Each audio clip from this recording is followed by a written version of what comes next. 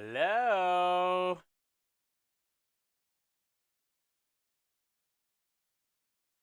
Happy Thursday. Reflex. Yeah, I did that. Hi, Sarah. How are you? Notice I am wearing sunglasses, so this doesn't hurt my eyes.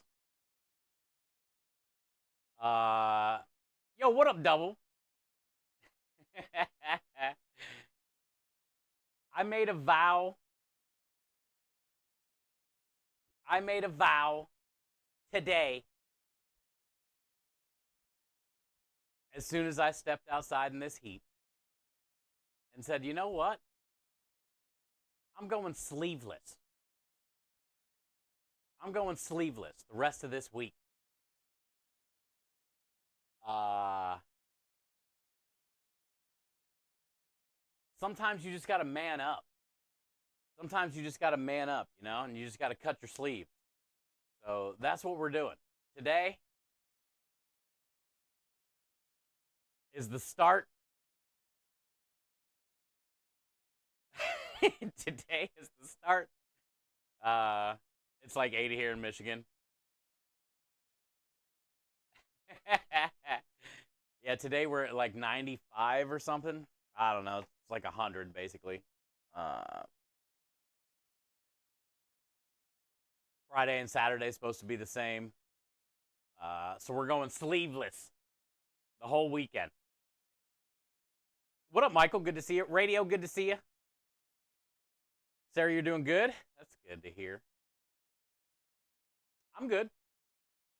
We got a pretty chill day, I would say. I'm gonna get started on marinara. We're gonna cook off penne, cook off spaghetti, get it portioned, load the truck. Today we don't have a lot of prep.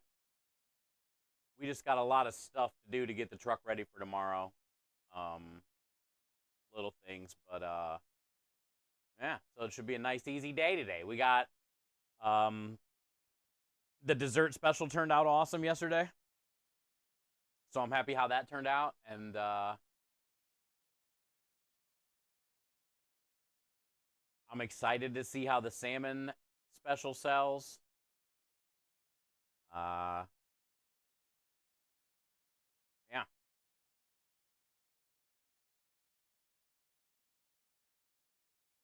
I assume the working kitchen makes it hotter as hell. Oh yeah, in here, yeah. Once the ovens and the flat top and everything's on, it's worse. It's worse. So I'm ready though. I mean, it's been a couple years. The first year we were open was the hottest summer in Texas for like a long time. And there was May, June, and July, like all 3 months. Our first year we were open, never went under 100 degrees. And at night it was like 90. So like you couldn't escape it for like 3 months. And that was my first year in Houston. I was in Dallas for a couple years before then, and it's hot there too, but it's a little bit different. So I was kind of nervous after the first year of food trucking here. I was like, man, is every summer going to be like that? But last year wasn't too bad. We only had maybe a month and not even straight of 100 degrees. So we'll see. Hey, how you doing, Graf? Welcome in. Happy Thursday. Michael, thank you for being here. Radio, thank you for being here. 2,574 away from that magic 100K. I mean, that's crazy, dude. That's doable, like soon. I don't know if I'm ready to hit 100K. Cry like a baby, dude. Events are good. Yeah, tomorrow should be pretty busy because it's nice out. There's going to be a band, we're going to be at the Vineyard. And then Saturday we'll be there from 1 till 9. And I'm not sure, but Texas Dad was saying something about The Saturday's band might be on the outdoor stage. So we might have to park in a different spot when we're there on Saturday. And I told Krem you should probably bring the tent because it's going to be 100 degrees and we're going to be there at 1 o'clock in mid-sun. So we can set up the tent, and then I'm excited for outdoor concerts. I think it'll be fun for content for you guys because Krem's cameras are outside, and then I have that outside camera as well. And I feel like you'll be able to hear the band a lot more through our cameras or our microphones. And yeah, I think it'd be cool because right now when we're at the vineyard, you guys can kind of hear the band, probably through Krem's more than mine. But they're in the barn, you know. They're in the barn, so basically, yeah, party tent. But also, it'd be nice for people too coming to order. They'll be able to read the TVs because the sun won't be beating on them. You know, they'll be able to get out of the sun for a second. It'll keep Krem a lot cooler, you know. Graf, you're at a 3 streamer, you streaky. Graf, thank you for the 3. You are 97 away from cookies.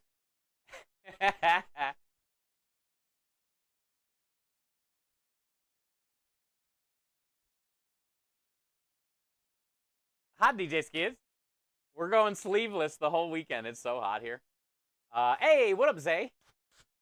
Howdy, bud. How you doing? How have you and the missus been?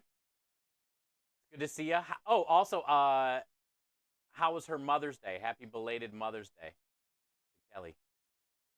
Hi, Sonia. I came out here today to get stream going, and I was getting the camera set up and the stuff on the truck. Got some water going for because we got to cook some noodles. And it was like 15 minutes, and my shirt was already soaked. And I was like, you know what? I'm cutting these sleeves off the rest of the weekend. White? I don't know what you're talking about.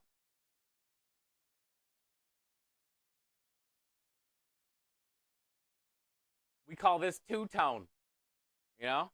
Nobody complains when there's like a two-tone car going down the road. They're like, oh, that thing's sweet. I want to hear some more sweet. I'm sweet. I look sweet. I'm sexy. I don't know how they handle the outdoor concerts in that heat. We're gonna find out. Well, the thing about the outdoor concert though, radio, they usually start at like 7:30. Uh, so at least the sun's not gonna be beaten down by then, and I wonder what the low is gonna be. I didn't see what the low is gonna be. We call that milky. Give me a couple days, dude. I'm Italian. It don't take long. Before you know it, I'm going to be olive. And everybody be like, dang, look how dark you are. Don't you make me bust out my Italian.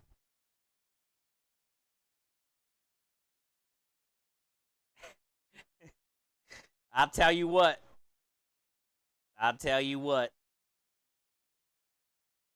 Yeah, the low's going to be a little under 80. So that won't be too bad. I mean, the band's going to be sweating their ass off, that's for sure. But I mean, 77 ain't too bad.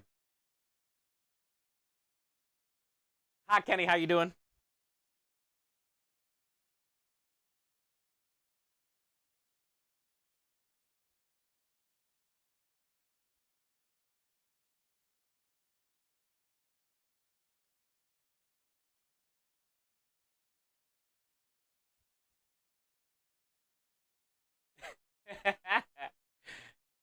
Belchy Belch. What's up, bud? Thanks for the raid last night. Thought I'd come say hello. Hello. Oh, you were hanging out with MC? Yeah, Luminology is one of our mods, VIP, like really good friend. Got to hang out with Lumen, and he did a raid redemption for channel points, which usually happens. Lumen is really good about bringing us into the DJ community more, and I've been a big part. Like food and drink and DJs have kind of been like a thing anyway. Like food and music really go together, you know. So it's like natural. Um, but yeah, I love when Lumen does that. I mean, we've already been there before, but a lot of times, like he'll take us to places that you know we haven't been and communities we haven't met, and I really do dig that. I really dig that. But also, MC, she's like, dude, she apologized when we got in there for the song she was singing because it was like a slow, sappy song. But holy shit, man, I don't even know what to say. It was like Amy Winehouse vibes slash what's her name with the green hair, whatever her name is. But anyway, I was like, what did we even just come into? You know, it's like sometimes you get into like a music stream and it's weird. Sometimes it's something you've never heard, or sometimes it's like something you're just like, what, like blown away. It's like, is there a filter? Is she using a filter on that? Like, I don't think she knows how good she is. Yeah, she's really good. Hi, Wind. Welcome back for 18 months of support and kindness. Enjoy all the wieners, the wiggles, and the white. Spam all over. Just rather give it clear. Good to see you. Cheers. Yes, Billie. Yes, that. She was like Amy Winehouse, Billie Eilish, like raspy but like passionate. I don't know, dude. I don't even know what song she was singing. But she didn't even break, bro.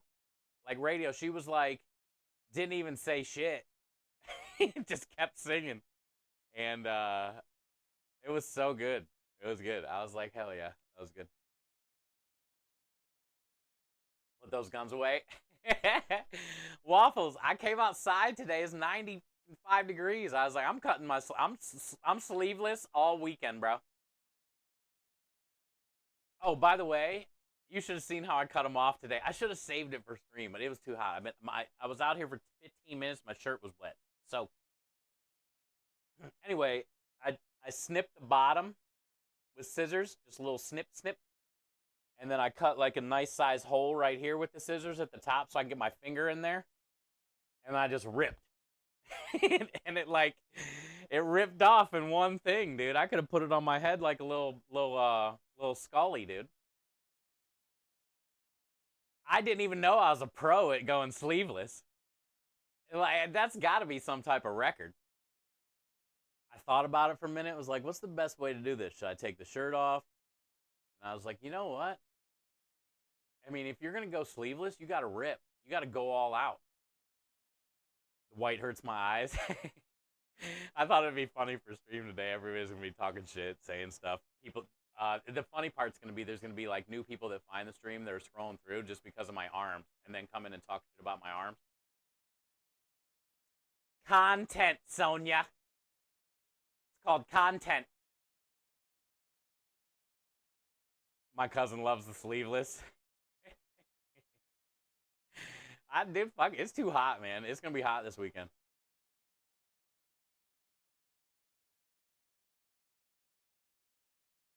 Ever have grilled eel on a burrito? Well, that's what's for dinner tonight. I have not,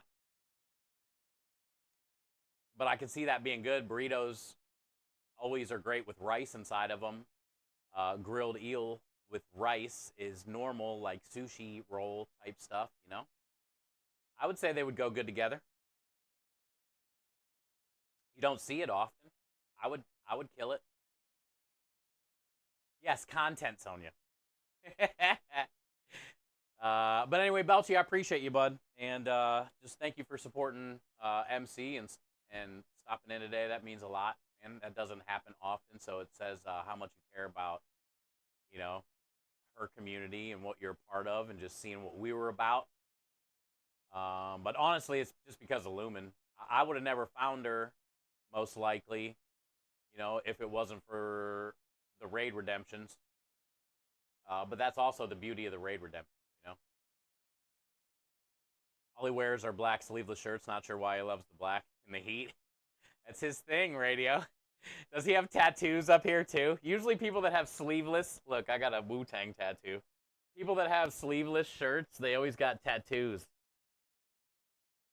I might consider getting like a Texas flag right here on the top. Like just put a Texas flag. And then an Ohio flag, you know, so I can represent where I'm from on my shoulders. If I get some money, I might do that. Rebel would say to always take the shirt off and shorts too. Yeah, she doesn't care about the white. She's into two-tone. Rebel don't have a preference. You can't type today. Hey, it'd be that way. It'd be that way. All right, well, if you guys weren't here yesterday, check how this turned out. I was excited to see how it like set last night. Look at this beauty. So this is the dessert special this week. And it's still nice and soft, but it's pretty firm too at the same time. But yeah, this is the strawberry cheesecake creme delish cup. And then these are golden Oreos. So golden Oreo crust, strawberry cheesecake. And then I put strawberry puree on top. So you can kind of like stir it in. I think it turned out pretty cool. It looks pretty sweet. Looks tasty. Yeah, it's going to be good. I think it should sell good. Anything strawberry cheesecake, especially on a nice day, and it's, you know, Friday and Saturday, it's going to be beautiful, and Saturday we'll be there 9 hours. So I think we got like 18 or something like that. We should be able to sell out. We should be able to sell out. You're on your way, Win, to get a cheesecake? Strawberry cheesecake, your thing? You should work on that tan before the tats. Hey, today's the first day. Today's the first day. I told you, bro. Once my Italian kicks in, you'll be like, man, what are you, Spanish? You'll be like, is that a Spanish flag on your arm? I'm a sucker for cheesecake. We make another cheesecake, Belchy, that is on our menu. This one, I like putting it in cups because I don't have a lot of room. And it's like hard to like put a whole cake in there and cut slices and put it, you know, like it's a pain in the ass, honestly, bro. So I like to put a lot of things in these little cups. This one is a creme delish, which is a culinary powder that we make and we sell here, and that's my business partner. But this is a creme delish tiramisu cheesecake cup. And this has Nilla wafers that I soak in coffee. And then this is like tiramisu-ish flavored cheesecake and whipped cream that I fold together and make like a mousse. And then it's got the cinnamon sugar on top. This is the one that's on our menu. And then the strawberry one I did for the special this week. Lisa, you shouldn't have. Lisa, put on some sunglasses. You shouldn't have.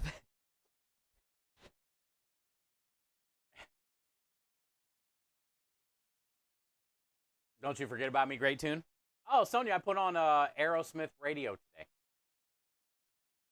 When so strawberry cheesecake's your thing?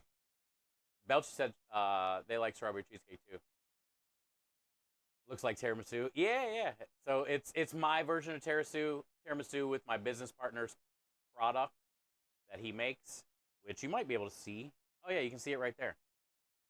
See all those little bags on the second shelf? That's the creme de lish. And you can get it on getcremedelish.com.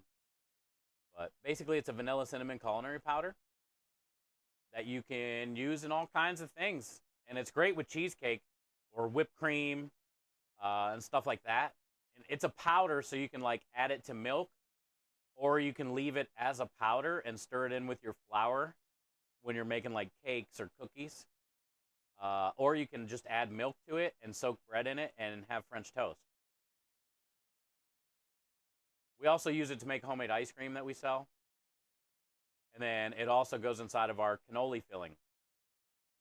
We have cannolis on our menu too. But then I like to do other dessert specials and stuff with it. And then we also do savory things with it because it goes well with like caramelized onions, pork, sweet potatoes. I don't know. People use. I've sprinkled creme de lish on top of cheese pizza and was blown away how good it was. So it's kind of cool product, and we try to like sell it and promote it on our truck and use it in our desserts on our truck. So if people like the desserts, they can buy the creme de lish and make it themselves.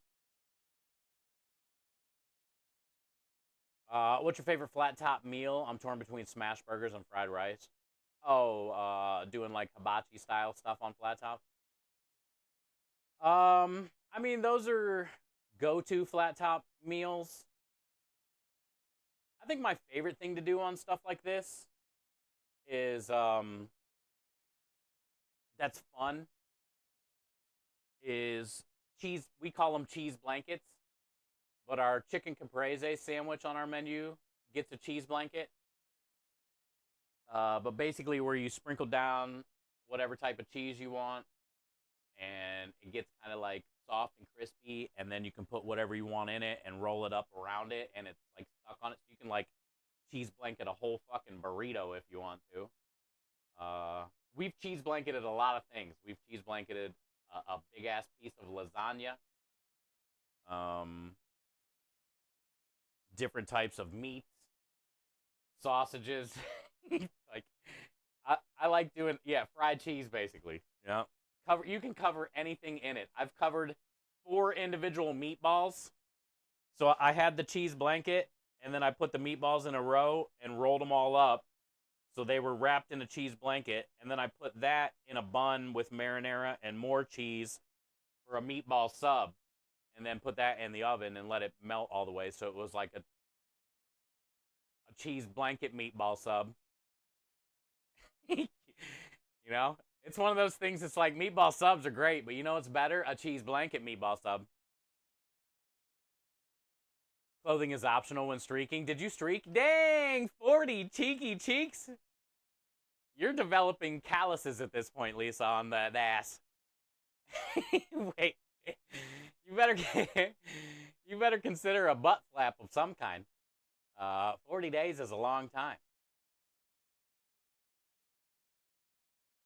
I have inspiration for dinner tonight now. Just cover something in cheese blanket. Yes, check.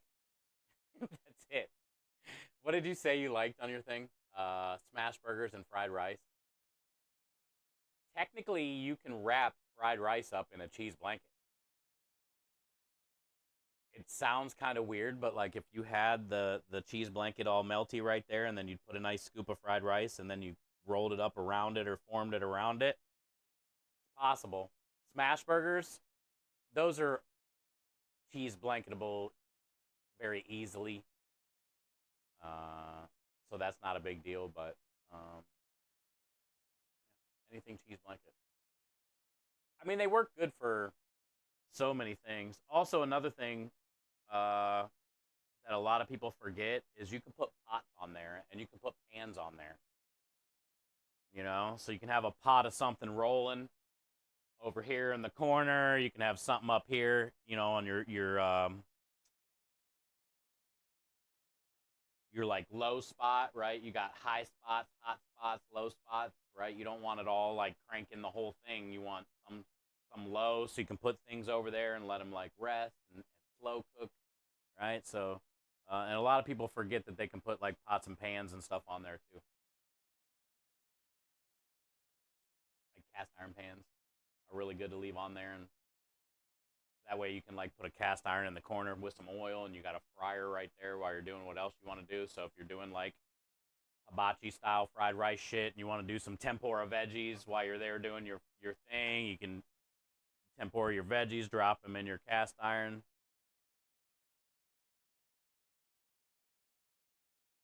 You got 46. Yeah, you said you're close to another command. You said you're close to another command.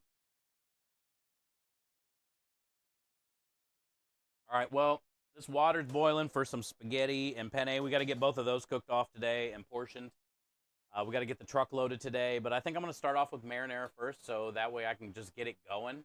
And all we got to do is stir it after that for like an hour or two until it's done, you know. So let's get to cutting. I'm ready to start cutting it up. I'm ready to cut it up.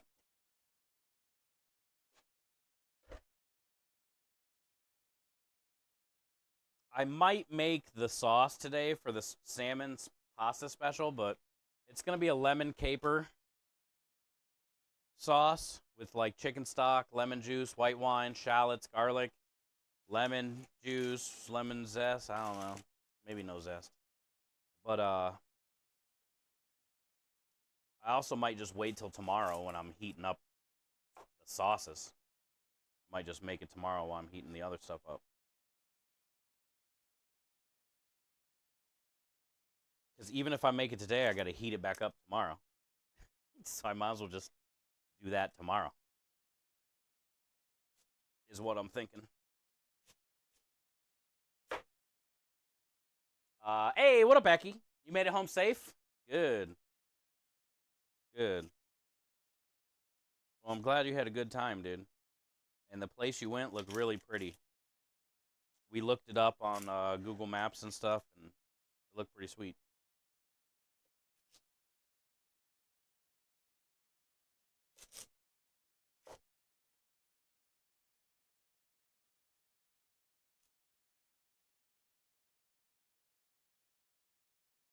When it's hot in here like this, I feel like these things are extra strong. I can see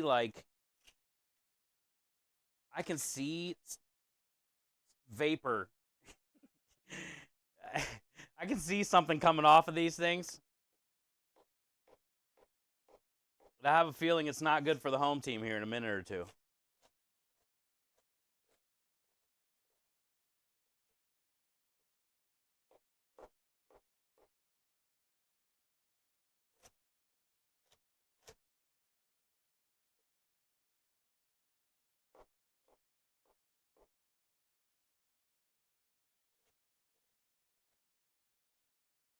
We're going to puree this up, so I don't give a shit how we cut it. We just need to get it cut and not die.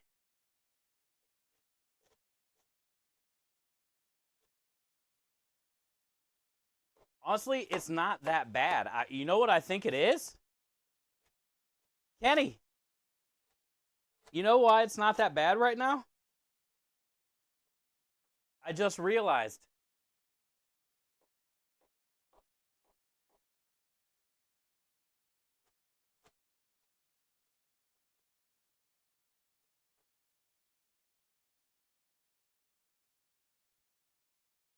Look, I'm not even crying. I thought I was going to cry. I always cry. It's under my face. I know what it is. I don't have any sleeves. Fucking hell. I cut my sleeves off.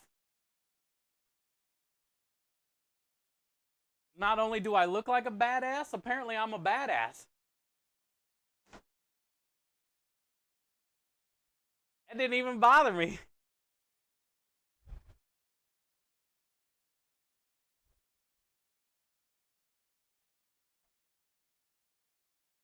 I should have cut my sleeves off a long time ago. What up, Petey? They didn't mess with me today, bud. I got my sleeves off. You made the onion cry with those arms? I'm telling you, dude. That's the first time that's happened in so long. I act like a bitch every time I cut onions. This is true.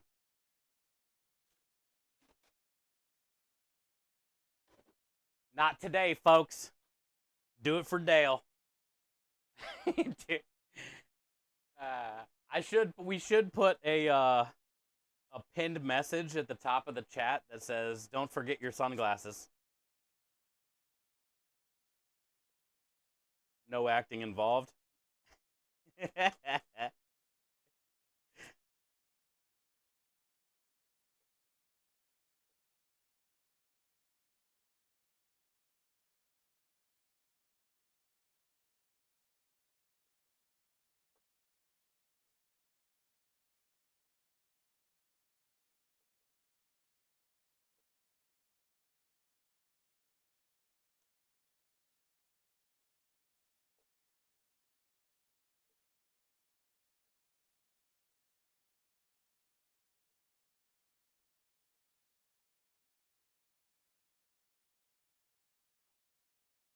I was considering taking this much out.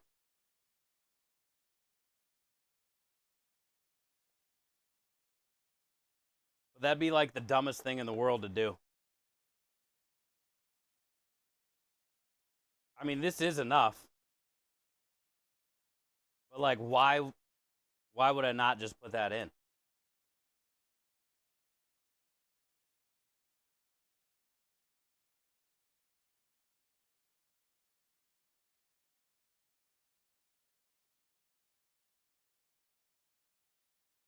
So I think I'm going to do it. I ain't scared if you ain't scared. This ain't Scarinara. This is marinara. We're in America. where we make marinara with no sleeves.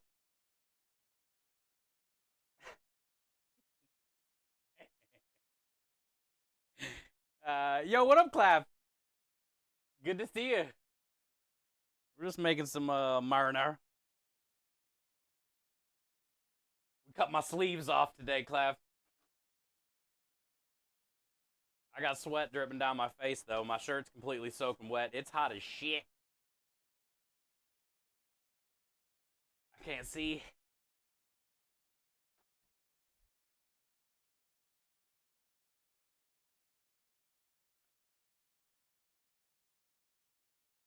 It's dripping.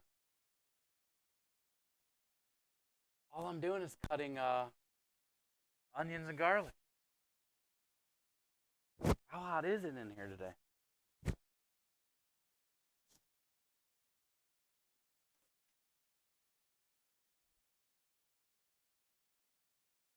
Marinara.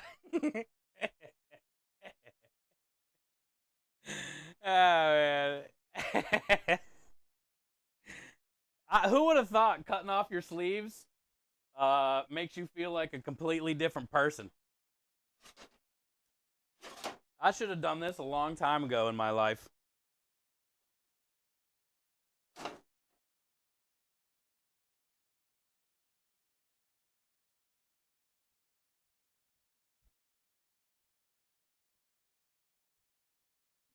I feel like if you're having a bad day, as Michael would say, you should consider cutting off your sleeves. It's completely changed me. Such a bad.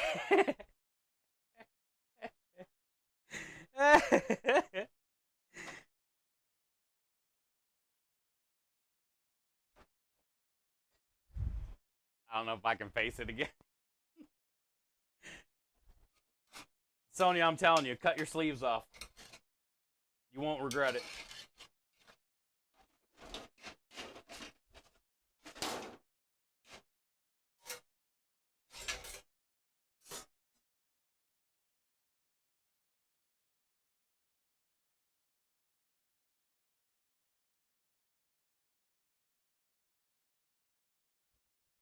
You need one of those sweet belt clip shirt fans I see on TikTok. Oh, wouldn't that be fun? I don't know, man. It might fall off when I'm cooking, though. When I'm cooking, I'm kind of moving pretty fast. Oh, I didn't even tell you, did I? My bad, Belgy, my bad. Um, Usually Wednesday, Thursday, Friday, and Saturday are the days that we cook for customers. This week was a little different because we don't have a job this week until Friday and Saturday. But most times it's like Wednesday, Thursday, Friday. Um, and then all the other days we kind of just like prep and work on the specials, come up with the specials. You know, chat's really helpful with the specials, just offering ideas and things like that. Um, and we raise money for Sick Kid with Cancer, Belgium. I've been streaming since about 2018, 2017, 2018, and I started a charity team in 2021 called Good Cause Crusaders. And we've raised about $440,000 since 2021, mostly for children's cancer charities. So that's kind of what we do. We just raise money for sick kids with cancer, show what it's like to cook on a food truck and like the day to day of a food truck business, and just try to inspire others, share stories, watch videos. We always have a lot of giveaways, incentives and stuff for giveaways.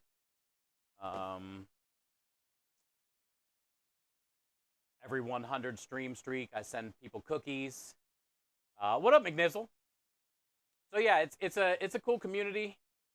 I'm very blessed to have it, like be a part of it. It's technically not mine. Like I'm just a part of it, and they've changed my life and made me such a better person. And I don't know, man. I couldn't see myself doing anything other than this the last 7 or 8 years. Like I feel like this is the best decision I could have made, was to start streaming on Twitch and showing who I am to the world, I guess. And finding people to help me, I guess, get out there. We just got a raid from Pat. A Pat raid. It's been a while since we've had a Pat raid, I would say. Thank you for the raid. Welcome in. We're just getting started, so. I love to watch Steve work. Insert man cat call. What is a man cat call? Good to see McNizzle. Welcome in. Also, thank you for the biddies. You didn't have to do that, but I appreciate that. You're about to send some smoke signals all the way home. I'll be lurking to listen. Don't talk about me. Okay. We can have Minja just ban you. It'll be fine. Have a safe drive, man. Pat, how's your stream? Good to see you. Welcome in. Happy Thursday. You know this song on bass?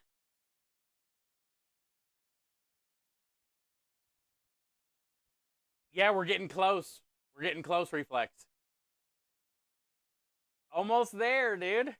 And we're going to make some merch for the 10,000 and the 100,000.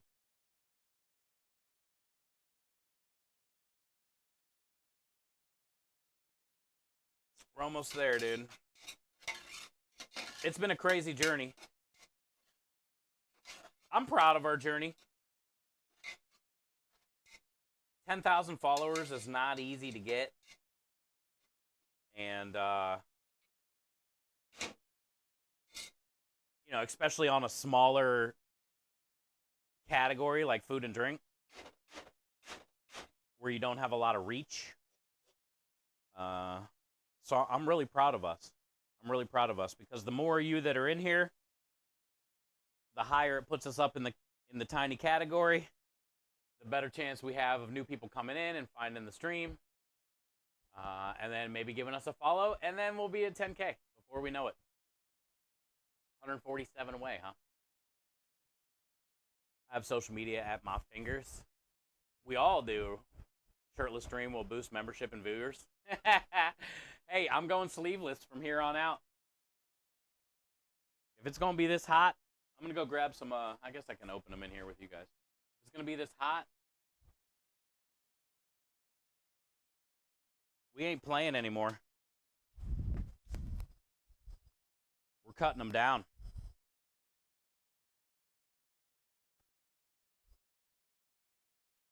which I think will work similar to what you're saying, Lisa. We're going to get people stopping in to make fun of me, and maybe we can get them to follow. And then we're also going to be getting the ladies stopping dead in their tracks. And when they're scrolling through, and they see it, maybe we can get them to follow too. So I think sleeveless is definitely the way. Good or bad. Essentially, I feel like sleeveless is the new view botting. They almost need to put like a category on Twitch. Like you're streaming in the sleeveless category. Go sleeveless on the shorts too. God damn it. How do you even do that?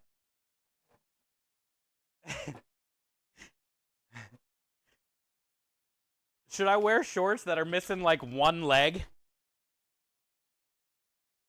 So like it has a normal leg and then one leg? That's kind of like sleeveless. Sonia.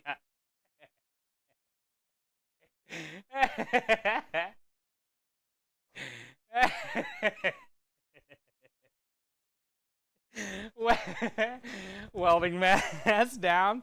Dang, that's dark. You can't see anything.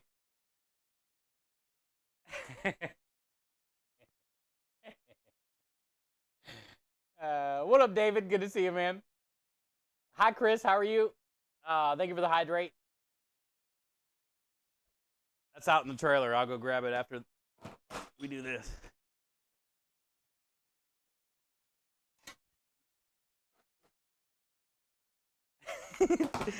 Don't you look at my butt, Sonia.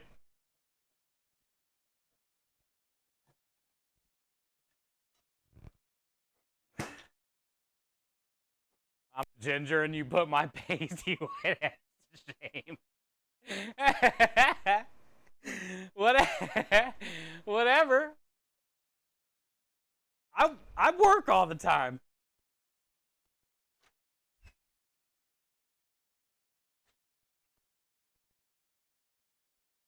I don't spend a lot of time out there unless I'm in the trailer.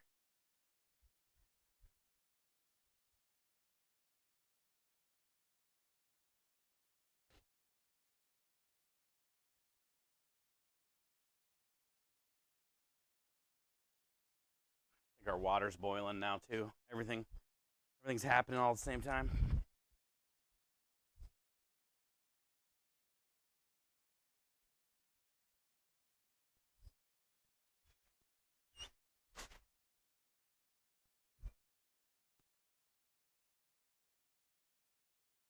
You need to be on top of the trailer more often. Hey, you look at my pom poms. I can look at your butt. Okay, fair.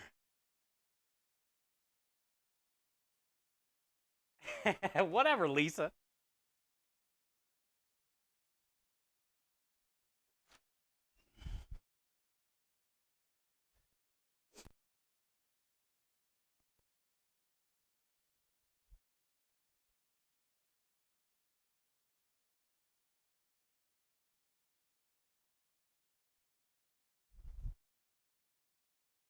I'll grab some penne, I guess.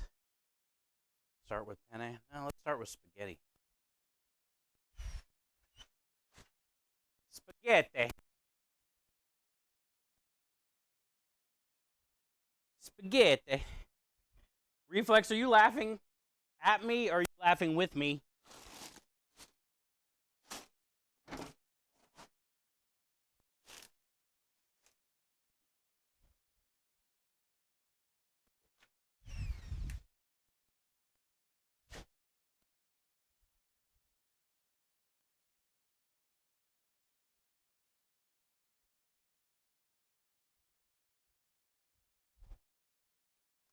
Ugh.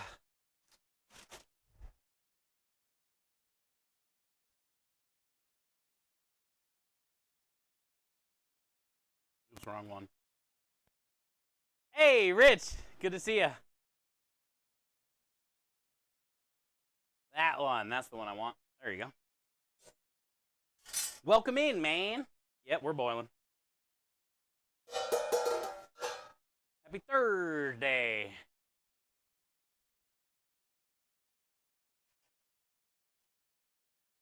You're a butt, Lisa.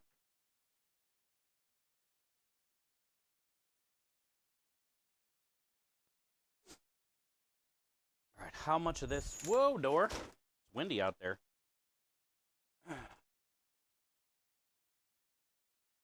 That just made one of the cameras freeze. Did you hear that noise when the door closed? Yep, that one.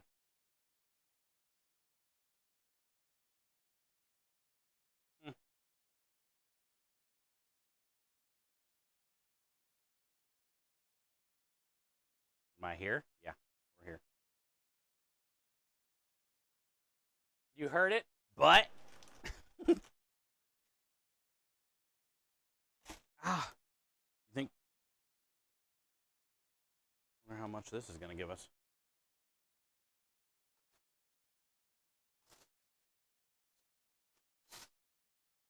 I feel like that's plenty.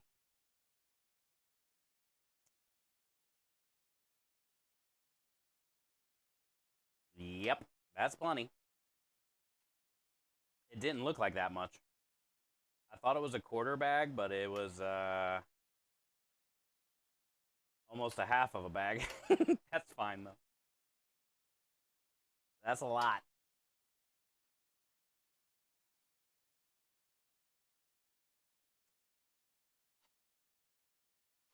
That's a lot of spaghetti.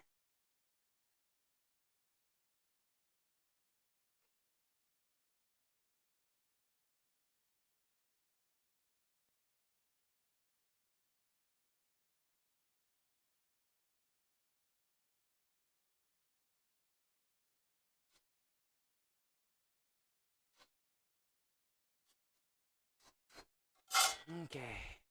I bet you're the type of dude that eats a Snickers upside down so you can feel the. God damn it.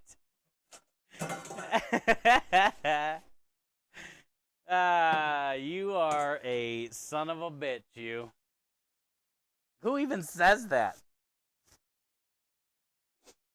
There's a fly in here. I'm gonna go out the back door. Ooh, I think he did. Go. Who even says that? Jesus. The hell? I'll watch your whole family eat dinner.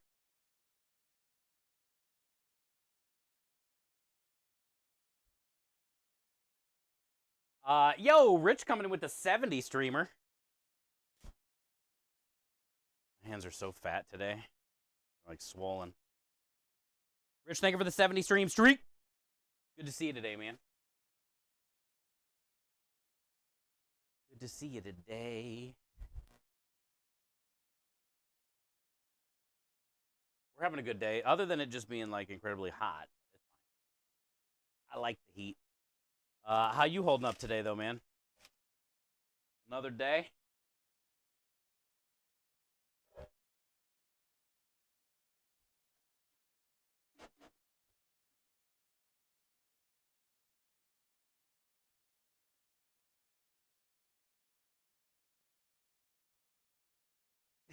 It's just another day?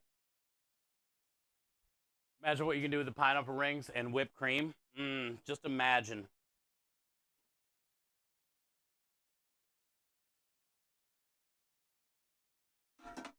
Oh, it didn't go out.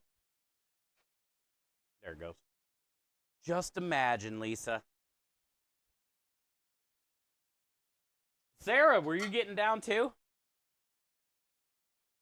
Were you getting down for your get down?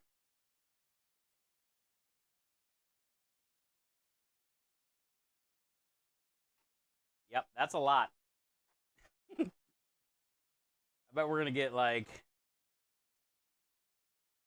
This is probably in the 30s of portion. We'll probably get 30 portions, 35, 30, 35. which will be plenty because I still got some already.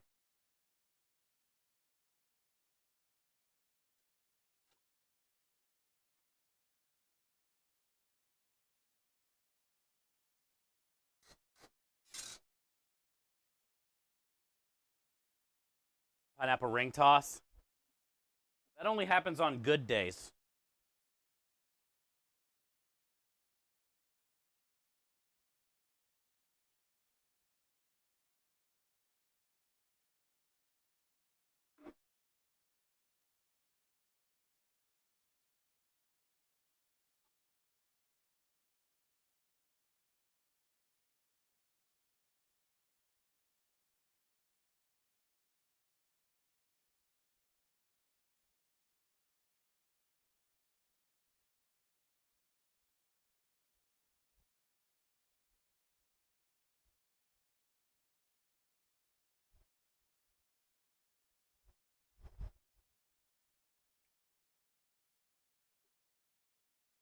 All right. I don't need all that juice.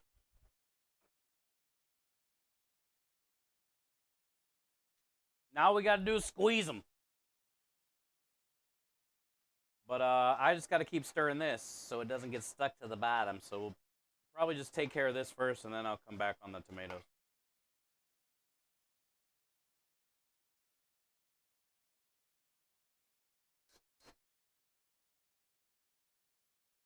Look how white, look how white my arms are. I love this. Y'all in the hundreds, and I'm struggling to get above 60. With what? Streaks? Hey, what up, Rebel?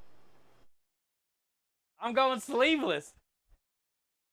Oh, also, I told the story on how I did it. You would have loved it. It was so fucking manly. Also, by the way, when I cut onions today, I didn't cry once. And I think it's because I don't have any sleeves. I didn't even complain. I knocked out 3 onions, lickety split lickety, dude. And I think this is why.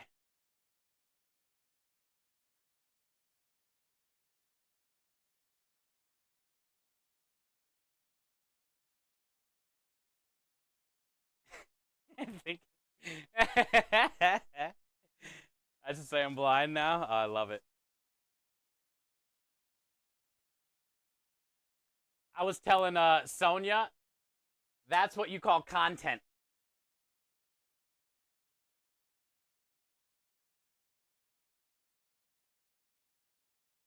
These arms are going to get people to stop, either because it's the best thing they've ever saw, even better than their husbands, or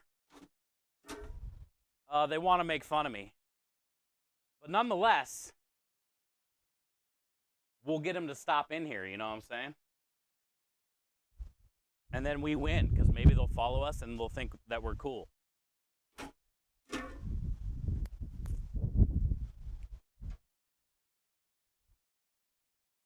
So we consider this content, no matter how you look at it.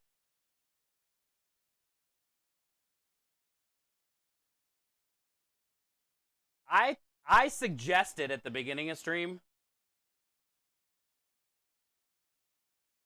I suggested that Twitch needs to make a category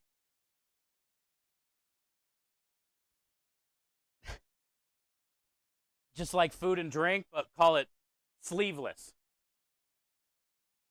You know?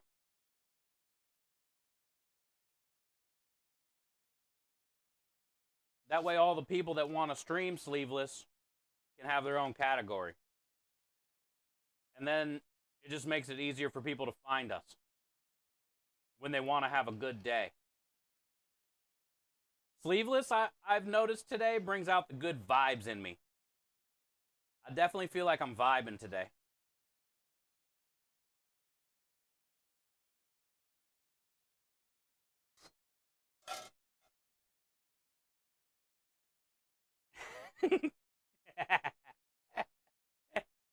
Hi, Gloria. It's good to see you today. Okay, I'm done talking shit. Honestly, it was just because it was hot. And I am going to go sleeveless, though, all weekend. But anyway, the how I cut them was pretty funny. I took scissors and cut a little cut at the bottom, little snip. And then I took one snip up here that I could get my finger in.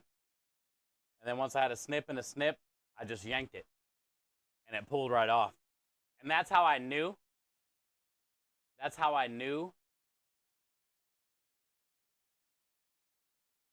that I was born to be sleeveless, basically.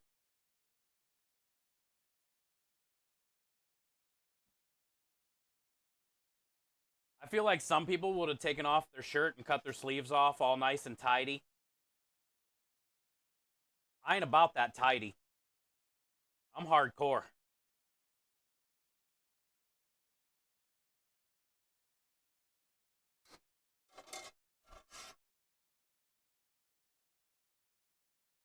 Imagine what you can do with pineapple rings and whipped cream. Damn it, Lisa.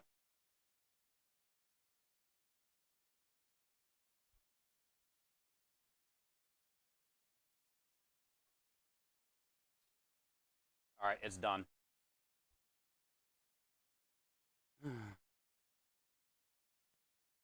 Oh, you guys aren't going to get to see me pick this up and see my guns explode. Doesn't I have another towel in here? I'll use this.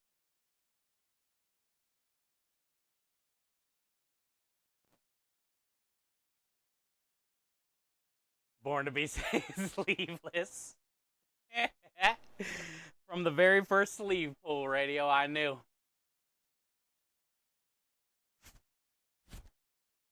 I knew right away my destiny was to go sleeveless. It took me 44 and a half, 3/4 years. Where's your Harley? Where's my money? Or I'd already have one. Facts. Struggle Bus owes me like I think it was a 70s panhead.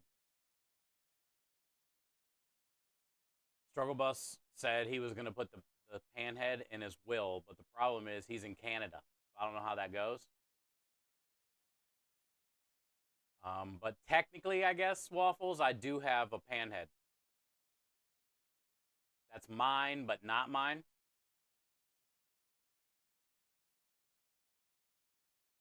Sonya, thank you for the 69 biddies. Steve knows he's hot, hot, hot. Thinking not.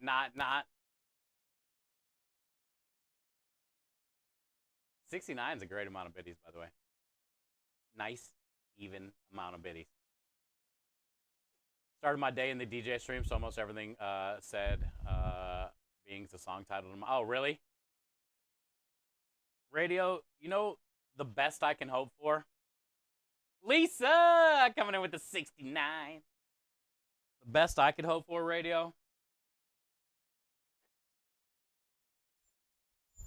is when you get up tomorrow, you consider going sleeveless too.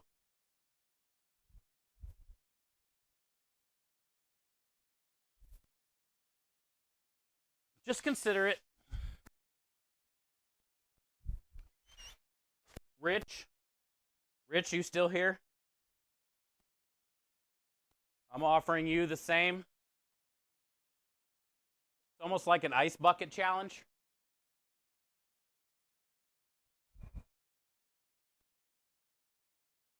You should consider sleeveless tomorrow, Rich.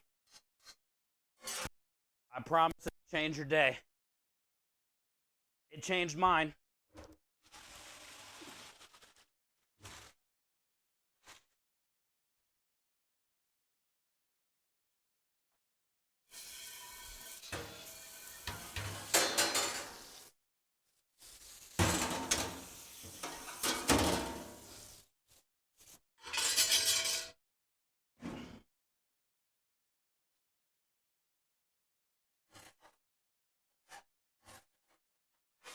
I don't have to ask Kenny. I already know. He's on it.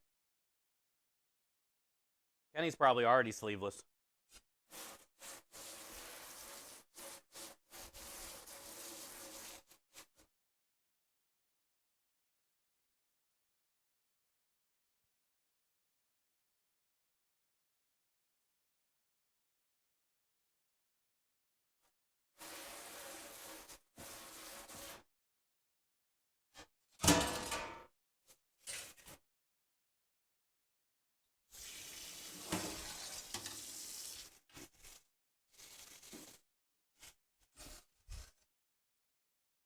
grab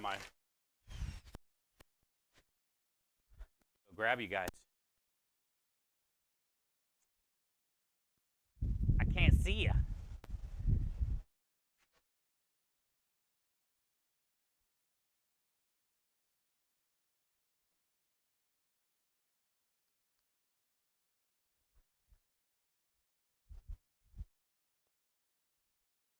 Not for these ugly wings I have. That's what I'm saying, Rich. That's what I'm saying, dude. You gotta accept the fact that they're ugly wings, but they're your ugly wings, Rich. And sometimes you gotta let them fly, dude, like a bald eagle. It'll totally change your day, I promise. You know? F what they say about it, Rich. You gotta let them bald eagles fly, bud.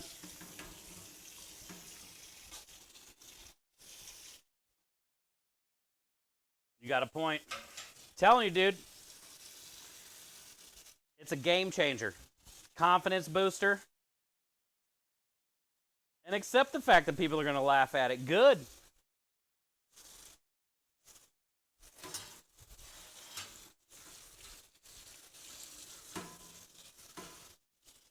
You know what I compare it to? When Ralph comes out, you know? When I shave in a good mustache, you know, a good quality mustache, you gotta have confidence to rock a good quality stash. Because you know people are gonna be looking and judging. They're gonna wanna pet it and shit, take pictures.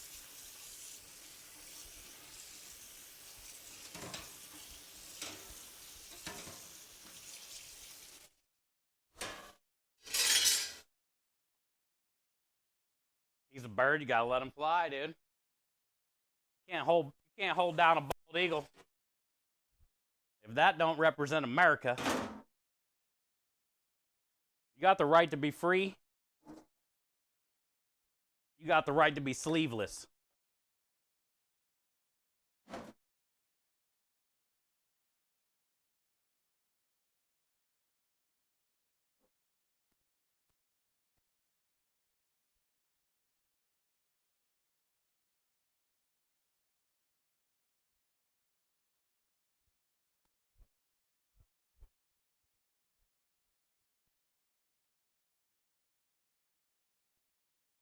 You got the right to be sleeveless. That's one. Happy Thursday.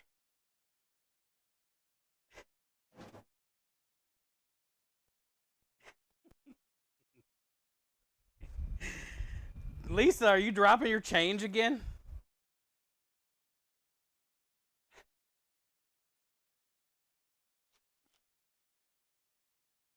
I'll take it.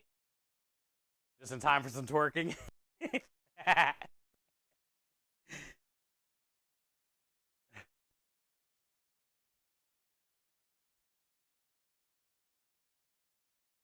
Stripper money. That's fine. I'll take it, I said. I need it. 1 cent at a time.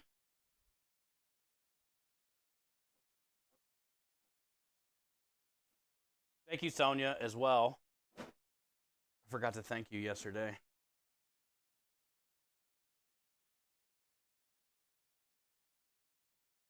We just had to lube up our nudes.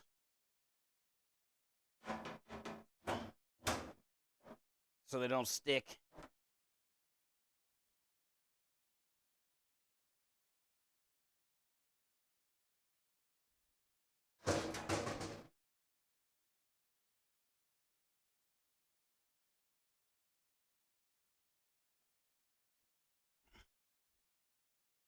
Look how many we got.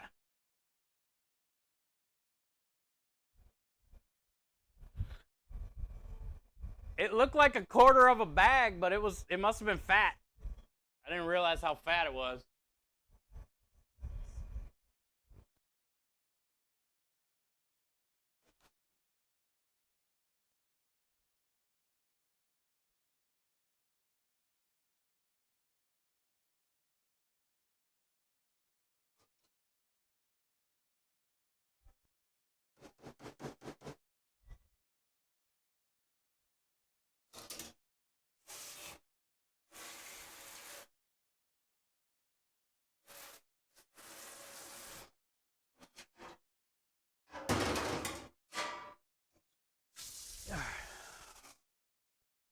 Now we'll get some going for some penne. You want to make it taste like the ocean.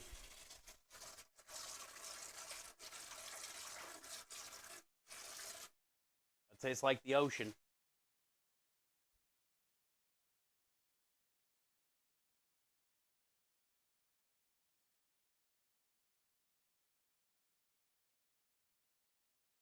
$70 here today, so it's nice out. Been on a walk already with the hubby and Ruby before I went to work. Oh, really? That's good. An early morning walk is good for you. And you got a lot of steps in yesterday. You've been on it, Swan. You've been on it.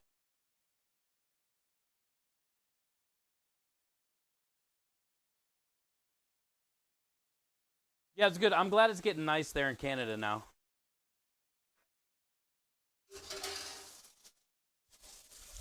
It's basically I was outside for 10 minutes today getting the truck ready for stream, and my shirt was already soaked. And then it was in that instant I decided to cut off my sleeves. And now here we are. Who would have known that it was a fucking confidence booster? If I would have known that all I had to do is cut off my sleeves when I was feeling bad, I would have done this shit a long time ago.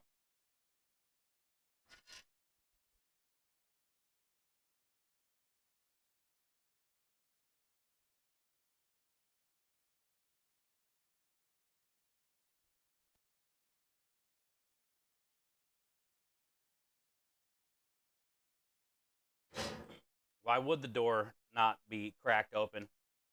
Not enough water.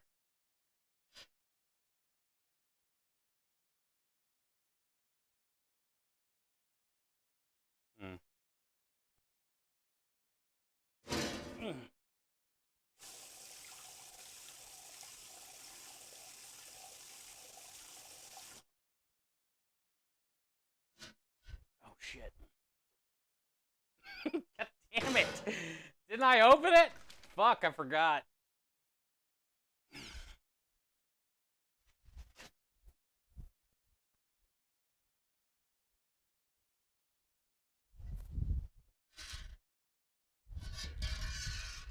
Yeah. We're in. Fucking hell. Nailed it.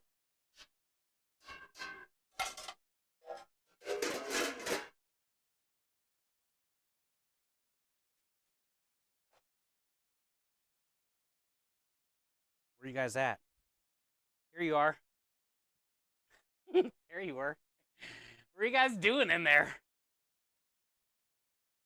Was it hot in there?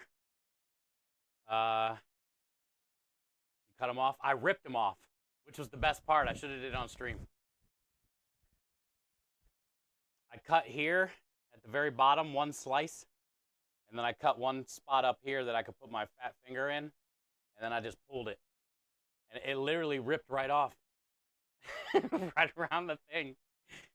And that's how I knew, that's why I was saying, Swan, that's how I knew I was born to be sleeveless. Do it again? I don't have any sleeves. Waffle said sleeveless shorts. Hi, Annie Elf, how are you? Happy Thursday. You gotta go back to work. Well, hopefully it is kind of early. Hopefully the rest of your work day goes well. And we love you and we appreciate you. Also, if you do come back, make sure to bring your sunglasses. Find the shirt and do it again. We want to see this.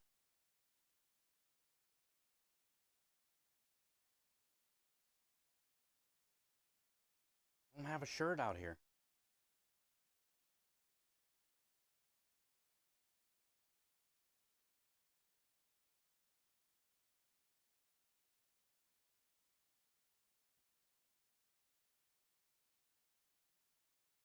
You aren't that pale. I'm not pale. I'm two-tone. I'm just squirt you down with the hose. My shirt's soaked. Soaked. All right, we got tomatoes to squeeze. Let me go grab the penne though. Let's get this marinara on. can start cooking.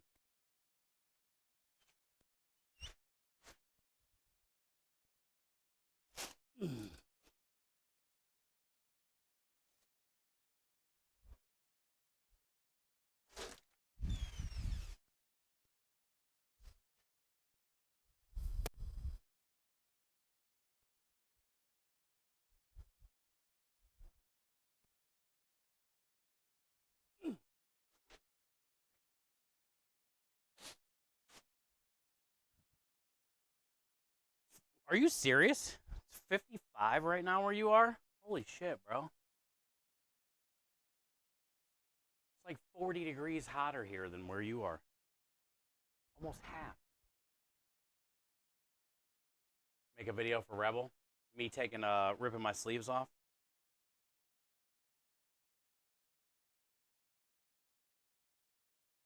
A TikTok short.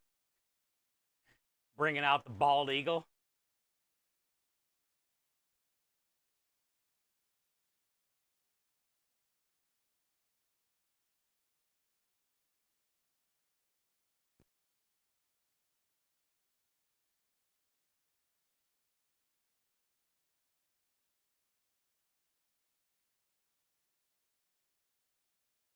The other ladies would love to see it. I can go inside and grab a shirt at some point today, probably. Yo, I heard a little kid. Let's go, chat. That's our first dono of the day. Let's say.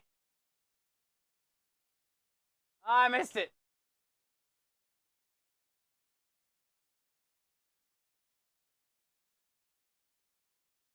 What just happened? Is that 2? Yeah, what just happened?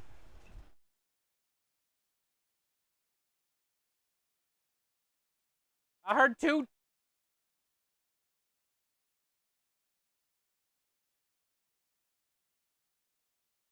Hey!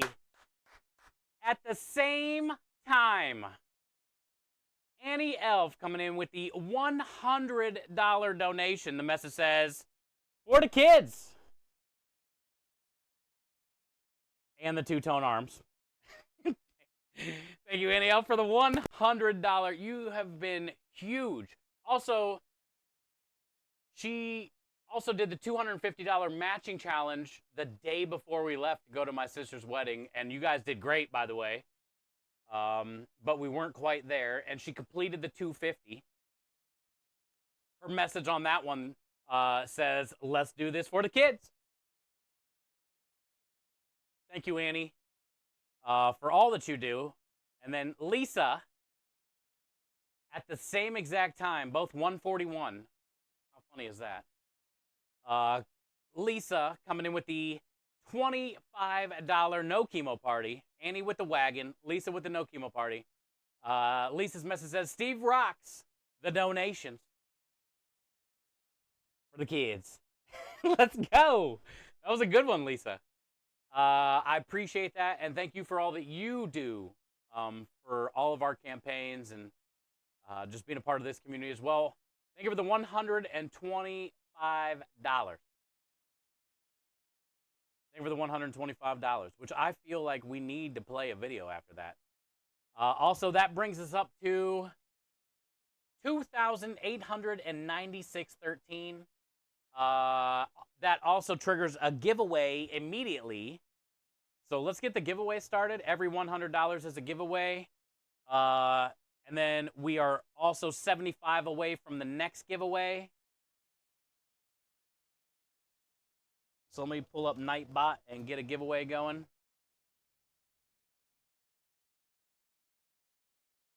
I'll show you guys what the giveaway is going to be.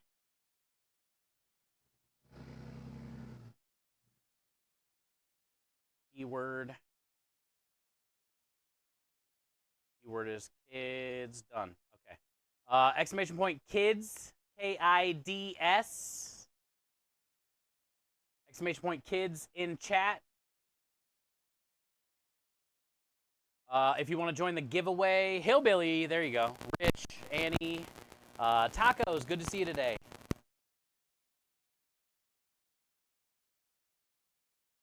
Okay, cool. So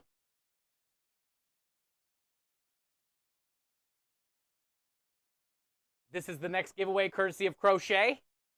Also, let me go grab the worry worm from Sonia.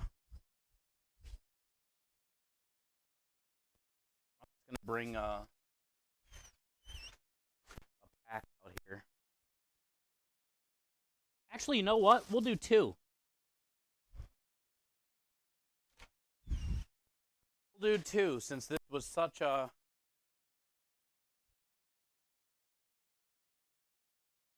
Oh, you know what? No, we'll save this for 3,000. There we go. We'll save this for the... Okay. So you're also going to get a worry worm and a cool little crabby thanks to Crochet. And we'll grab a random worry worm. Oh, I like this one. It's winking.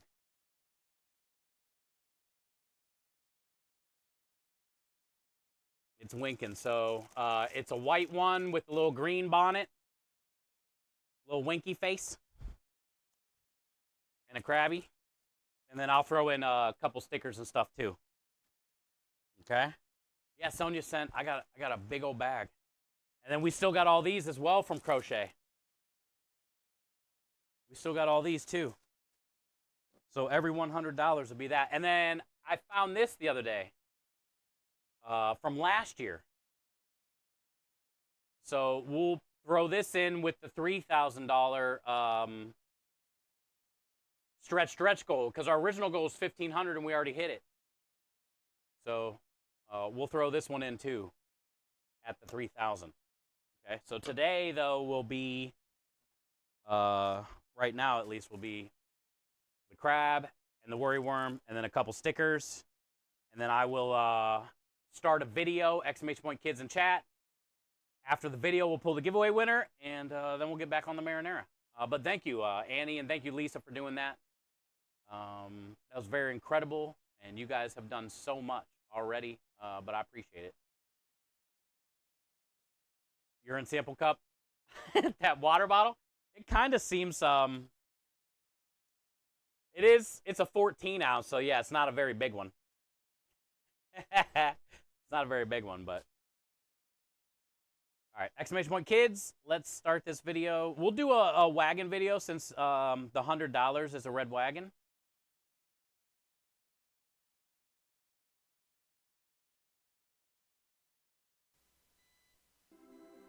The Starlight Radio Flyer Hero Wagon is amazing for kids here at Mercy. Especially also, for kids Emma who is cute. are waiting for procedures. It helps with distraction. It's a great way to help reduce anxiety while they're waiting and helps reduce the parents' anxiety as well. There's higher sides. They're soft. It's nice for babies to lay in. It's got the IV pole that is awesome for procedures. So the IV pole connects right to the wagon. If kids want to walk around, they definitely can. Emma is so loved by so many people here at Mercy. I love her smile. Yeah, me too. That she does while she's waiting for like her procedure. in the next couple seconds. We rely on the Starlight Radio one where Flyer she does like a real big wagon one where you can tell they're because like, it's a fun Emma, way to get smile. kids up. It's a fun way to get them moving. It's creative. It's functional.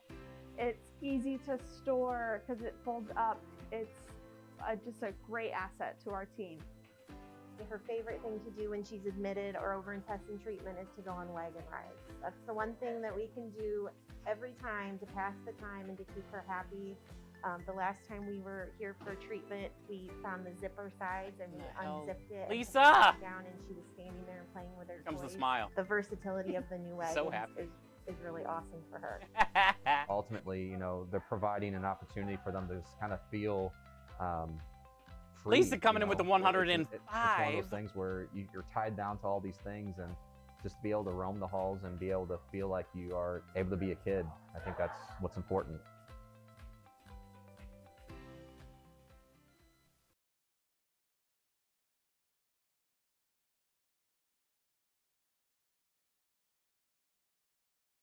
Is there a let's see the message? Also, that put us over the $3,000 mark.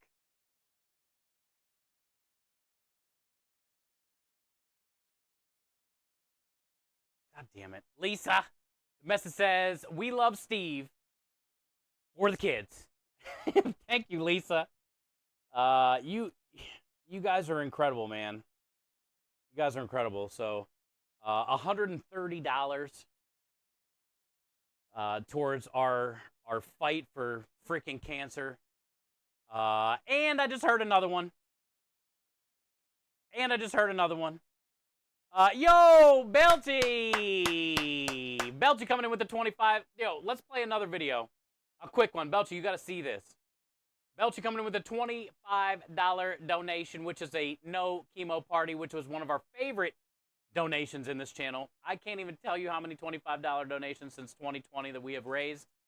But we have provided so many no chemo parties. Thank you for the $25 donation. And that, we were at 75, plus that 5 is 70, plus another 25 is 60, 50, 45. We are 45 away from another giveaway.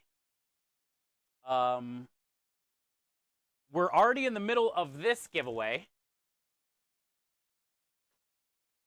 We smashed the $3,000 goal for this. Also, Lisa's was $100, which is another worry worm.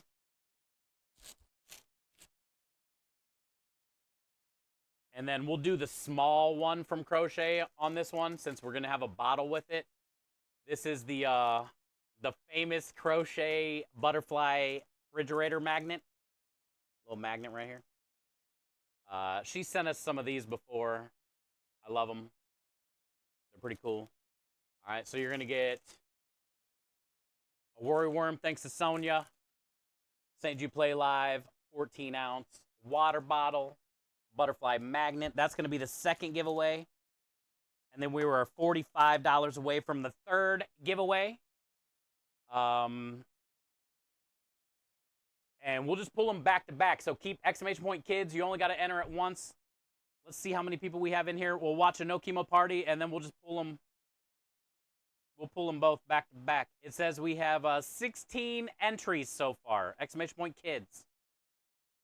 Who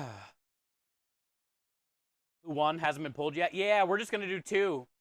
I went to go to pull after that video, and then Lisa came in dropping bombs. So she put us over the 3,000 mark. Triggered another giveaway. 45 away from a third. But let's do a no chemo party for Belchy's 25 and Lisa's original 25. That way Belchy can see what a no chemo party is all about. And then we'll just pull 2 giveaways back to back. Okay? All right, Annie, I appreciate you. Hey, Minja. Minja coming in gifting the sub to Belchy as well. Belchy, thank you for not only doing what you do for MC and her community, you know, being a mod over there and holding it down over there, but also, Minja, thank you for gifting that sub to Belchy. So, Belchy, enjoy the emotes, ad-free viewing, the wieners, the wiggles, spam them all over Twitch, probably. We do have a disclaimer. You are free to spam as many wieners as you would like here, or wiggles. Just be careful where you spam them anywhere else on Twitch. We are not responsible for you getting banned in your favorite streamer's channel for spamming too many wieners. So thank you. Thank you, Minja. And Belchy, welcome. Yeah. But yeah, let's watch this no chemo party, and then we'll pull the winners. And thank you again.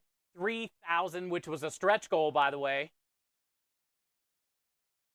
So I'm assuming we're going to be doing this St. Jude campaign for the rest of this month, and most likely into next month until the GCX thing starts, which is for St. Jude as well. So we'll probably just put the next goal to 5,000, and then we'll do something crazy for 5,000. Also, we're real close to hitting 100,000 for St. Jude, about 2,000 away from that, a little more. We're going to be doing limited edition merch for this, signed merch for this, that will do giveaways as well. But that's going to be huge too. So every dollar that we get is getting us one step closer to that number right there. Let's do this. Let's watch a no chemo party. Thank you guys. Belchy, check this out. Chemotherapy treatment can take months, even years to complete. To a child, 2 years can feel like forever. So when patients at St. Jude finish chemotherapy, we celebrate with a no more chemo party. 1, 2, 3. Our patients have the cutest SMILEs. Our patients have the sweetest HEARTs. Oh, we love to see you every day. But now's the time you get to say, pack up your bags, get out the door. You don't get chemo anymore.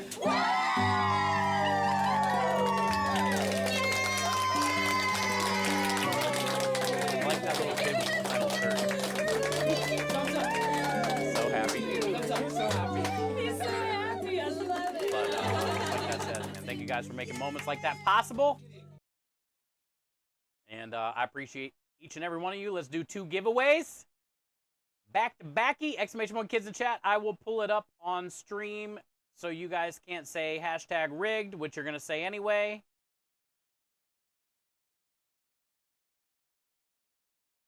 You need to change the goal. I will. I can only do so many things at once. You guys try to do so many things at one time. What do you want me to do, Lisa? Yeah, we'll change it after this. Okay, here you go. This way, nobody can blame me for rigging it. Everybody has equal opportunity to win. No rigs. Okay. Here we go. Here we go. Good luck. 17. I got it out of the way early. Okay. Get it out. Nobody blame Lumen. Hey, did Lumen enter? Is Lumen lurking? Hardcore lurking? Oh, chat, you guys got a good chance. There's no Lumen in here. Look, there's no Lumen. There's a Michael Doherty, though. This motherfucker wins everything. Okay, here we go. Good luck. Hey, Marty, she won. Marty lives in Canada. So that's going to be a while. That's going to take a couple weeks. No, sometimes it doesn't take too long. But Marty, congratulations. All right, so you won. Let me show you real quick. You won the crab, thanks to Crochet and her amazing community, or AKA Grams. And you won the blinking worryworm, thanks to Sonia. And I'll throw in a couple stickers and stuff too. All right, so Marty, grab a pen. And Marty, most likely I already got your address, so I'll shoot you a message when I find it to let you know I'm sending it, and I'm assuming you haven't moved. And here we go. You guys ready for round number 2? Good luck. Should I hit re-roll, or should I? Oh, yeah, I'll close it, and we'll do choose a winner. Okay. Here we go. Good luck. Exclamation point kids in chat. Yo, back-to-back Canadian wins? What the hell?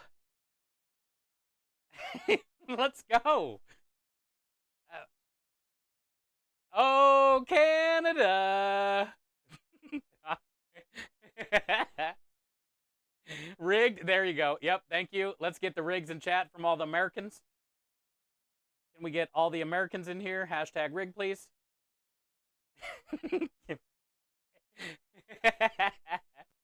Blame Canada. Lisa, I love you. I appreciate you. Thank you for doing that. That is above and beyond. Thank you for helping us get over the $3,000 mark. Now we can change the thing. Swanee says jealous Americans. All right, so Swan, you're gonna get the water bottle, which would be cool because I think your daughter, yourself, anybody can use this. Your husband's lunch. You got a butterfly magnet thanks to Crochet, and you're a big part of Crochet's community as well.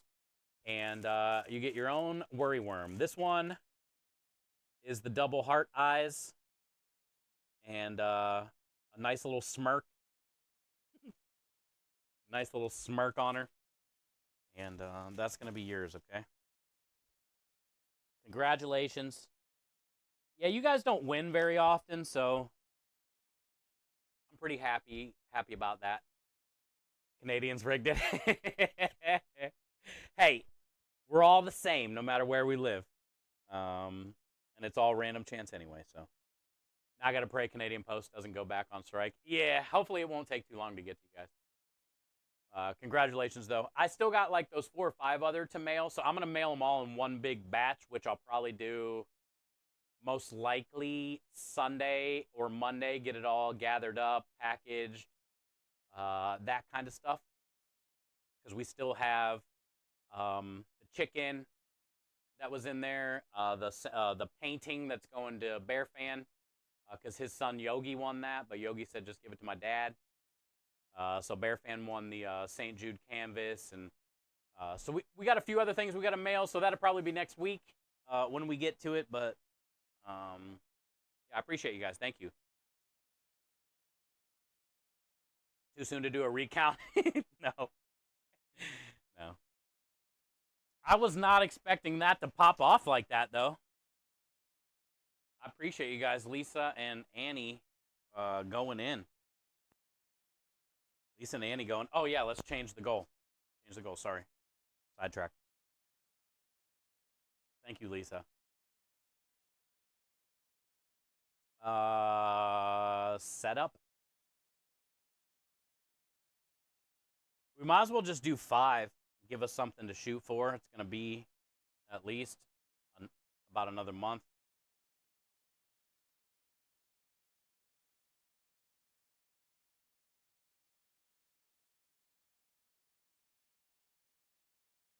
Also, let's look at this real quick, too. Hold on. Let me show you guys.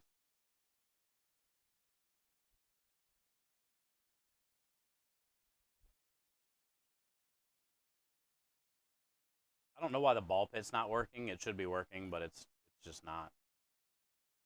Right here. The 3,000 that we're sitting at, $2,500 can help provide 2 days of outpatient visits. Okay? So all the kids that get a no chemo party and get sent home that still have to come back and get treatments, but they don't have to stay there, right? So we just provided 2 days of outpatient visits and some red wagons and no chemo parties. And then now with this $5,000 goal, $5,000 could help cover the cost of 17 days of oxygen for a St. Jude patient. And then you never know. Maybe we'll get to the 7,500. That can help cover the daily room rate for 2 days in ICU. But thank you guys. Awesome job today. Also, you know, Crochet will probably be pretty proud of us as well. And huge shout out to Sonia and Winsing for providing a bunch of fun little giveaway things for you guys.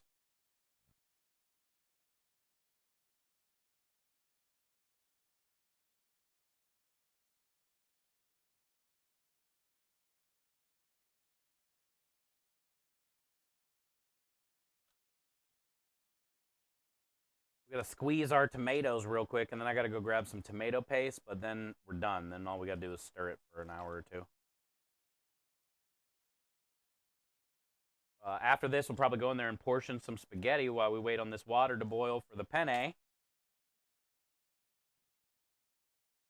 And then we just got to bring stuff out to the truck and get things on here.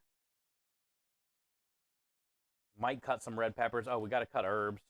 There are like a couple, I guess, little things we got to do, but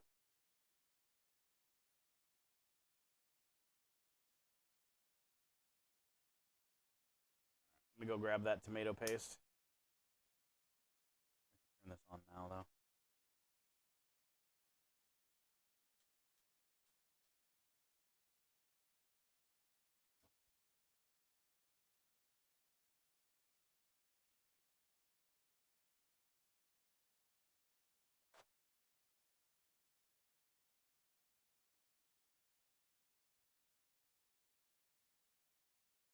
Squeeze it good. Yeah, I do whole peeled tomatoes for the marinara, because that's what my grandma did. A lot of the recipes here, Belchy, are from her, which are on my website, if you're curious. But she used to use a lot of the tomatoes that we would can from the garden.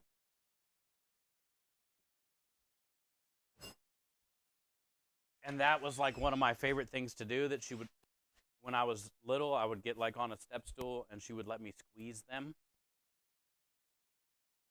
for the sauce.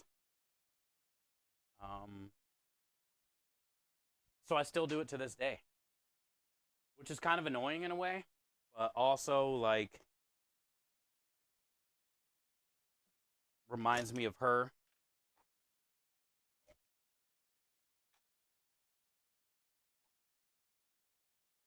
Because I could easily get like crushed tomatoes. And also marinara, I puree it up anyway with one of those little hand wands after it's done cooking, so it doesn't really matter. But I kind of just do it for her. And I've had this same marinara at 2 other restaurants that I used to run. And I did the same thing there too. And everybody was always like, why are you squeezing all those? But also for me, I didn't go outside and I didn't smoke. So you don't get a lot of breaks in the kitchen. And when I would be standing over the big ass pot squeezing the tomatoes, it was kind of like my break. Nobody would really like bother me or ask me for something, or they were like, oh, he's just squeezing the tomatoes, we'll ask him in a minute. Kind of thing, you know.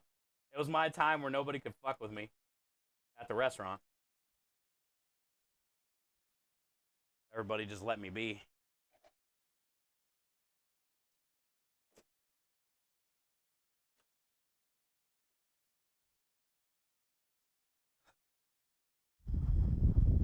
We had a squirter, dude. I just cleaned that door last week.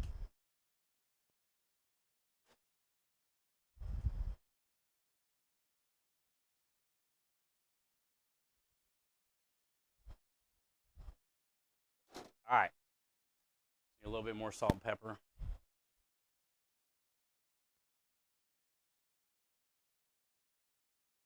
And then we'll just let this go. How's this looking? Is that on? It's on.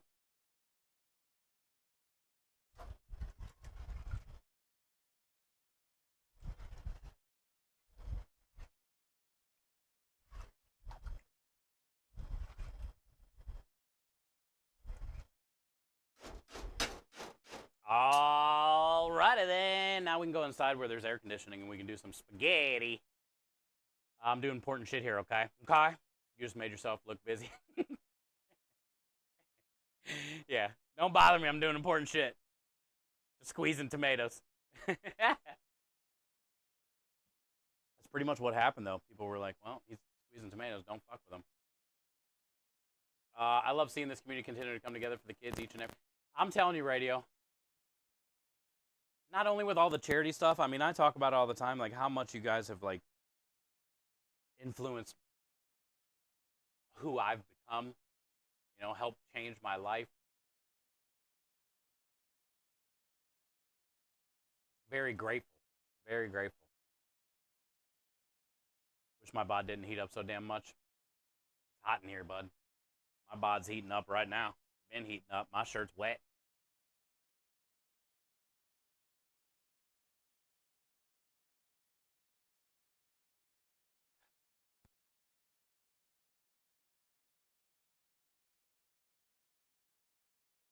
(101.4). I don't know what that is in Celsius. But it's pretty hot in America. I mean Fahrenheit.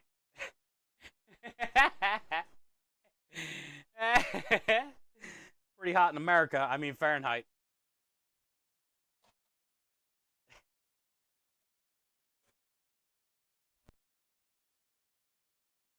Cool wet town time. 46 in Montana. I helped start a little restaurant in Montana.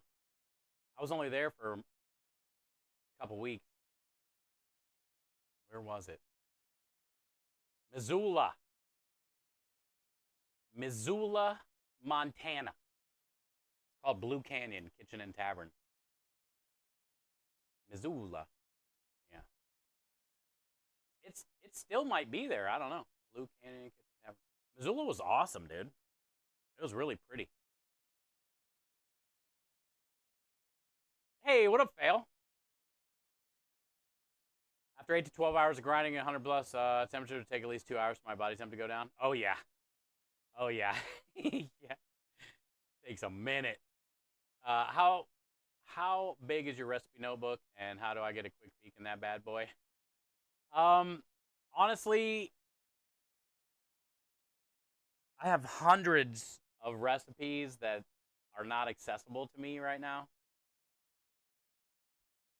There was a point in time, Hillbilly, where this lady, when I was on the barbecue food truck, her name was Jackie. She worked on the truck with us. She worked at the Cavs basketball team with me.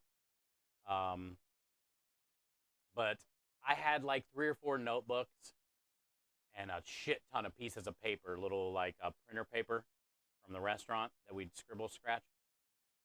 And I went over there for a couple weeks, couple hours at a time, and we broke down all the notebooks and all the scribble scratch papers and got it into a computer file that she has and I don't. So I do have a lot of recipes there. I do have a couple books and stuff, but I would say like the main ones that I use all the time on the truck, Hillbilly, are on my website, chefsteve330.tv. Those are the main recipes that I'm using a lot here. As far as like the hundreds of other ones that I have, I technically don't have them.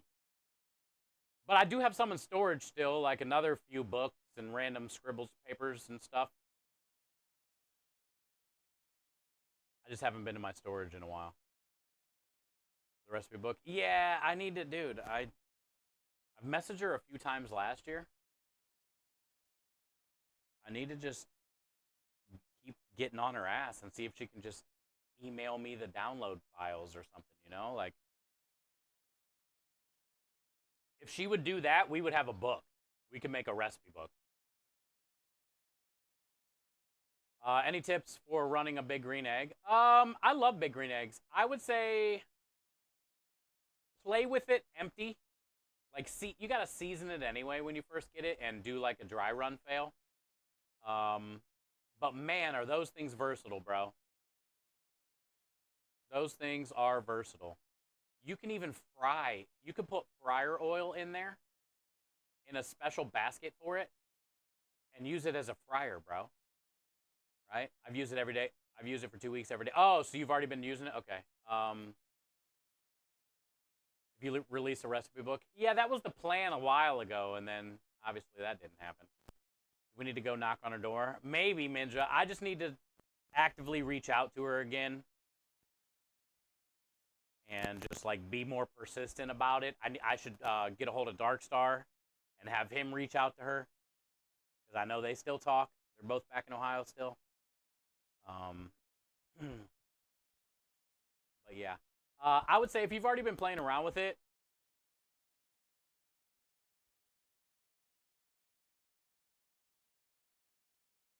I don't have very many tips because I haven't even had that much time on it. Not gonna lie. It's kind of like with smoking or something like the big green egg or a smoker.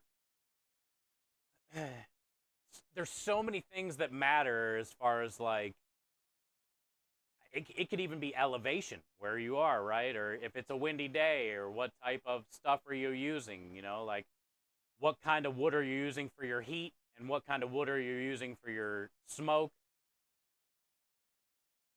I just know big green eggs, the way that they seal and the time that you can save on smoking some things because they're so consistent is what makes them a really cool thing to have. Really cool thing to have. So I'm going to try double indirect setup. Yeah. I would say try it.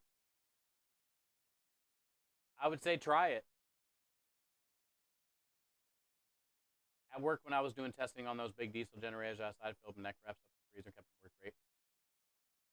Yeah, I've tried the neck wraps before. I just sometimes it's annoying for me, and sometimes I'm moving too much, like over here, over there, bending over, open the oven. I don't know. I'm pretty good though, Gloria. At this point, pretty used to it. I've been smoking for about 8 years, and a kettle grow, so I does. Oh, so you had just a kettle grower, so you were building your fires on the one side, you had everything else on the other. Yeah, dude, this egg it's a game changer for you then. It's a game changer, especially with all the cool things that you can buy for it, and different things so you can hang sausages or ribs or whatever in there. You can also do things like rotisserie chickens in that thing. Also, like I said, you could fry food in there, which is really cool. They're pretty badass, man. Send your mama over there. Mama will tighten her up. I just need to be more persistent in reaching out to her.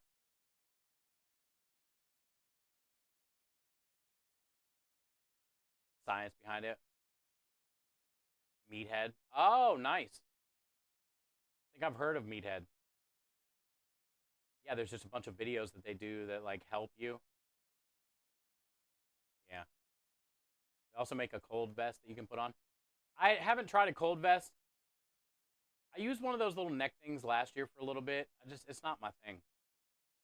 Jackie, the lady that has all my recipes, she actually bought me a Camelback that I tried for a little while, and it's not my thing either. It just restricts me too much, and I'm just uncomfortable, and I don't like cooking when I'm uncomfortable. Hi, John. How you doing? Welcome in. Happy Thursday. All right, let's go portion some spaghetti. Portion it up. Water has a little bit of time.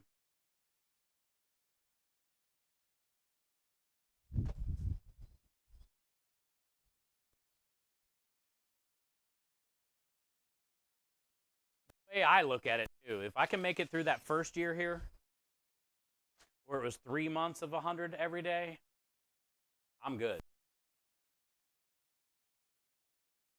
Also, I've worked in a kitchen forever, so, you get used to the heat. And it's been about 80s and 90s for the last month here.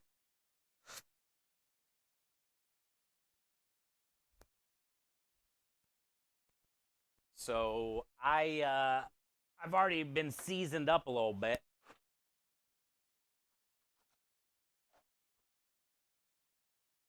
That's why we're cutting our sleeves from here on out. Basically. Basically, that's why you won't see any sleeves. Don't come around here no more.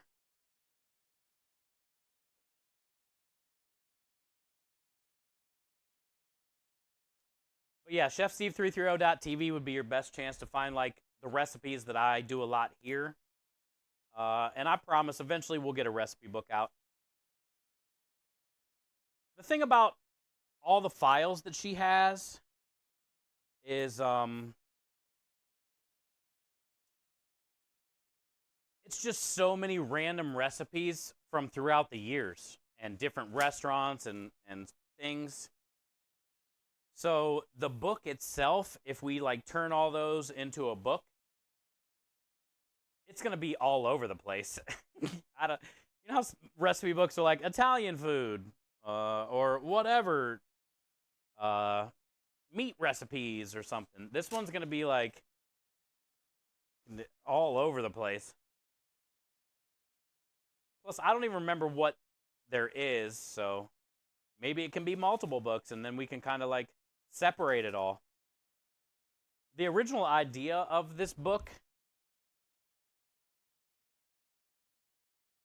which I've talked about it before, I wanted it to be a recipe. Oh, I need to change the camera. I wanted it to be a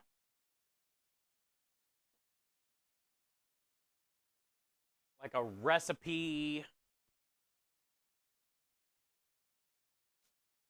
biography, autobiography, I don't know what you want to call it, but like about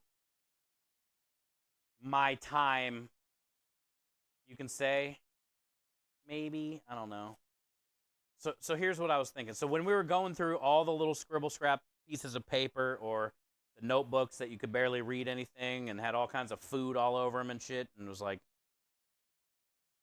so as I was like trying to break down these recipes, oh, also a lot of my recipes in those books and pieces of paper didn't even have names. So you wouldn't even know what it is until you're reading through the recipe and you're like, oh, okay. That was this. You know what I'm saying? So they weren't even like labeled. So what we were doing when we were going through all the stuff and trying to figure out what it is and what the words say, because my writing is fucking garbage, it would remind me of where I was at the time when I made the recipe, like what restaurant I was at or what special I used it on or what wine dinner I made that for, or, you know, it was just like making me relive like all these moments. And I thought that would be cool because each recipe in that book could have like a story. And then Cosmic, one of my mods, was talking about it'd be cool if he like illustrated that because he does art and stuff. So like each recipe could almost have like an illustration with it and a story, and it would kind of tie into like where I was at that point in my life, like physically and like mentally, you know, what restaurant and what area or, you know, state, and a memories cookbook. Yeah, that's kind of like the idea of it. So it's, you know, it's going to be all over the place, which is kind of like the story of my life.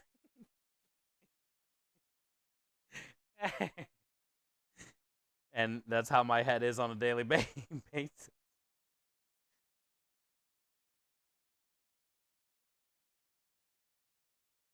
It'll be a map of my cooking. Basically, yep. I was surprised the 19 years I worked in EMS outside San Antonio, I only worked one heat stroke. Oh, yeah. Yeah, I mean, you get used to it. When you live there, Rich, you know? Like, you get accustomed to it, right? So, when I was in Ohio, I could take some cold. I could take some cold, but now, like, when it gets in the 60s, I'm like, man, it's cold out. And it's like, wait, the 30s or 20s are cold, bro, not the 60s. Hey, Maya, what's up, brother?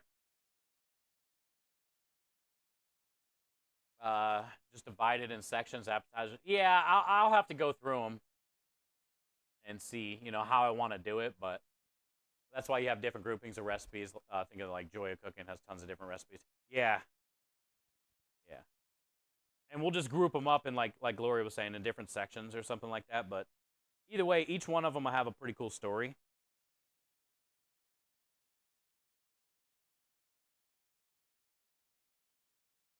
I don't know about the illustrations anymore and shit like that, but I don't think that's a dumb idea.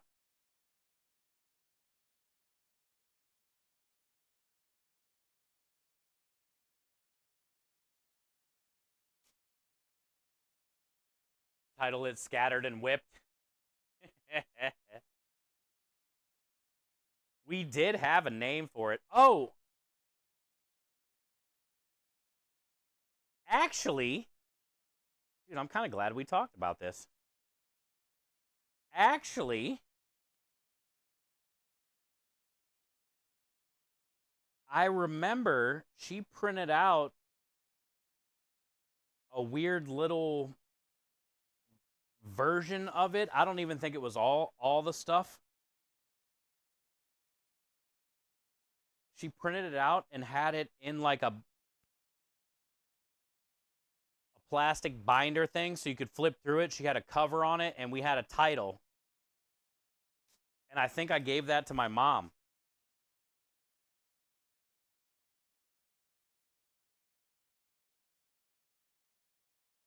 think she did that randomly. I don't know why, but so there actually might be a physical copy of some of the stuff out there already. I guarantee my mom's not going to remember. Or would probably even know where to look for it, but I should ask my mom if she remembers. Oh, thank you, Aru. That's another thing I need, yeah. Somebody to be on my ass about it. Which sounds sad, but it's true. I like the idea of the memories cookbook. I love finding church cookbooks whenever I go somewhere new. Would love to know the recipe backstory. Yeah, doesn't that sound like a good idea? Because you don't see that a lot, Hillbilly. You don't see that in a lot of cookbooks where it tells like a story about it, how it came about. Or like maybe, you know, where in the world they were at the time. You should keep a copy digitally. I mean, she has it all digitally. I don't know. I know that little thing she printed out wasn't like the full book or anything. And I'm pretty sure I gave it to my mom. Mom will retrieve the rest.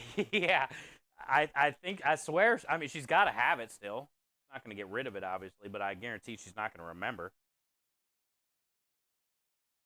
I didn't even remember until we were just talking about it.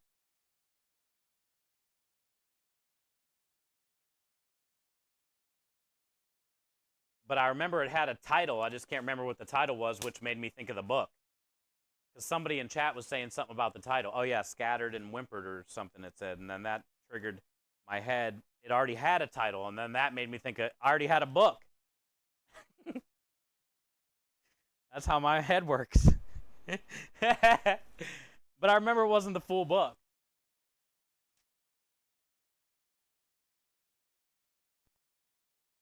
Okay. So I'll message her. I promise. Let's get these fucking recipes and let's do something. I've also had like a few people in this community be like, "Hey, I make books." Oh, Kelly. Zay was here today. Zay and Kelly. She's a publisher. I've also had people being like, "Dude, we got you."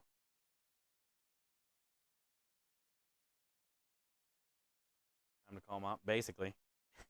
I'm going to message her, and I'm going to message Jackie, and I'm going to message Darkstar, and I'm going to have him reach out to Jackie.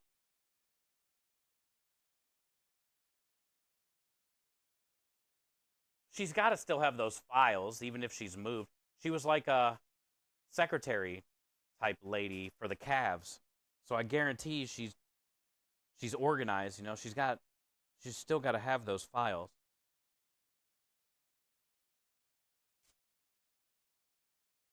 Good to see that Texas still caring for the microplastics problem. What up, Chef? I don't even know what that means. But God bless Texas. And God bless America.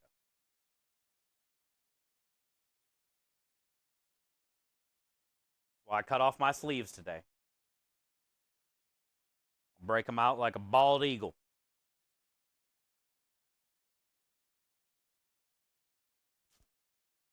Probably still stored in the cloud. That's what I would assume. It's not like it was that long ago. It was on the barbecue truck, so within the last 7 years, 8 years, 7 years, she's still got to have them.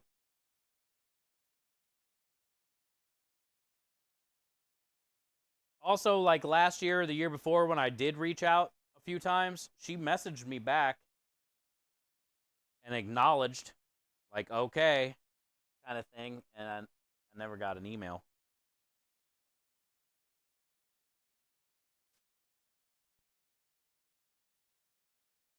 I'm watching and listening to Eurovision Song. Oh, you are? How's it going? Good?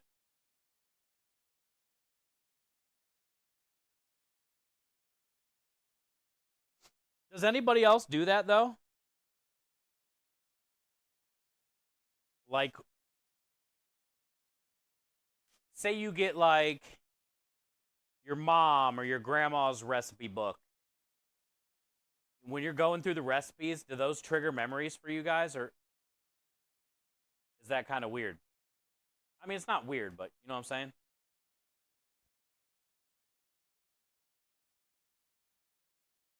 Does that make you like when your grandma's potato soup recipe comes up, you're like, oh, I remember sitting there when I was a kid. I love that fucking potato soup.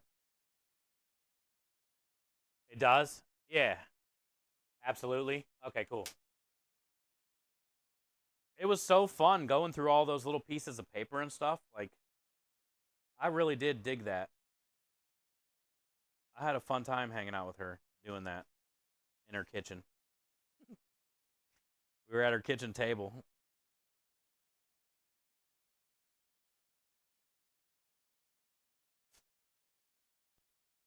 Never really cooked with your family?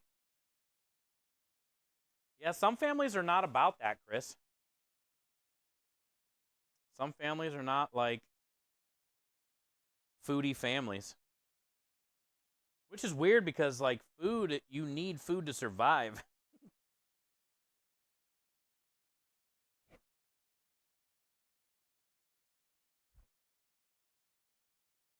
And it's like an easy thing to do together. Survive. You know, we're all surviving together every day. When my sis passed away, as you know, I lost all contact, so I'm waiting for my... Oh, yeah. I'm sorry, Sonia. I'm sorry, Sonia.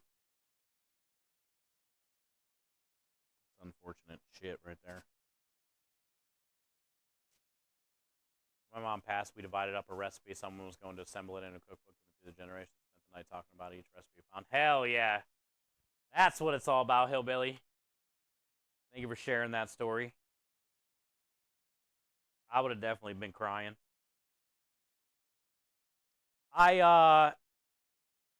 We have a clip in chat when I was dressed up like the elf dancing around. I think it's !elf.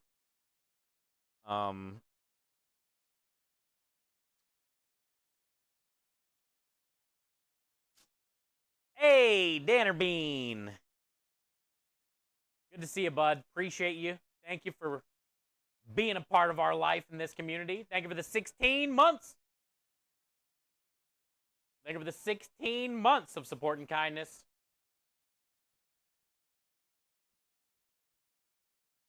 Go Lucky. I don't even know how to say that. Made with my grandmother and mom. That's one of your go-tos, Danner Bean, to bring you back. But what was I saying? It was about hillbillies. I brought my sister with me on stream during Christmas a couple years ago when we were in Cleveland. And she was dressed up as Mrs. Claus. I was dressed up as the elf. Darkstar was dressed up as Santa. And I stopped at my mom's house and got my grandma's old pizzelle machine, which is like, pizzelles are like an Italian-style cookie. Basically, it looks like a really thin waffle. So I stopped and grabbed my grandma's pizzelle machine, which is, you know, from the 60s. And it's still in the box. So when we started stream, and I unpacked the box and was telling stories about my grandma and, you know, my sister, hanging out with my sister, whatnot, there was a laminated piece of paper, and on the front and back were drawings that I made when in 1986, I think it said, or 85. She put the date next to the drawings I made, and it said like Steven, my name or something. And but I drew a picture of like her on one side and then a picture of my grandpa on the other side. And they were really funny because it was like just a big head, and the arms and the legs were coming off the head because I was like 5. And that was really cool to share with my sister because she never basically met my grandma. think like my grandma was there maybe for my sister to be born, but I can't really remember. And I wasn't expecting that to be in the box, you know? And it was pretty cool. It was like, you know, she was there with us anyway because we were using her Patel machine. And I think we raised like $3,000 or something that stream for Starlight. And we just made Patel cookies, and I was dancing around like an elf. It was fun. And that was the only time my sister ever streamed with me.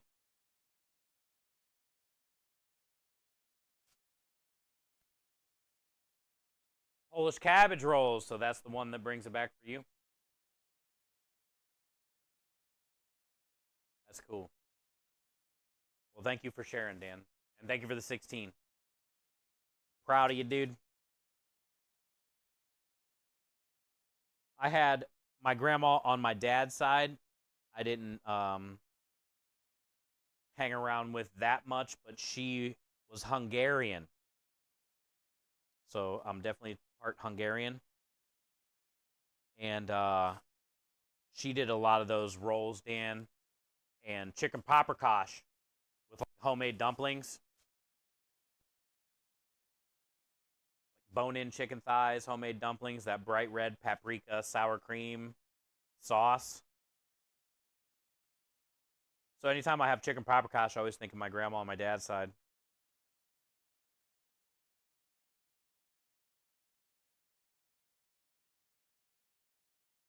That's cool. Yeah, and my mom still, you know, I took the box back to my mom, so eventually when I get that box when my mom passes away, it's going to have that picture in there, which would be cool. Fun memory. It was just funny how, like, there was no body. I just put the arms and the legs on the head. It wasn't even like stick figure. It was like stick head.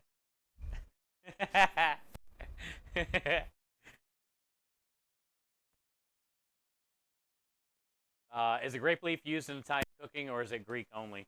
Mostly Greek. I'm sure, depending on where you live in Italy, you know how it goes with, depending on where you live is what goes in your recipe, right? Everybody's marinara is different. Everybody's eggplant parmesan is different, depending on what's around you. So if there would be, I would say, I would assume there would be grape leaves all over Italy. But traditionally, for what I know, they were never served growing up for me, and I've never heard of it or seen it on any, like, Italian menus that I've been. I do love them, though. And it would be cool to do, like, an Italian-style grape leaf almost. Like, do, like a ground Italian sausage inside of it. Maybe a little dollop of, like, roasted garlic ricotta cheese mixed with the ground sausage. Maybe do some type of, like, tomato aioli or a smoked tomato sauce, because usually the grape leaves are served with, like, a mint Greek yogurt or something. A dill yogurt or something. I wonder how many recipes you have from Grandma Scrito. My mom has a bunch, Maya. My mom has a bunch, and they're in, which I'll get them eventually. They're in note cards. You remember, I don't know if it was the same for you where you live, Maya, but back in the day, a lot of recipes came on, like, 4x5 note cards. And, like, the front where the lines were would always have the stuff, and the back, which was a blank, would always have, like, the description on how to do it. And the date is how my grandma would always do it. And she wrote in cursive, so half the shit I can't even read.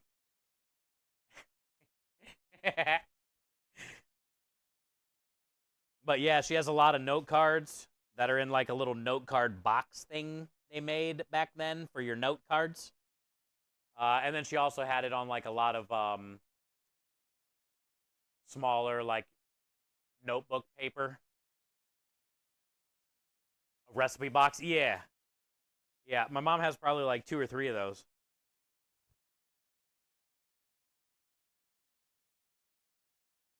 I'll be getting all those eventually, bud.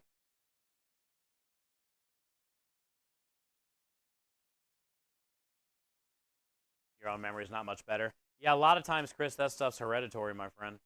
Unfortunately. But we'll all be there at some point.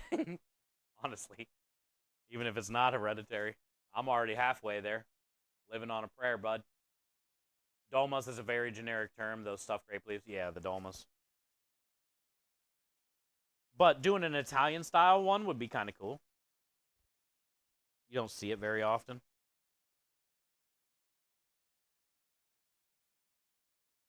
First time here. Hey, what up, Huff? What are we packing? This is just some spaghetti. We're portioning up some spaghetti. We got a pot of water on the stove.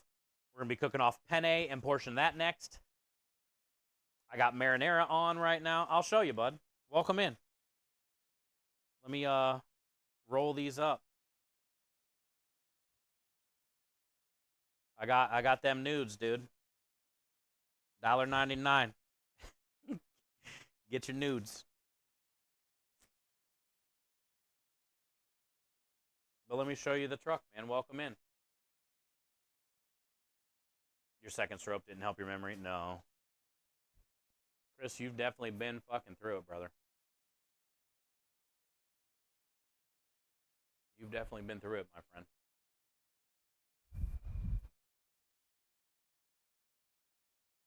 So, Huff, we have an Italian food truck. My business partner goes by the name of Creme Delish.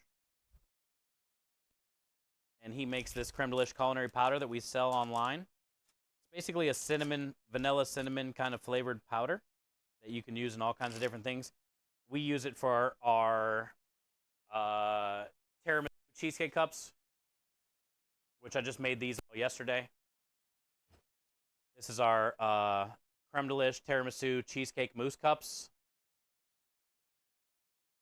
And then I made a dessert special yesterday. This is going to be our dessert special for tomorrow and Saturday. This is a strawberry cheesecake cup with some, I put some homemade strawberry puree on top. And then this is like a strawberry cheesecake mousse. And then I did golden Oreos to separate the layers. So that's the dessert special. We also cased, I don't need this. We also cased a bunch of sausage this week. Here's our, I can take these out. Here's our cannoli. Our cannoli filling that we make with the creme delish. And I'll show you the truck. Once I put these cannoli bags in there.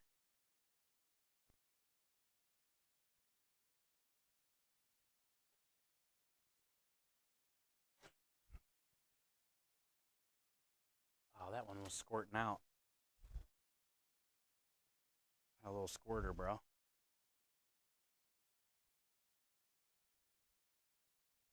This is the truck. So it's a build-your-own pasta food truck. And we're a charity food truck, so we raise money for sick children with cancer most of the time. Either St. Jude, Starlight, or Stack Up, which helps veterans and active service members. Usually we have 2 TVs over here when we're serving for the customers, which we'll be cooking tomorrow and Saturday. And then this TV over here is the Twitch stream that we run a multi on. My business partner stands out here, talks to the customers and streams. And I'm streaming on the inside, and then the multi be out here, so when the customers walk up, they can read the multi, they can see what's going on. Most of the time, they don't know what Twitch is. And then all the tips go to the charity. So a lot of times the customers will tip us extra money when they find out we are a charity food truck. Today is extremely hot, so I decided to cut my sleeves off and let them fly like a bald eagle. It's about 100 degrees right now on the truck, unfortunately. Tomorrow's going to be even worse. But we will be cooking tomorrow at about 5 o'clock, 4:30 we should be live. And then Saturday we'll be live by 1. Any time that we're not cooking for customers, we're streaming here in the driveway, prepping, getting the specials together. Today, the plan is finish up the last little bit of prep we got to do and get the truck loaded and ready to go out tomorrow. So I already got the tiramisu up here. I already got the dessert special up here. We're got cannoli filling up here. We got to bring all our pasta up here. We got marinara going on over here. Just got to keep stirring this for a little while. This water's boiling, so I got to drop some penne pasta.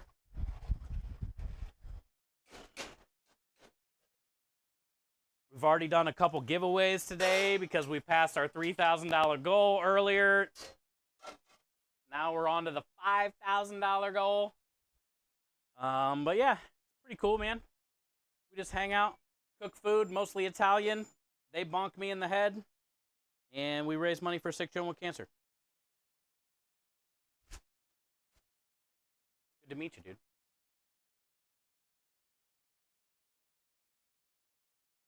Usually early on in the week is when we do a lot of different stuff like grinding the meat and casing it, or grinding and making the meatballs, or working on different things for the specials.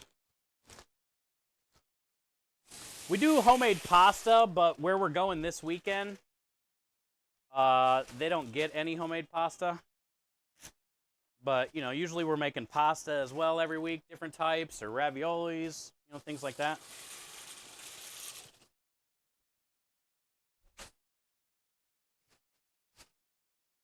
Today, though, is the last day of prep, so it's kind of like a chill prep day. A lot of the nonsense prep and portioning. I got to cut herbs today.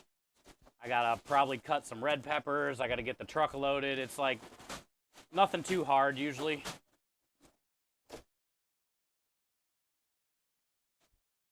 The day before the job, pretty chill day.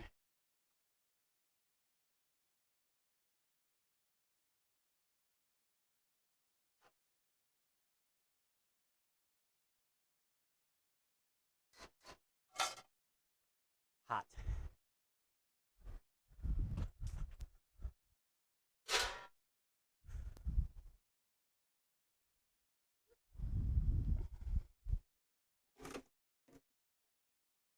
Empty our trash bowl. You're a trash bowl.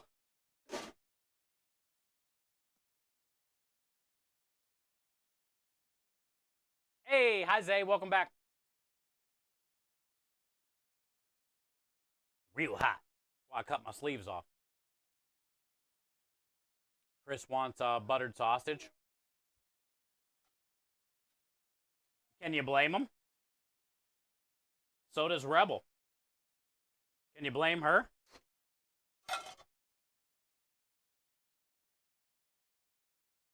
Heads up if you're wrapped up and feeling froggy. Going to be at Mad Llama Brewing Turbidge tonight at 6:30. Oh! I am feeling froggy, but I don't think I'll be able to make it.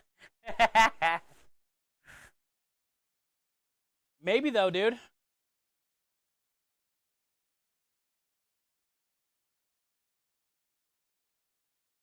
Let me read that brewery again. Is that the one down the road? Let me see. Because I don't know how long stream's going to be and all that and what's after. Mad Llama Brewing. I don't have my phone. I'm going to write it down. Just in case. Mad Llama Brewing, my friend. It'd be cool if I'd come in and get a quick hug. What on God's green earth is going on? This guy has his sleeves off, hat backwards. Yes, I do, Dro. Today, I made a decision. I was out here for 10 minutes setting up the stream. My shirt was completely soaked. So I said to myself, self, if it's going to be 100 degrees from here on out, we ain't got no sleeves. You know what I'm saying? So what I did, Dro, is I cut down here one little cut, and then I cut one little cut up here so I can get my fat finger in there, and I ripped it right off, dude. And you know what happened in that moment when I got my fat finger in there and I ripped it right off?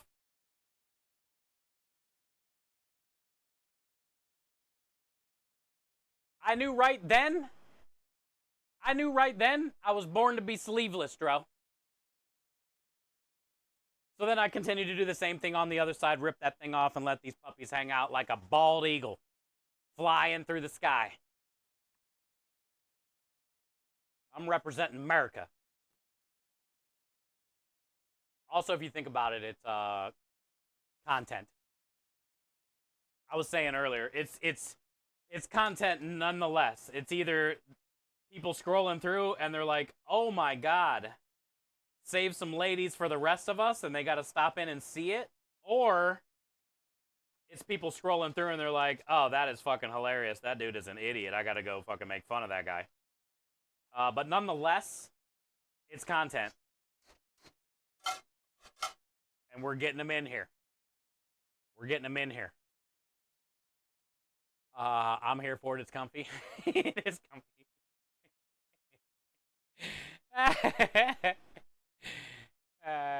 Throwing it out there. Hell yeah, Zay. I wrote it down because I'll let you know. We'll see how long stream goes and what we got going on. You know, I might stop by. I would love to see you, man. He's channeling his Cletus McFarlane. Dude, I'm telling you. I was telling Rich this earlier. Or Chris. Chris needs to listen to this shit.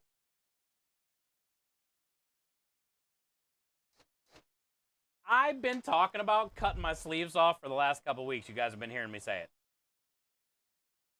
Today I did it. And you know what? It changed the whole fucking outlook of the rest of the day. It changed something in me. It gave me a confidence boost, I'm not gonna lie. It put me in that I don't give a shit what people think mode. It's kind of like when you have a mustache. You know? You gotta have confidence when you have a mustache.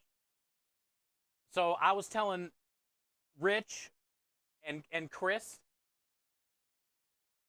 if you're having a rough day, dude, because they've been having some rough days lately, cut your fucking sleeves off, bro. I swear to God, it'll change your day. Cut your sleeves off, man.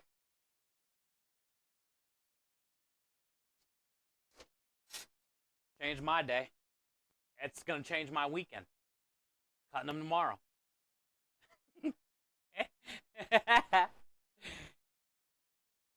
And eventually, when my Italian comes out, you guys are going to be like, damn, is that a Mexican flag on your arm? You got a Mexican flag on your arm?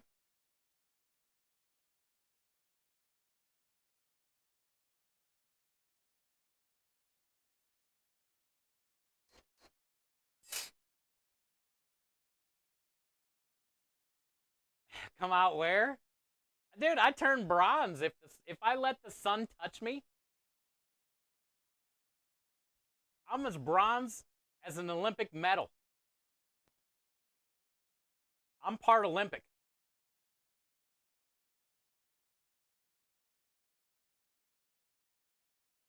What up, Crawl? Good to see you today. Happy Thursday. You're embracing your inner redneck. Welcome to the club. Hell yeah, America. Crawl knows all about it.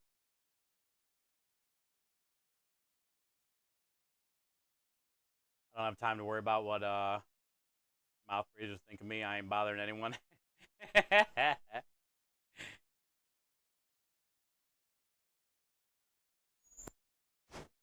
gonna go change your life. And I'm gonna change your life. Ooh, you calling it? You heard it here first today. Or if you're anything like me, come here and look at some eye candy.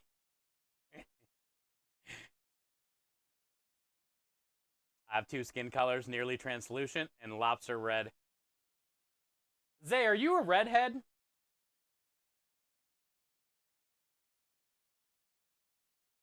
I feel like you are or were. I don't know.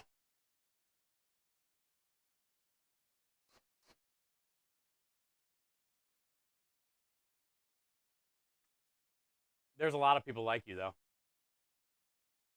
I was saying I'm two-tone. It's okay for beautiful cars to be two-tone, but as soon as a beautiful specimen like myself comes around, everybody's like, ah, look how fucking white his arms are. I'm Adidas Ginger. It's a lot. Yeah. So, yep. Yeah. You got lobster red or pale white. That's it.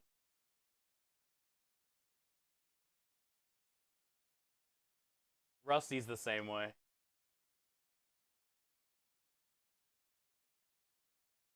I get really dark.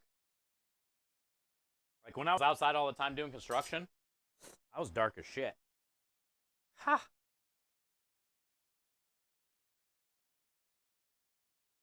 Almost. Look. You guys can see it.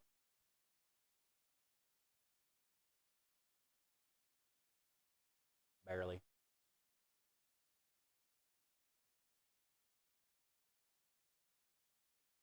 Nope. Can't. Basically, there's a little white line that goes all the way around the middle of that, which is what you're looking for. That is what they call al dente. By the time you take it in there and rinse it all off, it should be perfect.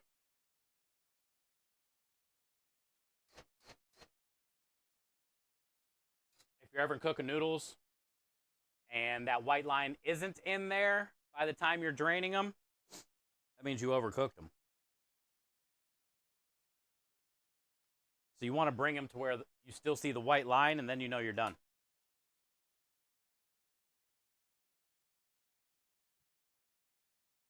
Please tell. Oh yeah, Waffles is a ginger too. I forgot.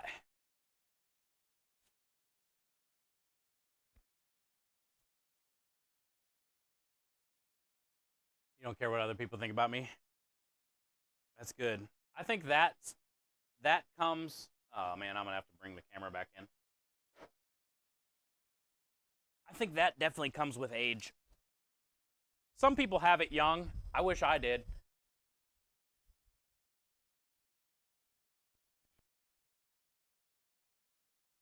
Where you don't care about other people's opinions.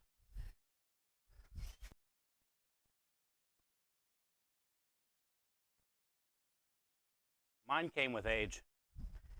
At some point, you're just like, I don't give a shit what anybody thinks.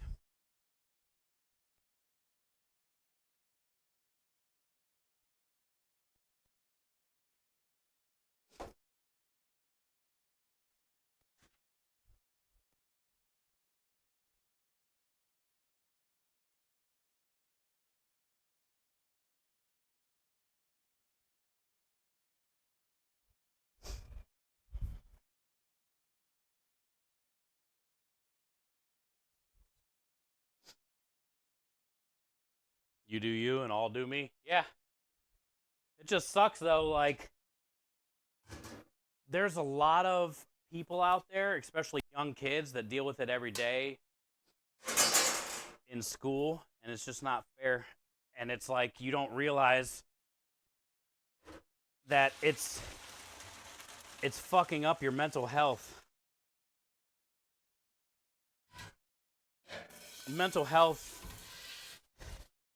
issues come in so many shapes and forms and things like that when people, you know, are constantly judging you or putting you down, and then you put yourself down.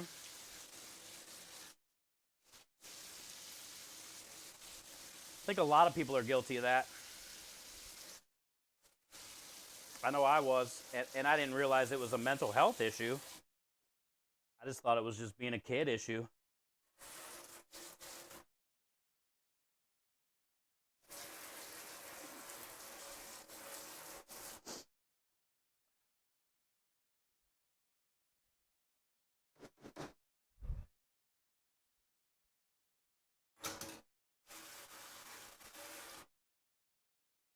But sometimes it's just hard for people to not let shit like that bother them, you know?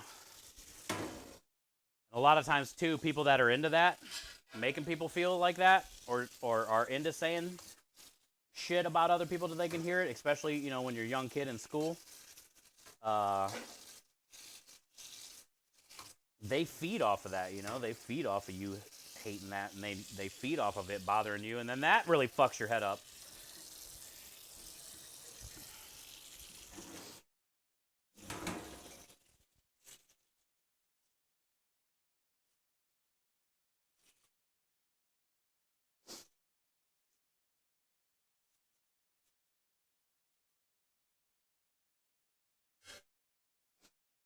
I have it all my life, especially when I started dancing. You don't give a fuck what people think. There you go. You're in screw you mode with your 25 or 30. I think it took me to like almost my 30s probably to get in that I don't give a fuck what people think mode. But I can definitely say all through school, middle school, high school, early 20s, I didn't really love myself, and you know, I was more worried about what other people thought about me than what I thought about myself, you know?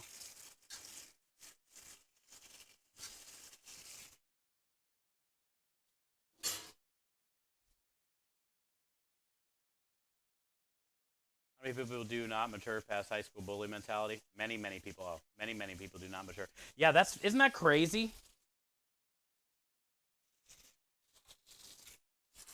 That's fucking crazy that is even a thing. Because I feel like the older you get, the more you realize like how special life is, as cliche as that sounds, or as precious life is. When you're young, you don't give a shit about life. You do anything that's dangerous. You don't even think about consequences. Or, you know, you say dumb shit and you don't think about consequences. But like the older you get, you think like that, yeah, that bully mentality would eventually go away, but for some people it doesn't. And they fucking feed off of that. But most of the times, those are the people that get in trouble anyway. Those are the people that probably end up in jail most of the time, most of their lives. Those are the people that are like, you know, habitually hit women.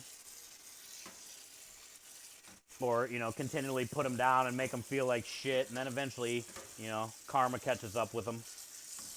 But unfortunately, they never change.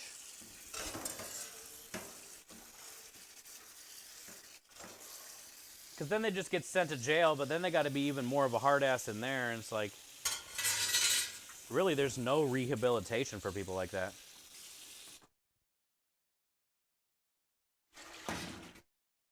And they're probably just going to always be that way because they're so... It's almost like a drug at that point. When you put somebody else down and make them feel like shit, you feel better. It's like your next hit.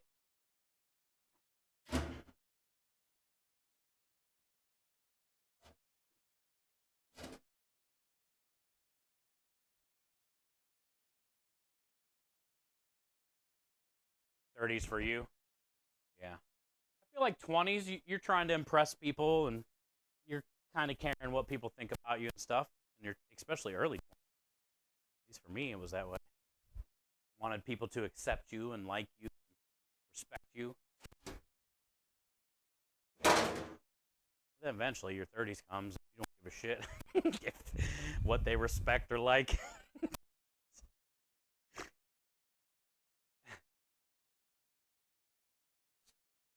I went to 7 or so schools growing up, and I learned to not... Yeah, I bet it's that way when you go to a bunch of schools. You're kind of forced to get in that mentality.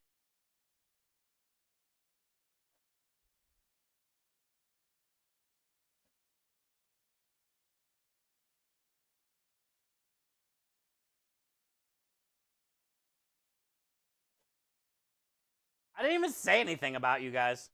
Who's telling on me? Fucking Triggs here?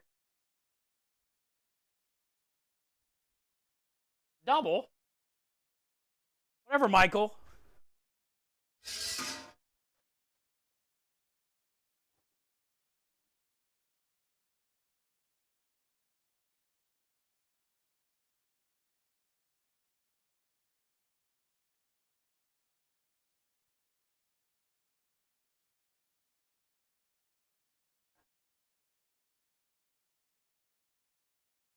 I'm not gonna lie, I can't believe I haven't spilt like at least 20 over the side of this tray by now. I'm doing pretty good.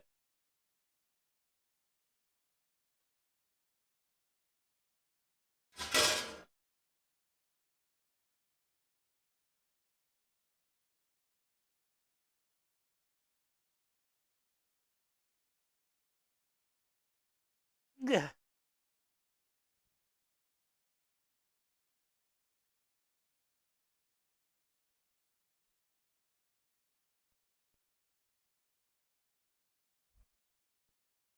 Victim of school bullies. Same.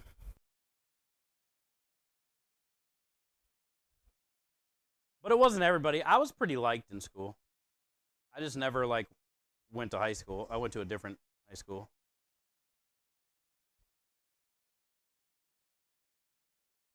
On whoever they could radio. So, yeah. Hey, what up, Patrick? Good to see you, man.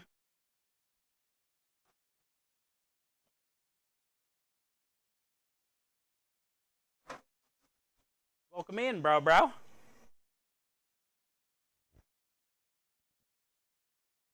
Work week was almost over. And then you'll be able to travel back home. Hopefully.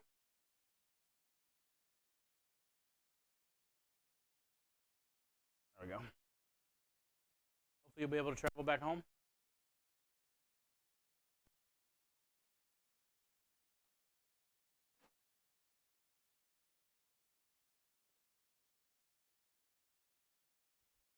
You're very short and sensitive, perfect target. Yeah. Short people always get picked on first because you're like short and weak physically and mentally.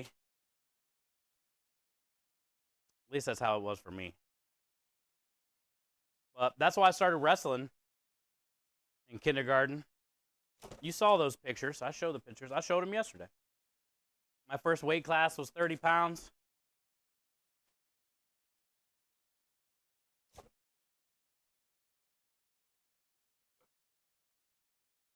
I was a wrestler. So then when I got picked on, I knew about leverage and stuff against the bigger people. And then I can always kind of like get out of it or get away.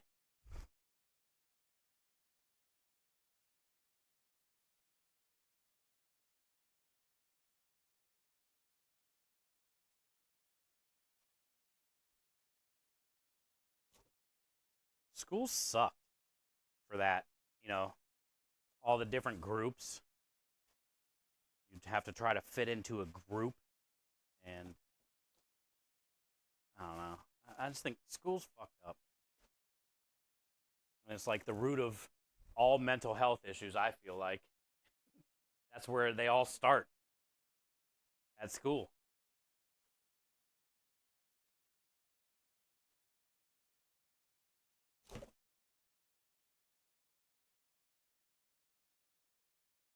Being a ginger. Oh, yeah, you probably get picked on for that too, huh? It's so weird that's a thing. Just because you're different, you know, so you're a target. Life is fucked up, man. Sometimes it's just hard for people, you know, I talk about it a lot, but sometimes it's hard for people to understand that no matter what you look like or your body is right, we're all a soul. Some are kind, some are not. This body is whatever we look like or however we're stuck in this shell, unfortunately, is just a part-time ride. But at least we can all relate through our souls.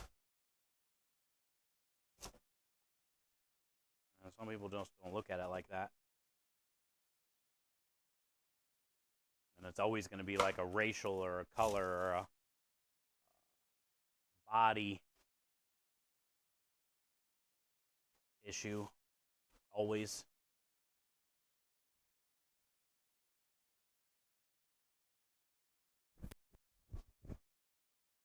Where's my marker? Found it.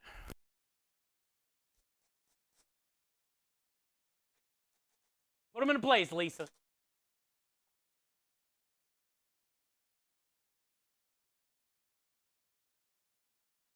You got a friend for life. That's what it's all about. You always look. There's always good. There's always bad. But in most situations, the good is always going to outweigh the evil. The good's always going to win. The hard part's waiting it out till that happens.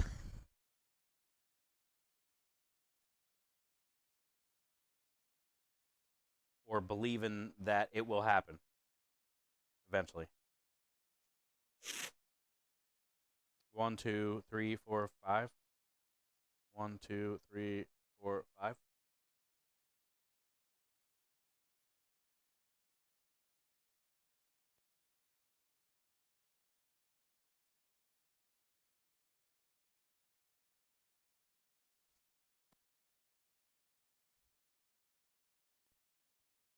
Being left-handed in the 80s school treated me like a freaking leap. Really? Being left-handed?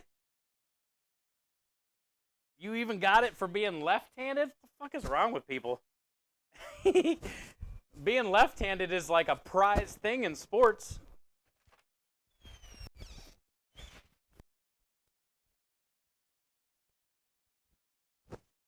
Not in school. Not in high school. How dare you use your left hand? What a bum. Loser. Nerd. Fucking assholes, man.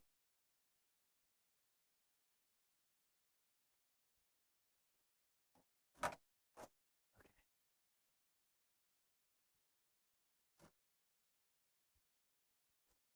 all these in the cooler.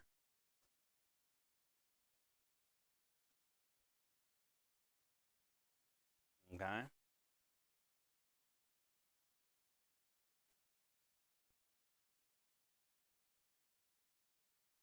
had some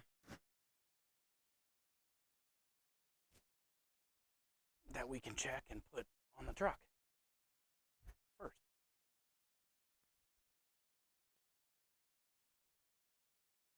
Yeah. Man.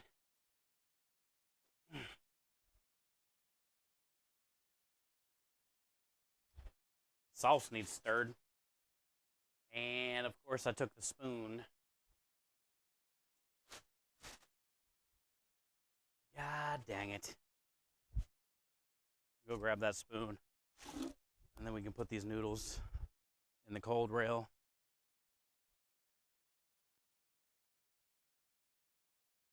Get that spoon.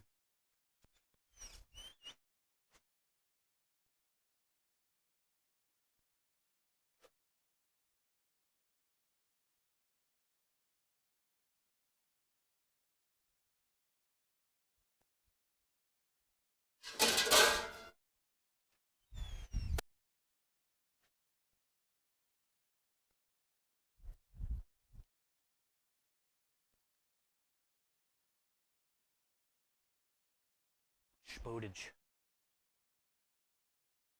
That sounded hot. You're hot. All right, look at that. Smells good.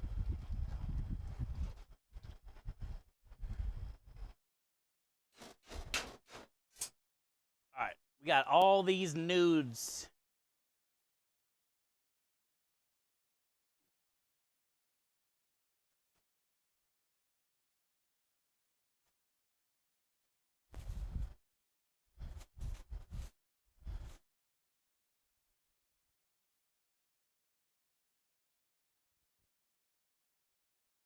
Golden.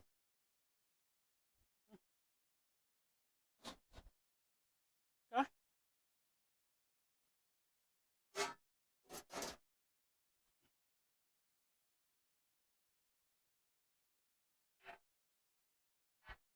Water in there.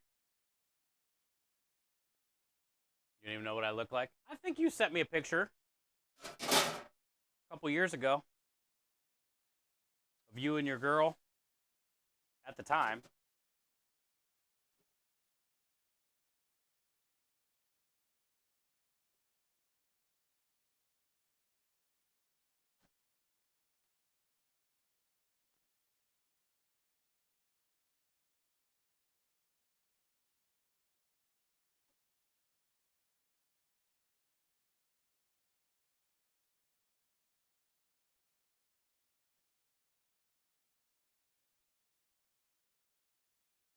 many are in here? 2, 4, 6, 8. 8 in there. And then 2, 4, 6, 8, 10 in there. That's 18. Need more. 18 will be enough for tomorrow. But I'm going to bring one more pack for a backup. That we just did today. So this is plenty of spaghetti. Ugh. Put that in the back. This one first.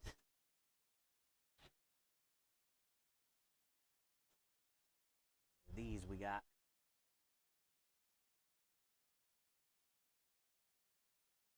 Said kicking ass on the wild side of your town. Wait, principal hated me, sent me home for my Motley Crue shirt, and I would just flip them off and stay in school. Oh yeah, you said you liked the hairband stuff. You probably had all the shirts. Oh, Lisa, did you have the one of my all-time favorite shirts in the history of rock band shirts? Metallica, Ride the Lightning. Did you have that shirt? Or Metallica and Justice for All, where it was the two statues and the scales. Did you have that shirt? You had that in the Master of Puppets one with the cemetery stuff on the front? Yeah. Those are great fucking shirts. Just like that, the rest of them with their 2 arms and 2 legs type shit. Wait, double? I only got in trouble once in school for clothes. Line of guy who asked for it dared me not 1 but 3 times, so I put him down for about 10 minutes. They knew he deserved it, so the principal gave me a warning. That's good radio.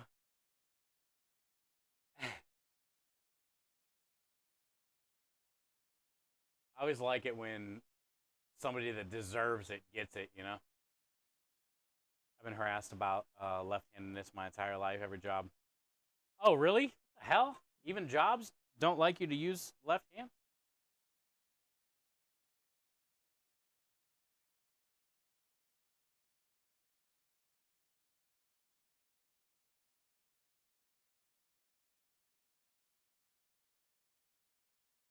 I didn't do it. It was my triple Pekka.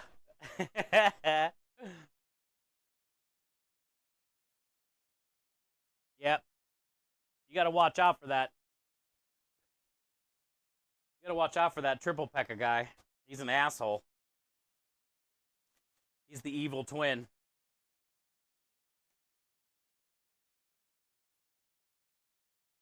He don't give a shit. His middle name is Honey Badger. Honey Badger don't care.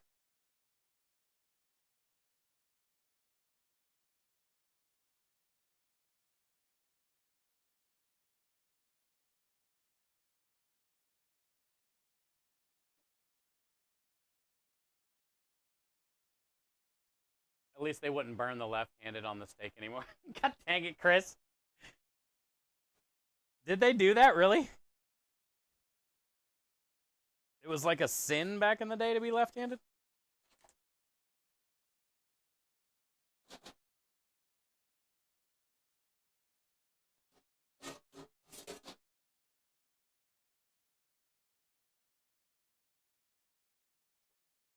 My room, photo in Discord. I don't have my phone, but try to open it on here. Probably just take a second. I gotta minimize 1,000 things. Checking for update. Great White. My. Once bitten, twice shy, baby. Man, you would have loved the barbecue truck then, Lisa. We had Judas Priest at the shop all the time.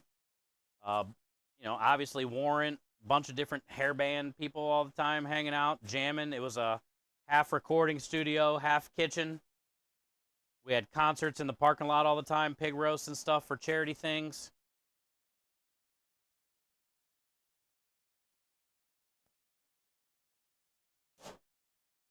The barbecue truck was litty with your style.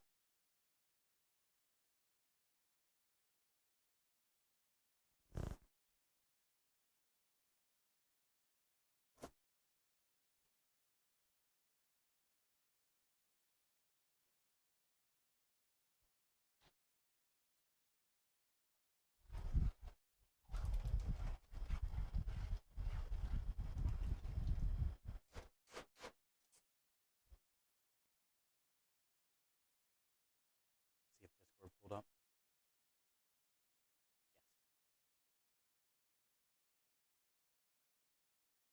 Oh, thank you, Aru, for the message.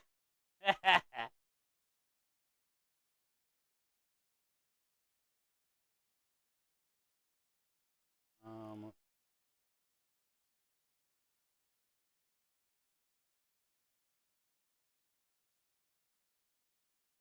Rebel, is she here? When did she post this? Was this yesterday? Rebel posted her cookies. I didn't see that.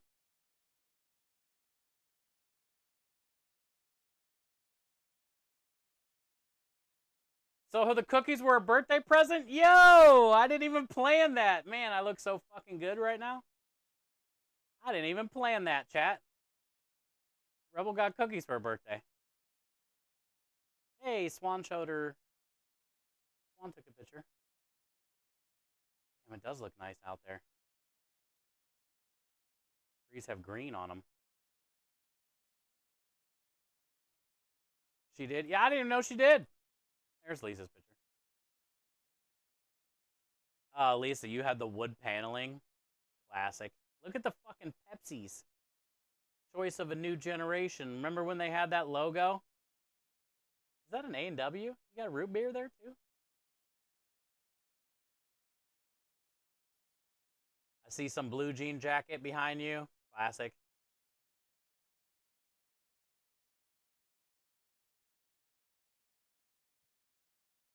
What a good picture. Legend.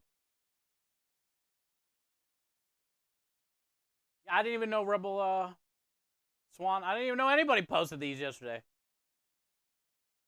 The last one I saw was Aspie's Cowboy. Hey, hi, MC. Happy Thursday.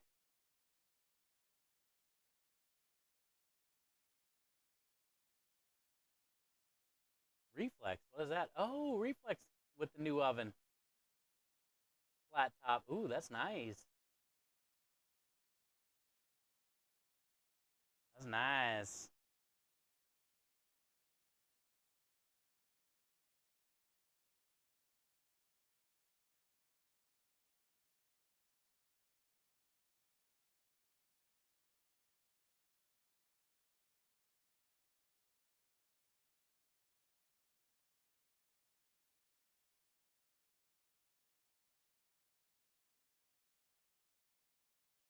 Cool. Well, thank you guys for sharing those pictures.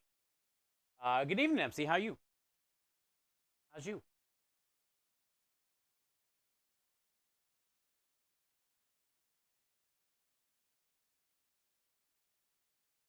All the black banners are all Metallica. They were. There was a lot of black banners. That wood paneling, though, is definitely classic. Everybody had that wood paneling back in the day.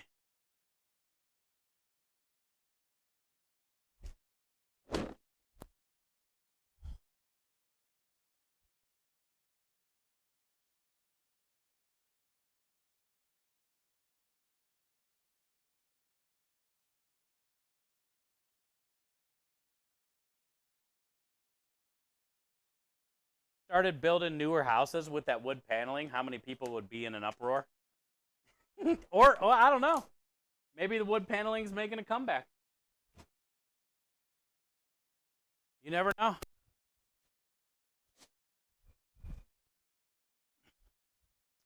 I would say I doubt it.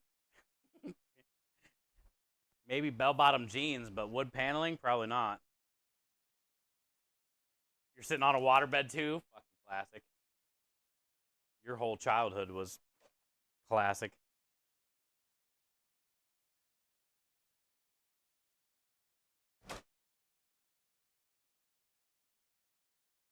I had a waterbed for a little while. We were just talking about this not that long ago, and I think like Minja or somebody sent me a link. New waterbeds are badass. They're way more advanced than just like a bag filled with a garden hose. They're almost like sleep number waterbeds now. And they can be heated and cooled and shit. Like, they're so advanced. I just don't see waterbeds ever making a comeback.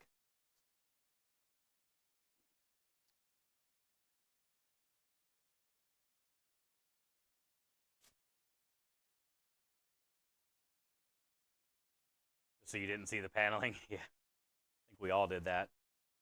I had a bunch of blacklight posters. Remember the fuzzy ones?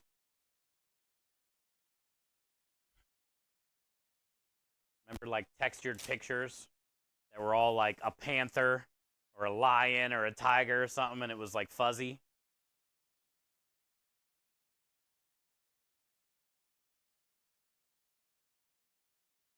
Velvet? Yeah, those. Wait. Let's see. Hold on.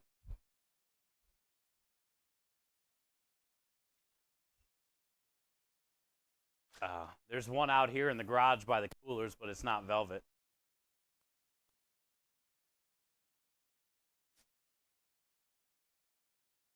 You miss your waterbed? Yeah, I mean, I don't know. I liked it, sort of. I was saying this before. The one thing I hated about my waterbed was I would always wake up in the edge, either the left or right side. I would roll to the edge at some point, and I'd be wedged in between the board and the thing. So when I would get up, I would have like a big fucking line like all the way down my body. Like even when I got to school and shit, an hour or two later or whatever it was, like it still had a big ass line down my face.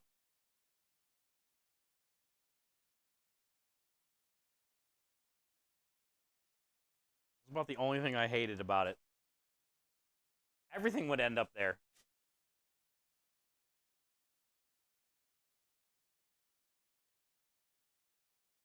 Your waterbed sprung a leak? Yo, what up, Raiders? Your bed sprung a leak while you were in it? Oh, that had to be like a nightmare. Was it a disaster like Everywhere Radio?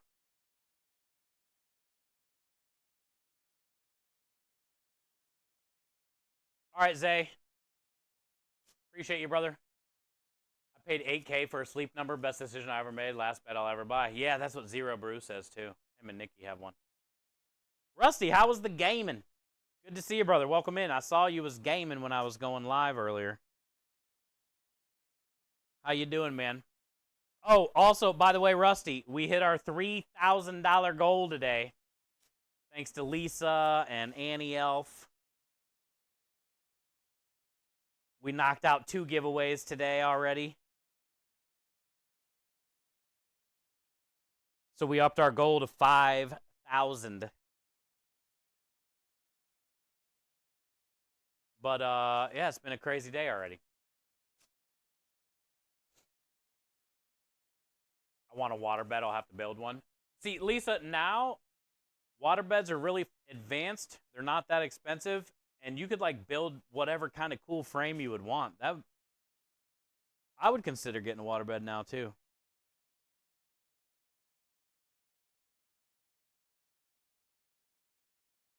And we got back-to-back Rusty Rhymes raid. Let's go! Rusty, thank you for the double raid. I hope you had a good stream. Welcome in. You raided, then got raided? Oh. It said Rusty Rhymes twice, I thought. Yeah, Rusty with a party of 10. Rusty with a party of 9.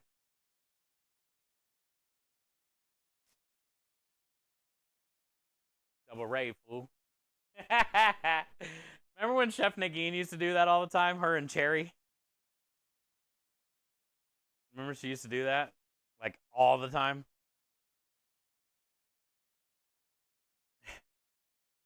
Good to see you, man. How was gaming? I was saying, I don't know if you heard me, we passed our $3,000 goal today, man. Shit was popping off for a minute, dude. Threw down a couple giveaways for the kids. We've actually had a good amount of new people in here. Dro said he loves my arms. I woke up today rusty, and I was getting stream set up in the trailer, and I was out there for about 10 minutes, and my shirt was completely soaked because it's like 100 degrees. And I immediately cut my sleeves off right there. Actually, I cut 2 holes and ripped my sleeves off, and then I immediately realized I was born to be sleeveless. But also, the thing I didn't realize about being sleeveless is how much it changed my I don't give a fuck meter.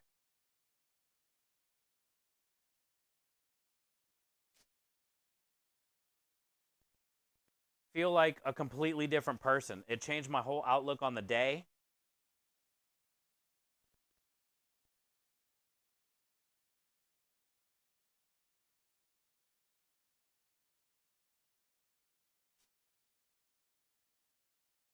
Wait, what numbers did you say?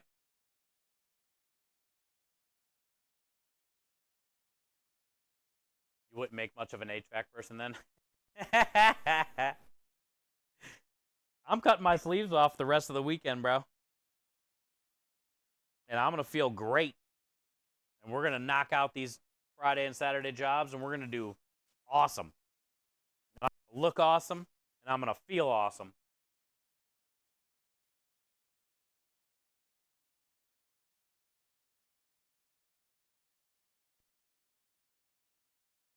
And I'm probably going to get sunburnt, but that's fine. Because once that burn goes away, I'm going to be like an Olympic bronze medal, bro.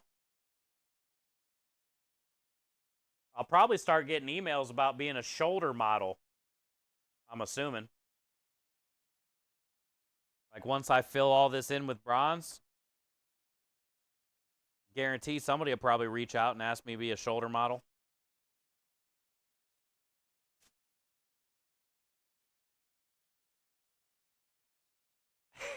Wait. I know, it's lit. That's lit, Sonia.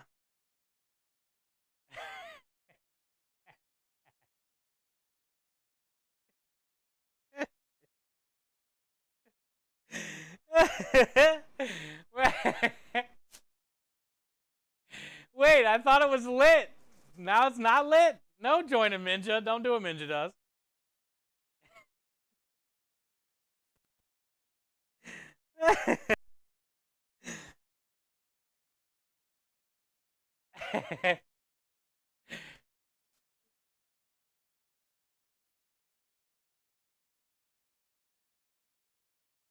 You don't tell me what to do. Don't make me drop the shoulder on you. I'll come off the top ropes on you with my shoulder.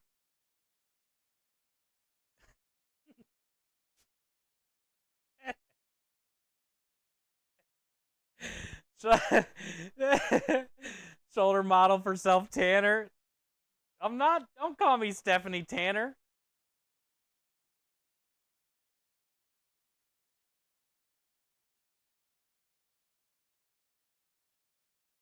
I'm gonna let the sun kiss me, and you're gonna be jealous.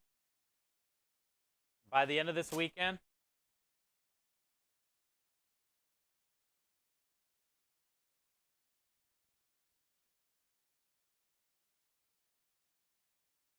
Minja's next command is gonna be the Full House theme song, just to fucking clown me.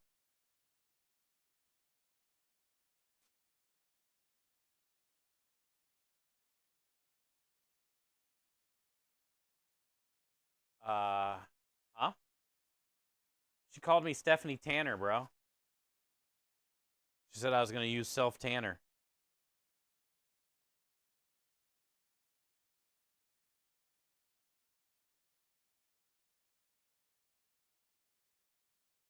I do have one pending.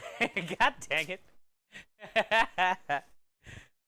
Swan, I saw your picture.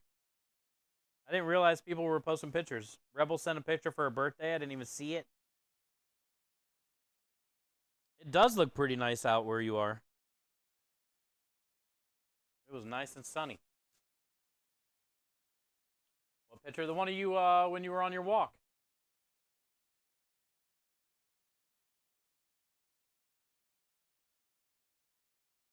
Steve giving chat the elbow, the people's elbow, the people's shoulder.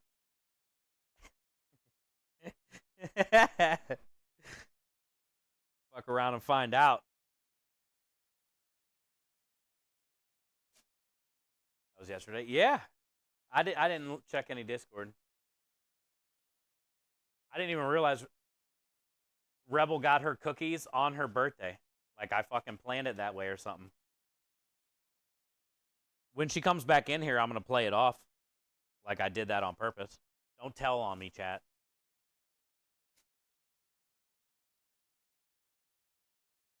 I'm going to say, so what do you think of my birthday present? That way it doesn't make it look like I forgot. And I'm just like genuinely curious about what she thinks of it.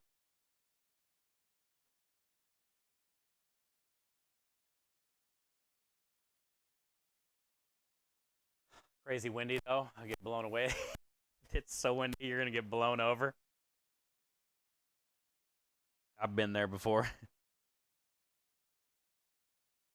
I'll go shoulder to shoulder with you.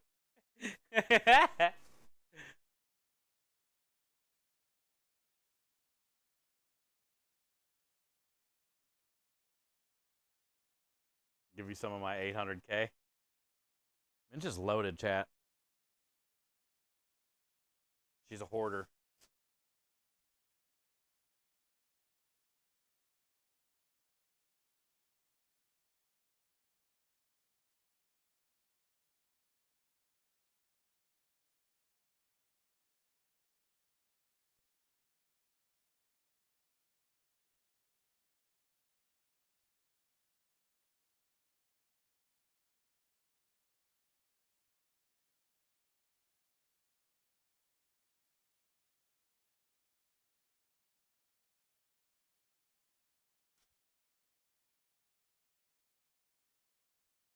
What up, Triple Pekka?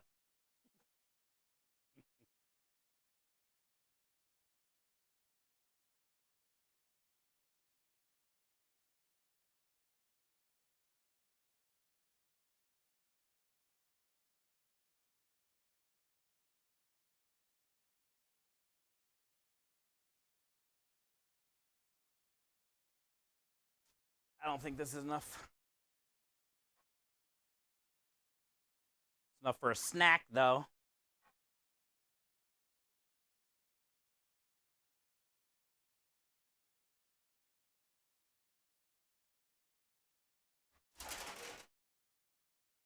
$5.2.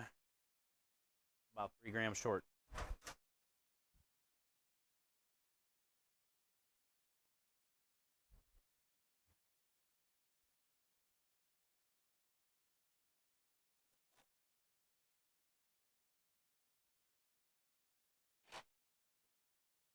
Hey, what up, Batman? Happy Thursday.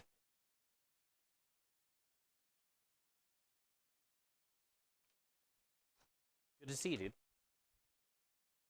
It's been a pretty good day today already, man. We haven't really done much. We're just getting the truck loaded. We have a job tomorrow and Saturday, so we got spaghetti cooked off and portioned up. We just finished penne. I got marinara on the stove. I just got to keep loading more stuff on the truck. I already got all the desserts on the truck. That strawberry cheesecake stuff turned out really good. It sat overnight and kind of like set. Feels nice. It's nice and chilled and but still fluffy.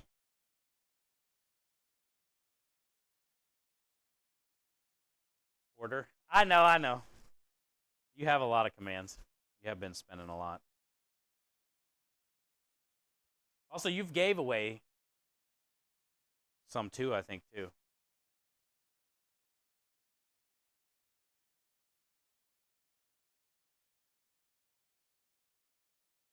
4, 5, 6.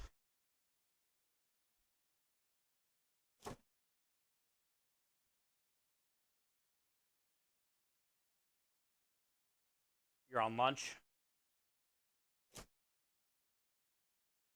Minja's probably done with her shitty work day. Minja's probably done with her shitty work day by now. I hate that she has shitty work days.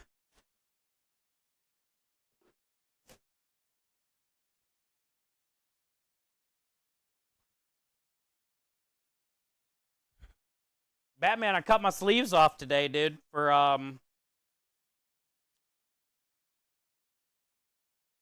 well, number one, for America, but number two, for a confidence boost. And it worked. Also for content. Because we've had people come in here and say, hey, save some ladies for the rest of us. And then also we've had people come here and say, holy shit, I need some sunglasses.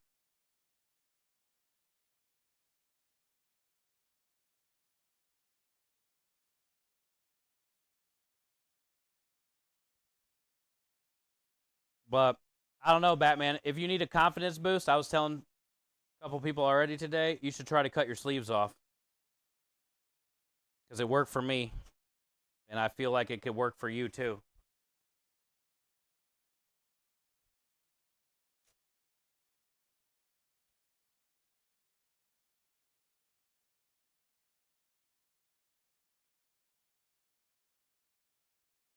Stupid bag keeps ripping because the nudes are so fat. Got girthy nudes, dude. What are you gonna do?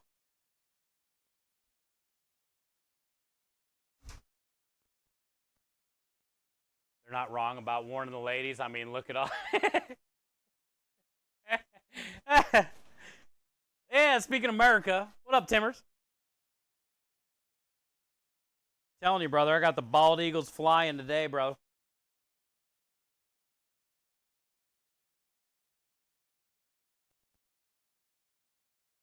I even named them. You want to know what I named them? Timmers, you want to know what I named them? Any yard pimps? Ain't no chicken. We ain't chicken.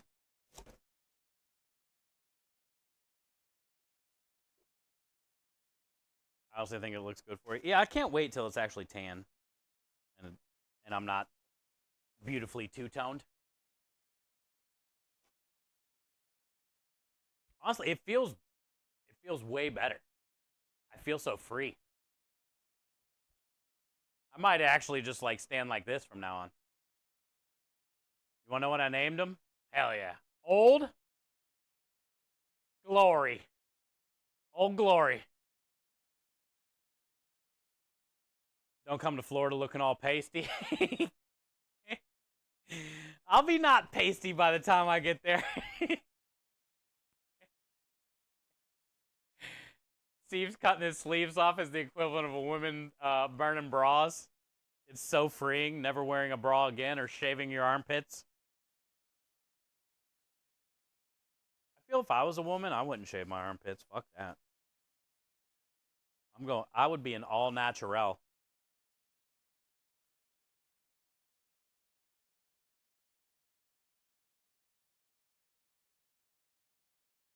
You look like a high school defensive line coach. Ready to mingle? Hey, I am single.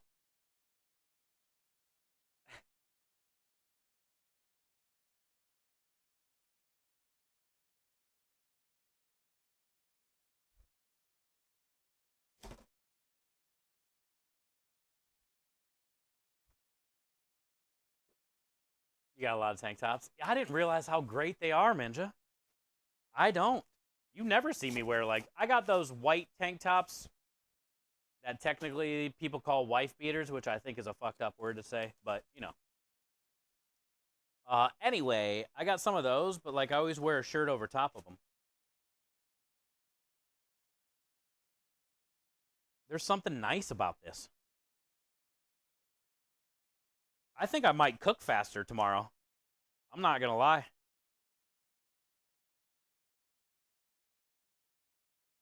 I think I might just be a whole new me. Oh, that one busted out the seams too. Shit.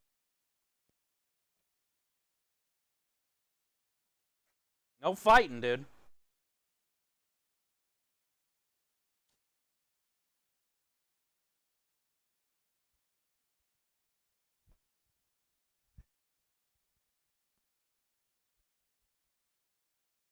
No fighting. Aerodynamic. Yeah. Be cooking faster, dude.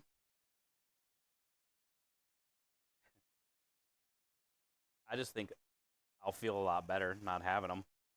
Because it's going to be hot as shit. Sometimes I get dizzy when it gets like too hot, but for the most part, I make it through.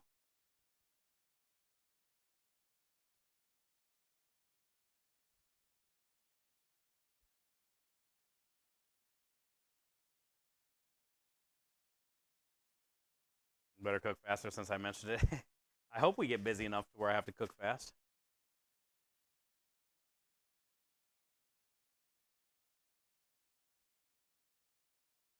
I hope we sell 10 strawberry cheesecakes tomorrow.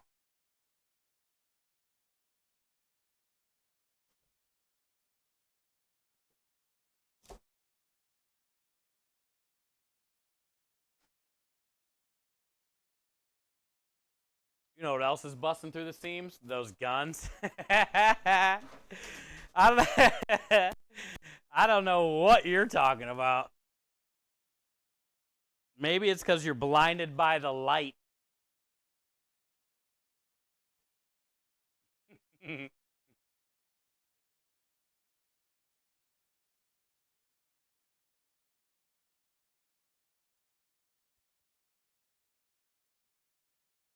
I got redneck strength. I might not have any muscles. But if you need something moved, I can push it.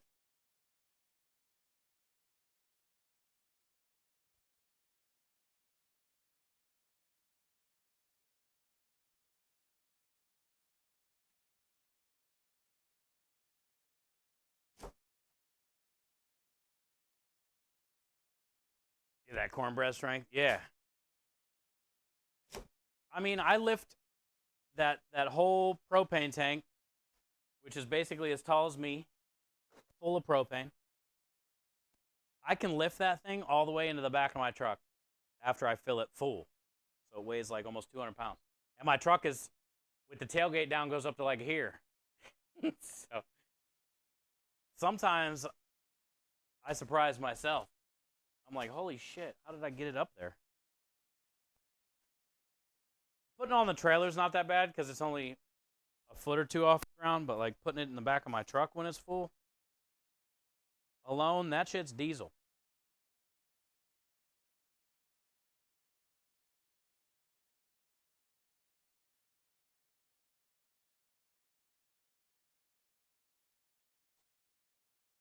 My foot made it agree. Now that was my fault. Never mind. Yeah, but that was only a 2-foot drop. My truck's like a 4-foot drop, 5-foot drop. But I know what I did on the trailer, and it'll never happen again. I didn't lock it in. I was in a hurry. But you can kind of like lock in the base of the tank.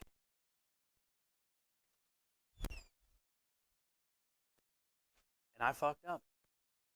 Okay.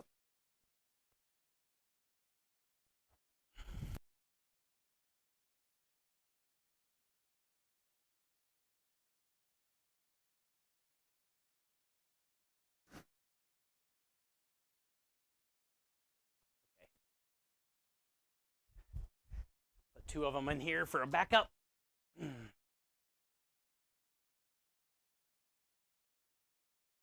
Turn that marinara down. Yeah. It's almost done. All right, so we got plenty of noodles.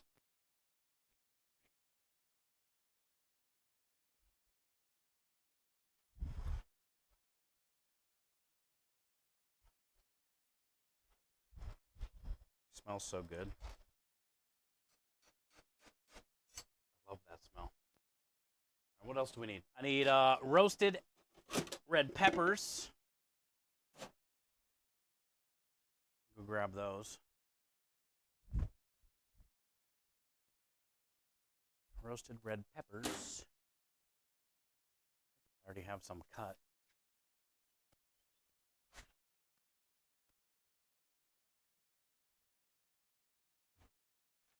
I do. Okay.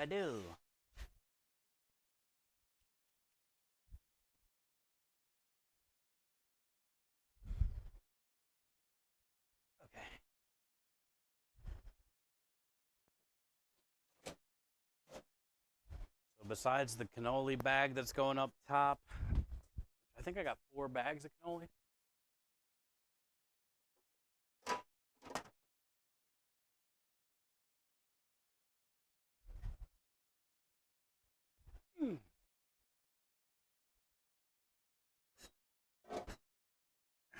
Cannoli. Cannoli. Cannoli.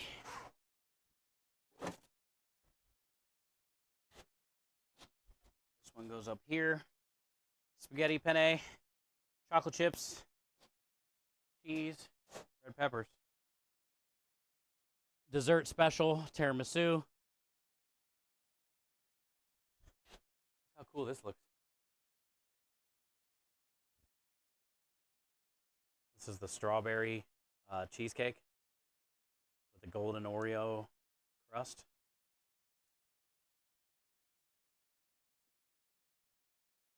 Heavy cream. What else? Got paper towels. Got to-go ramekins. Got enough towels. Bags. Napkins. A whole bag of forks. Spoons, dog treats.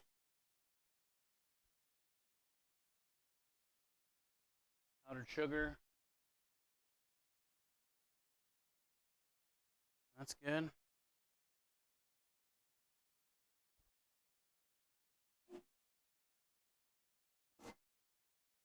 This will be for the lemon caper sauce.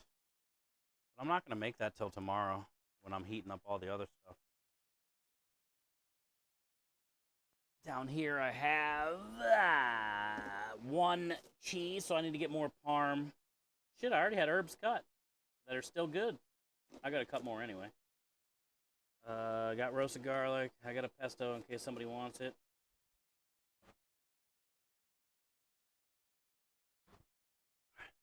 Grab some Parmesan cheese. I can smell the boil. You can? It smells so good. Smells just like, you would expect marinara to smell like. That's been cooking low and slow at your house.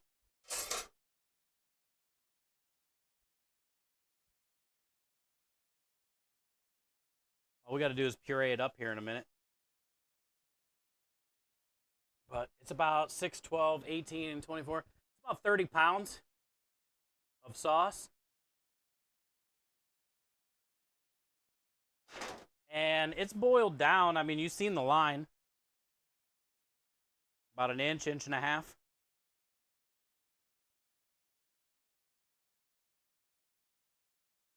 So, I mean, it's pretty much there. I'm going to let it go for a little longer, but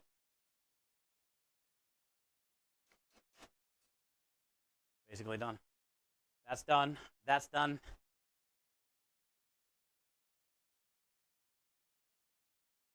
Salt, pepper. We can fill these wells up with water.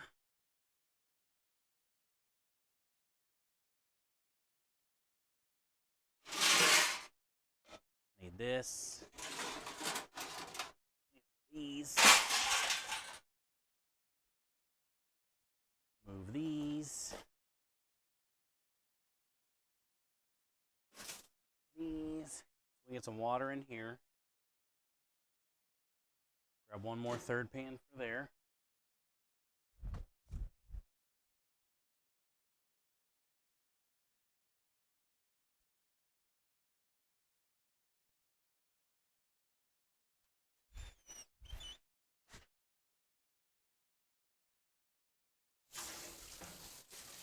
And I think really I'm going to cut some lemons. Because I'm going to bring some a container of lemon slices. For the special, we can get the salmon on the truck.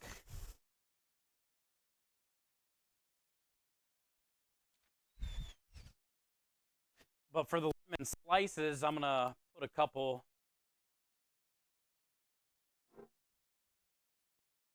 on the flat top when we get an order. Kind of use them as like a garnish. Hi, camera. You followed me out when I left. Huh? I'm right here. So, probably cut some lemons next, I guess. Cut some herbs. Even though I got one, but we need more anyway. Maybe cut red peppers, but I got a full container over there.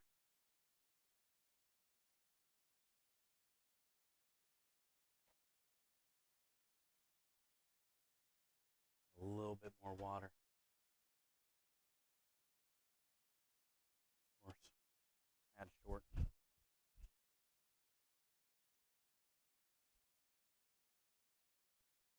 Tad short. Then we can bring the backup meatballs, backup sausage. We'll get all the chicken up there.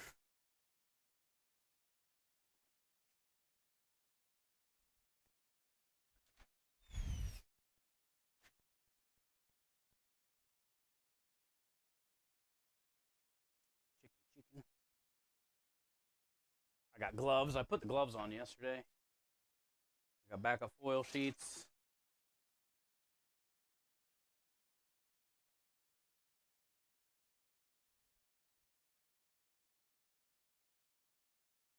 Yo, what up, Creme? Lots of foods are the buds of the plant. Brussels sprouts, broccoli, cauliflower. The buds. The good stuff. Right.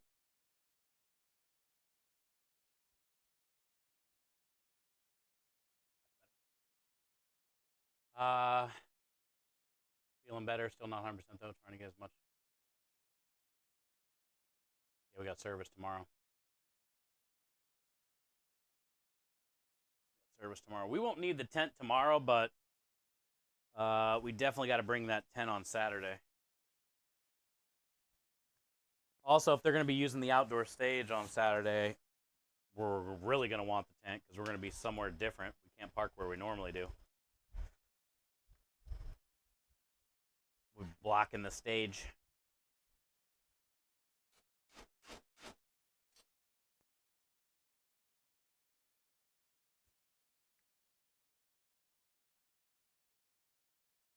Whew.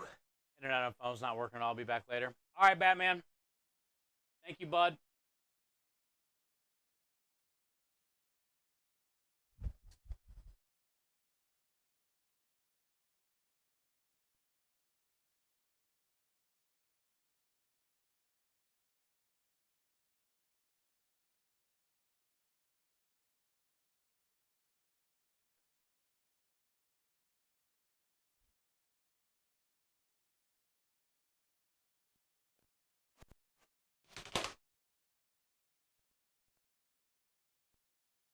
Makes you think they're going to be using the outdoor stage. Texas Dad said something about it. And he is always lurking on the internet and stuff, looking up the bands and shit they got going on. So I'm assuming maybe he saw it somewhere.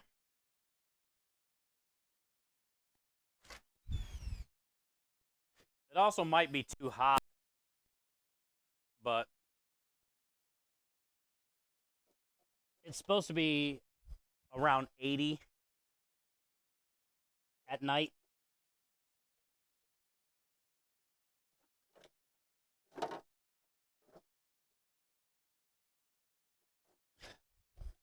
Which isn't too bad.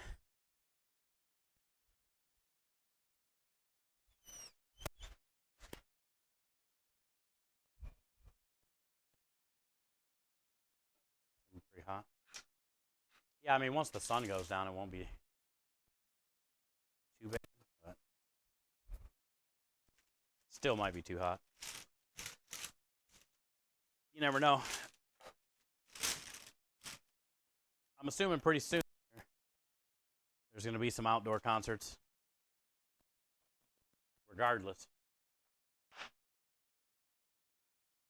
Okay, so I just want some lemon slices, essentially. Because when somebody orders a salmon, we'll sear the salmon. And then I'll put a couple lemon slices on the flat top or in the pan with it. And we'll just kind of like cook the lemon slices down.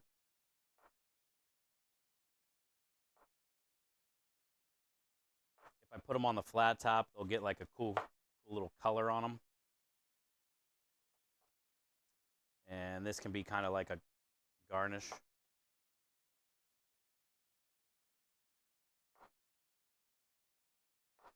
The sauce is going to get lemon juice, capers, chicken stock, white wine, shallots. Oh, we should cut the shallots today too. Garlic. We'll cut shallots and garlic. Cut herbs. You love lemons? Me too. It should go over pretty well this weekend because salmon's a nice light dish. The lemon caper sauce is a light sauce.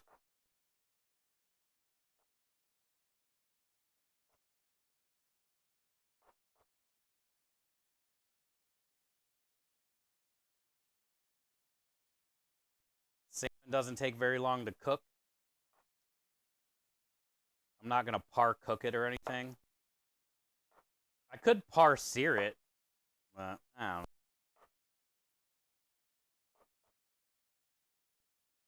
Anymore, how long it takes? Nobody there really.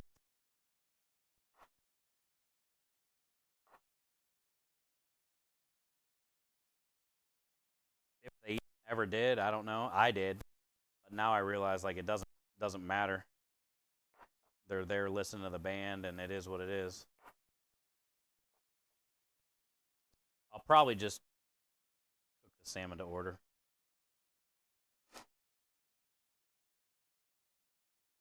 If you coincidentally want to bring it back for your birthday, let me know. When's the Italian beef sandwich coming back?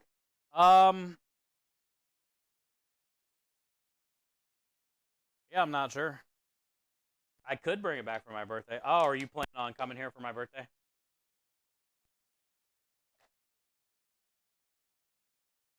We could do that.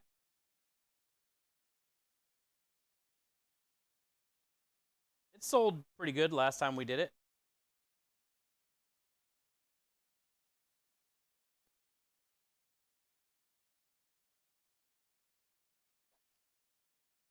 I'd be down.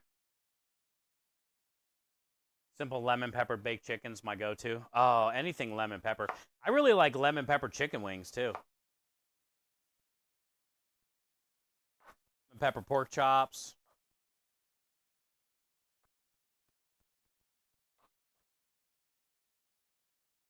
It is a good combo.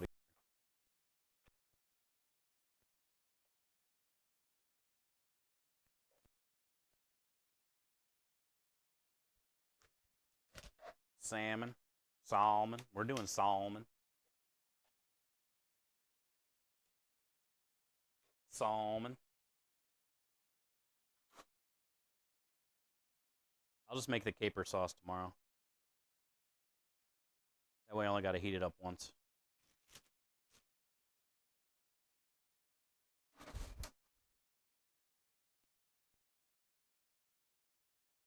Lemon pepper salmon with some butter and thyme. Ooh, yeah.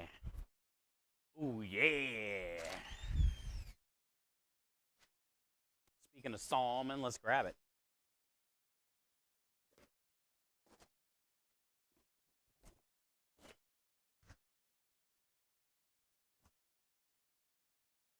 What should we put it in? This, I guess.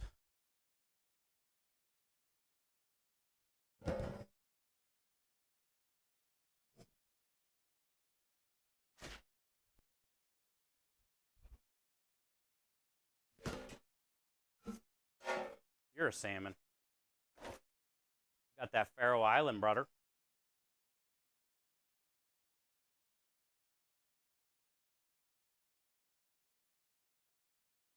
Just salmon, water, and salt.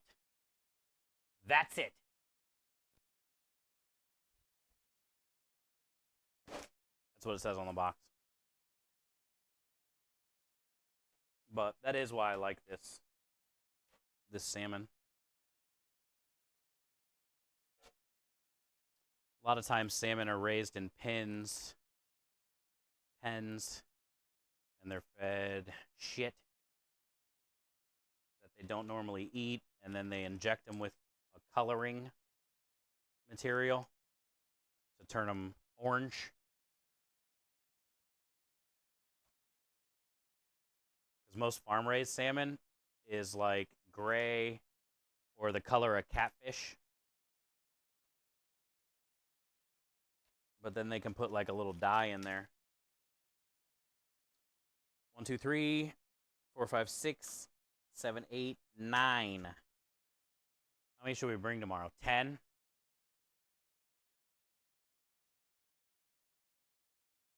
Let's bring 10 for tomorrow. That way we still have some for Saturday.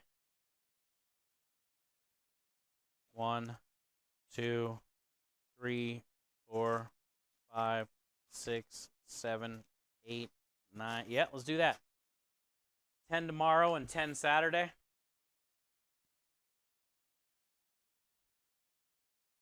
Actually, let's bring 12. Try to sell 10. If we sell 12, all good. And then Saturday, we're guaranteed to run out of 8. Does that make sense?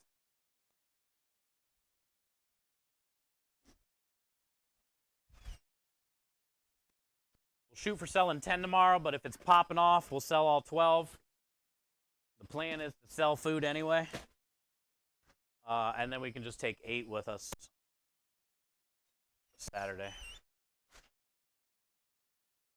Because what if we take 10 Saturday and we don't sell all 10? Which isn't going to happen, but, you know. Hut it. So, yeah, we'll bring 12 with us tomorrow. And these are 8-ounce portions. TwitchCon isn't my kind of thing, but I understand why it's a big deal for a lot of people. I'm going... You're a salmon? Thought you were going, brother. Oh, Pat, going to TwitchCon? No. Patrick's all about GCX. Yeah, GCX is like more personable, smaller, kind of like where it started for us through Destiny video game kind of thing, right? Like GCX is Patrick's people.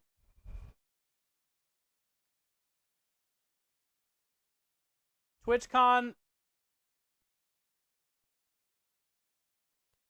people fucking everywhere. It's too much. It's too much.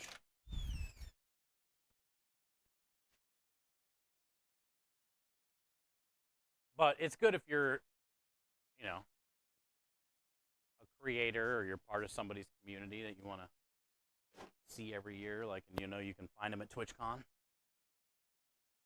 But it's definitely not for everybody. It's a lot. It's massive.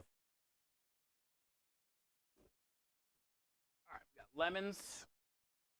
Still got to grab cheese. We got salmon. Got to grab backup meat. P to the people. Obligated Alaskan friends don't let friends buy farmed salmon, a wild caught for the win. Well, it may be decent quality, however, those salmon are still farmed and raised. Faroe Island, yeah. They pride, here, I'll look it up. They pride themselves.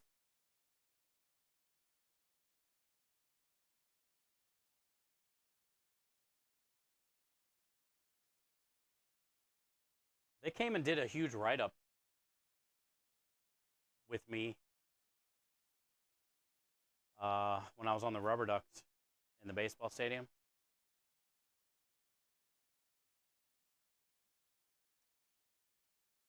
And they had it on their website and posted it on a bunch of stuff. Gave us a bunch of salmon.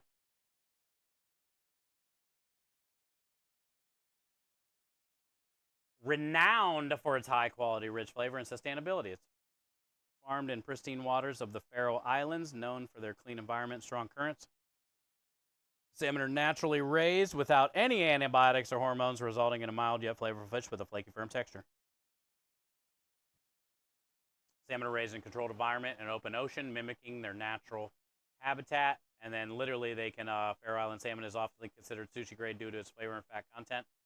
But also they can pick up these pens and leave wherever they are there, and you'll never know they were there, essentially, you know? You'll never know they were there. So like self-sustainability, I guess.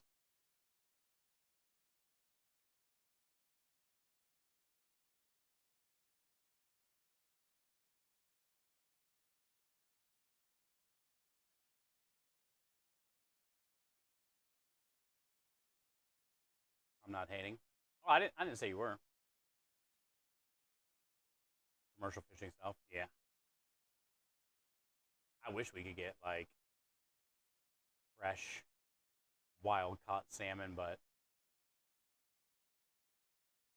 I'd have to order that from a different place that I don't order from.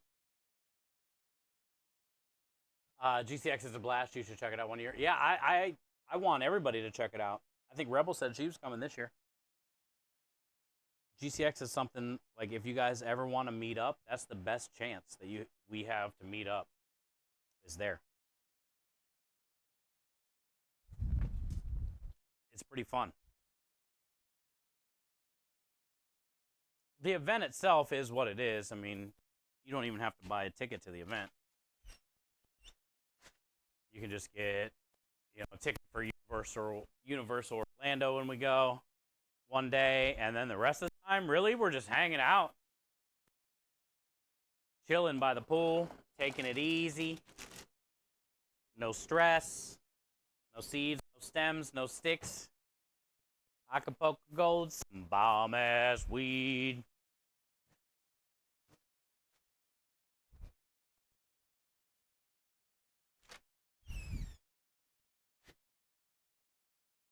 GCX is a great, like, mental break. It's not so much about networking. Like, TwitchCon is all about networking. GCX is all about celebrating the fact that we've raised $20 million for St. Jude. So we're on vacation.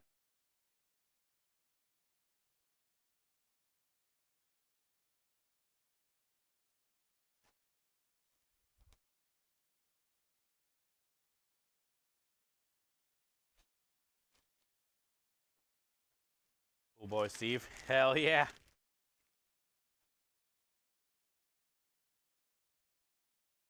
Relaxing.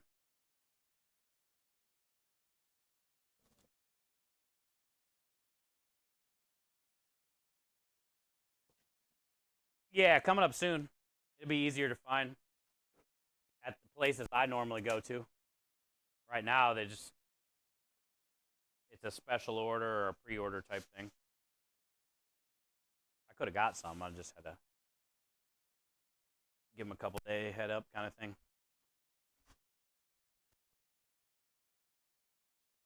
Remember that wicked cough I had last year? Yeah, that sucked. I felt bad. You pulled through, though. I mean, still rode the rides, still had a good time with it, but man, you were coughing your ass off.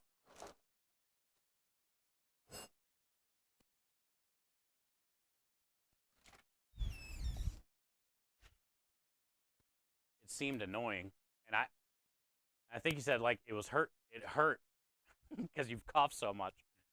Your stomach hurt.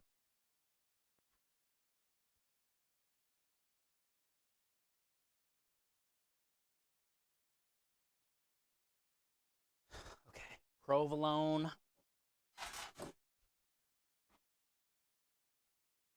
Parmesan. I got pesto just in case somebody wants pesto.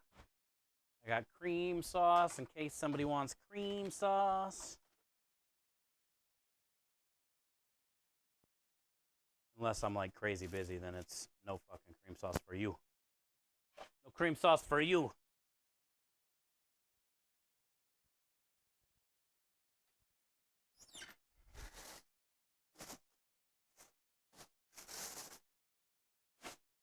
Garlic bread can come out of there.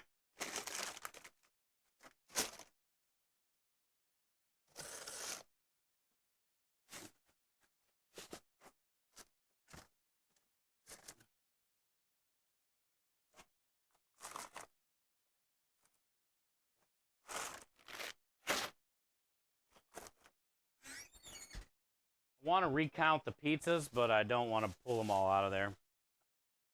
I'm almost positive we had 50.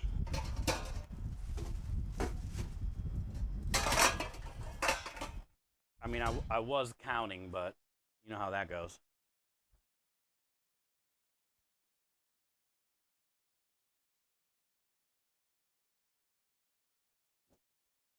And I did them in groups of 25 each day, so I think we're good.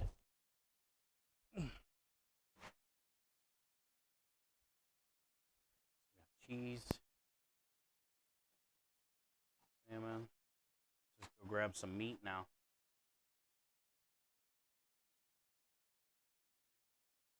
We did breaded salmon with broccoli cream sauce in the middle. Kind of like chicken. Oh, really? That's a cool idea, Kenny. Fresh wild caught should be available now. Already read that. Gotta remember that. I've been coughing so much that my throat hurts, my chest hurts. It all hurts. That sucks. That sucks. I'm gonna lurk and play some Fortnite. All right. Yeah, we're just getting everything on the truck that we need. Pretty much done. Gotta get some meat up there and cut some herbs. Cut some shallots.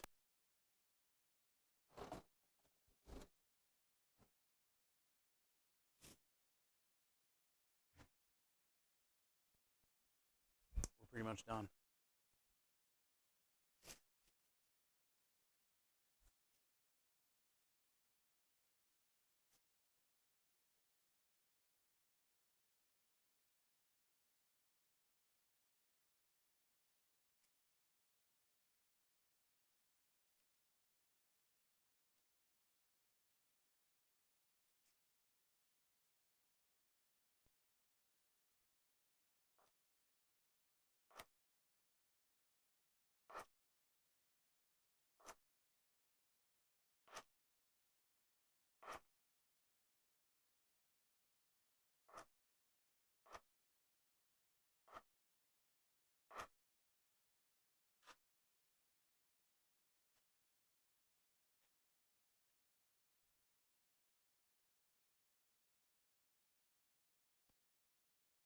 We'll grab some garlic too.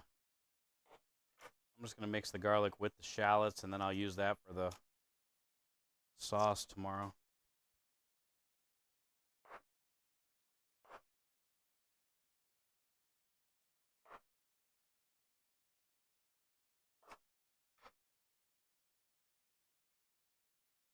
Ever play Knifey Spoony? What's Knifey Spoony?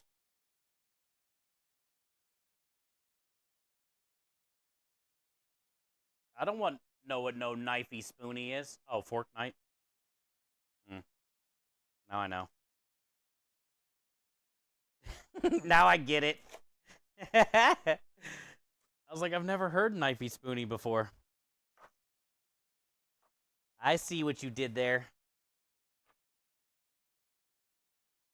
Simpsons reference. It took me a second. We got there. We got to the finish line, bud. Don't count me out.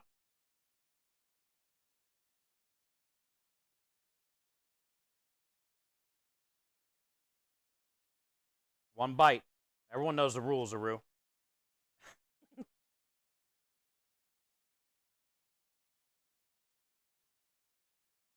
I had pizza last night, and I had heartburn all night because of it.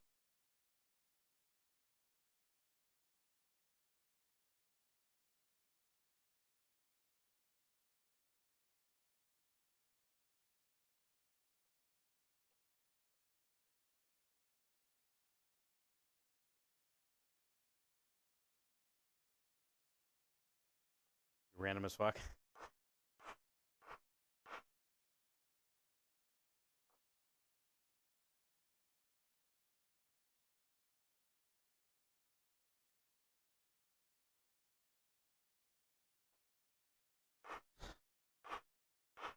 I was kind of thinking about doing the lemon caper sauce to order too. Like when I sear the salmon, do it all in one pan, flour the salmon so that way it can thicken up the sauce. But if it gets busy, I don't want to be fucking with all that. So I think what I'm going to do is I'm just going to use these shallots, some garlic, some white wine, some lemon juice, get all that cooked down and reduced a little bit like I'm making a beurre blanc or something. And then I'm just going to stir in some chicken stock, maybe some butter, touch of butter. Let it all come together. Add the capers right at the very end. And then I think I'm just going to make a slurry. So it'll thicken up and it'll coat the noodles. And then I can just keep it in a third pan in the steam well. And that's that, dude. I've never really like pre-made lemon caper sauce. But I feel like it should work out. And I can like stir it with the ladle before I ladle it on top and like get those capers that are going to sink to the bottom, you know?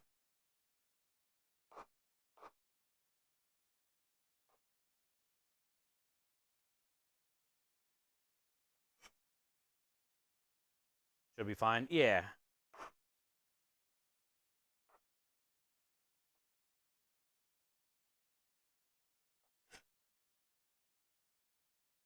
That's what I'm thinking too, Kenny.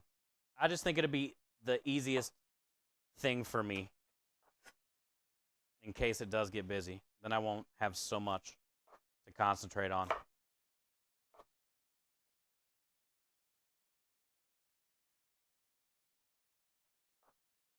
I definitely think I'm going to do the salmon on the flat top, though, instead of a pan, because the pan you got to heat up, and then I'll have to shoot it in the oven.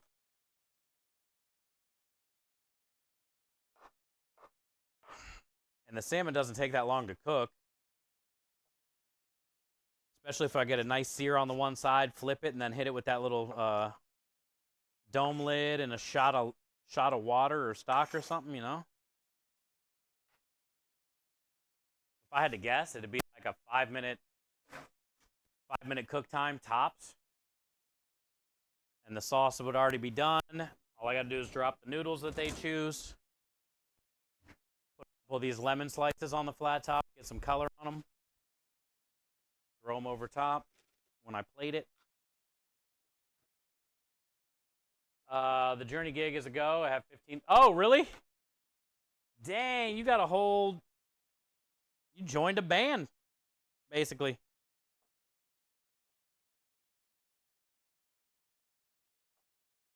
Hell yeah, man.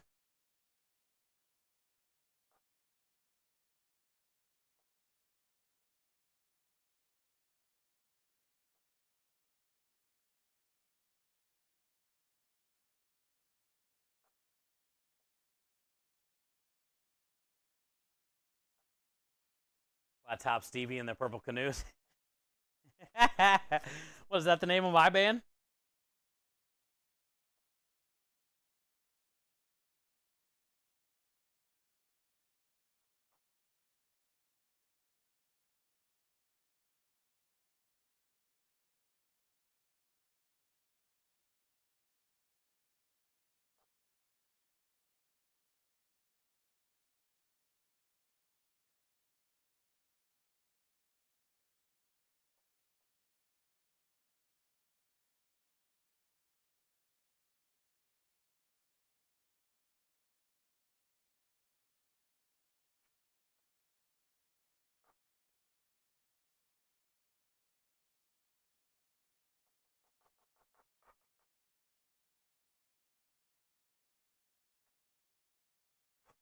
Now we can get it all schwacked up together.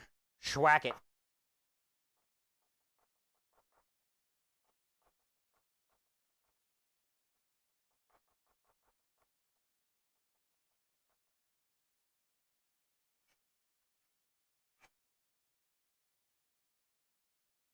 Stephen the Feeders. Ooh, I like that name. We feed 'em right. All night. We feed 'em right all night. That's going to be the name of the first single.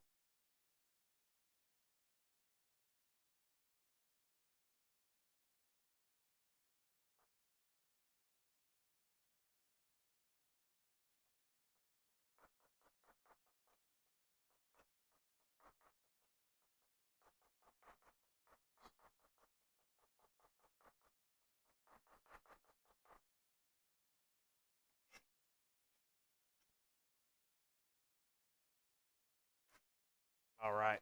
I like it. It's burning my eyeballs, but I like it.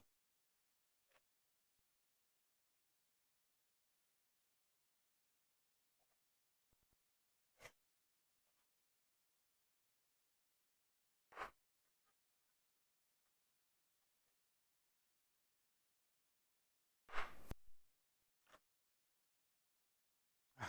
Now we just have to cut some parsley and basil.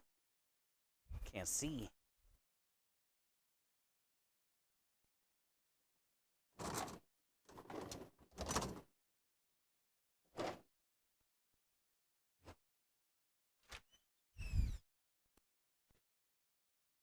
going to turn the marinara off. Done. She done.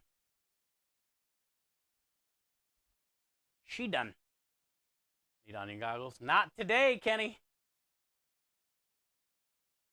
The onions didn't get me today because I was sleeveless, but for some reason the shallots got me. Little tiny ass shallot, bro. Got me. Apparently, sleeveless doesn't work for shallots. Shallots are on another level.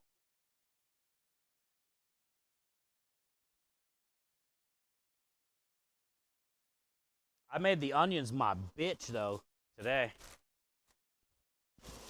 Just like my sleeves.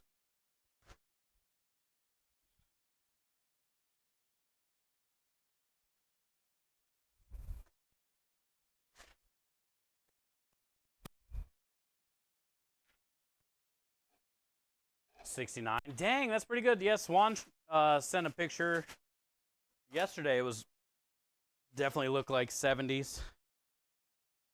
Sunny, nice. And she's in the bad part of Canada. So I think you guys are pretty much out of it then.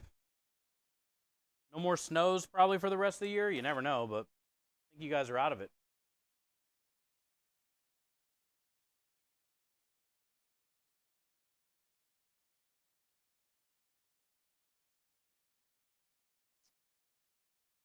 Going to lay down. All righty. Crumb's going to lay down, chat.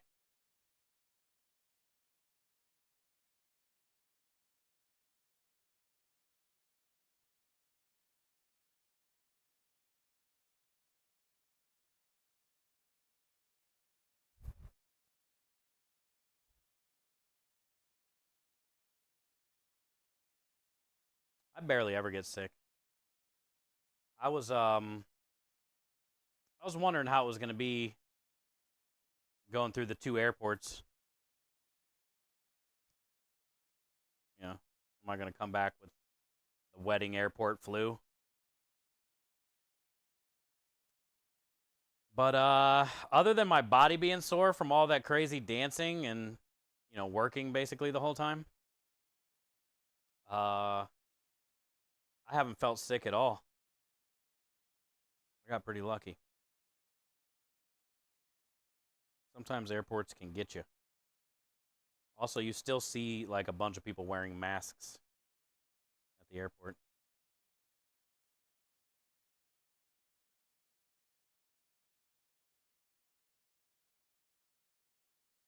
But I felt fine all week so far.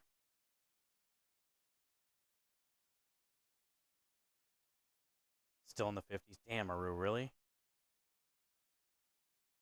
It's like this crazy warm-up right now. Seems like in a lot of places are going to be breaking records the next couple days.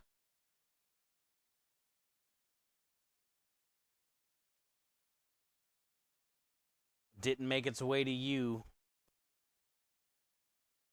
Soon, though. Did I change cameras or no?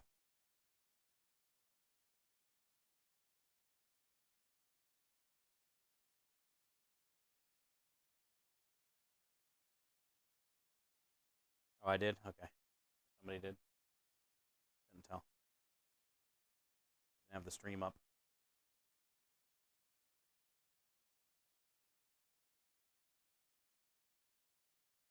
Hey, what up, John? Content, baby. Content, baby.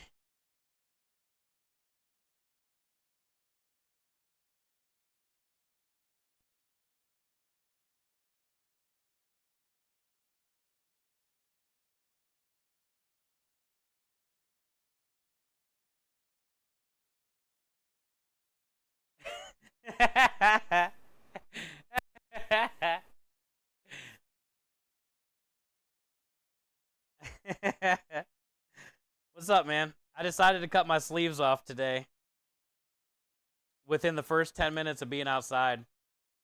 When I was setting stream up, it took 10 minutes and my shirt was completely soaked.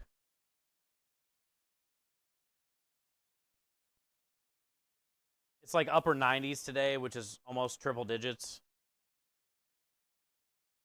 And tomorrow and Saturday, so I'm cutting the sleeves all weekend. Also, John, I've been telling everybody, I'm generally not a sleeveless guy, you know?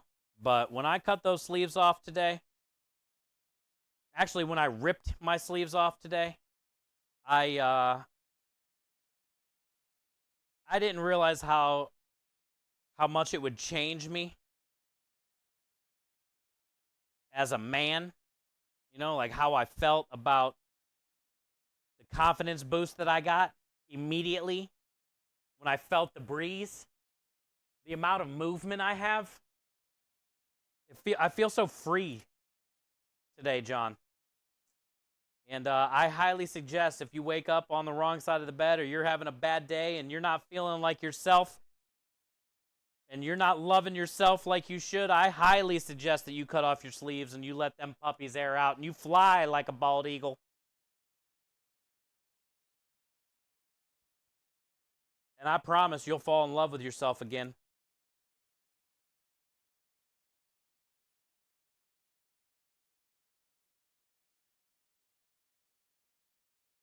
Fake biceps. Can you buy those? If you send me a link, I could use them.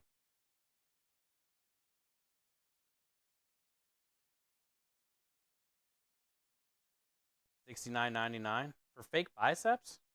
Hell yeah. It's a good deal. It's an even number.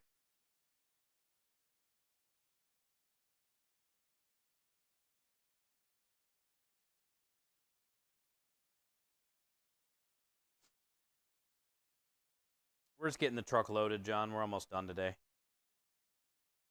I just finished marinara. It's cooling down out there on the stove. I got to puree it up. Basically got almost everything on the truck. I got to bring some backup meat on the truck.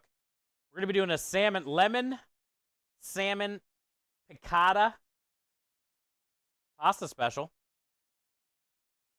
So basically lemon and capers, stock, wine, butter. And then I made a strawberry creme delish cheesecake cup with golden Oreo cookie crust for the dessert special. And then the pasta special is going to be the salmon with the wine caper.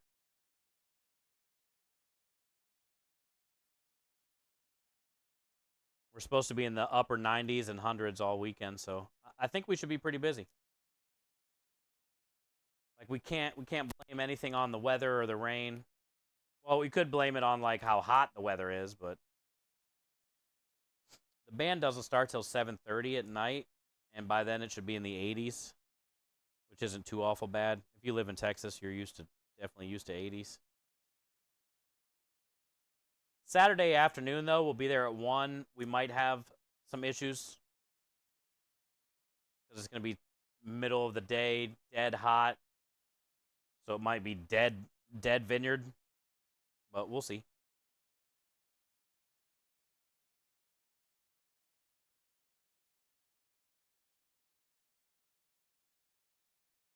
Going bowling an hour with a friend I haven't seen in 10 years. Oh, how'd you guys link up? How'd you get back linked up? That should be fucking awesome, Timmers. I'm happy for you, dude. Don't get too drunk. Is my only suggestion, bro. Maybe have, a couple beers or something, but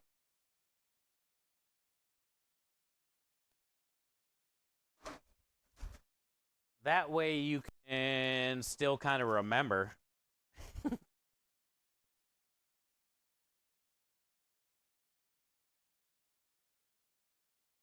You're gonna take it easy? Yeah, I would. That way you're there for each other, and alcohol can be like, just, the side piece instead of making the alcohol the main focus. Because when I go bowling, first thing is, like, go get a fucking pitcher of beer. You know what I'm saying? Maybe grab a fucking bowling alley hot dog real quick on the way back. Get your shoes. If they got a claw machine game, definitely waste $1 trying to win some fucking stuffed animal. That's usually a routine at a bowling alley.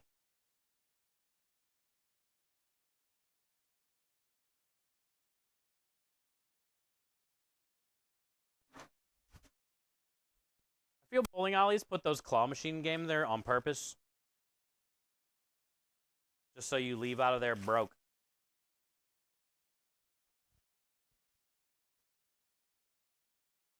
Hey, what up, Dragon? I need to, now that I'm back from Pittsburgh, I need to shoot you a message. Maybe like Sunday or Monday we can make some time.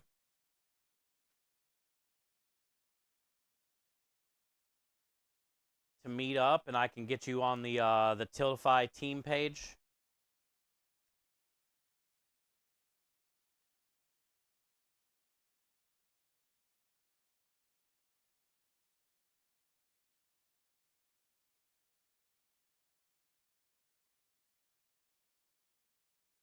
That way, whenever you want to make a charity campaign for whatever, you'll already be ready to go. You'll be a part of the team. Yes, please. Yeah, I just got back the other day from my sister's wedding. So I'll probably hit you up then this weekend. Friday and Saturday I have a job, so I'm going to be pretty busy, but maybe like Sunday. What time is it there for you now? Maybe like Sunday or Monday. We can meet up in Discord, chat for a second, get you signed up on the Tiltify team part, and then answer any questions or whatever you got.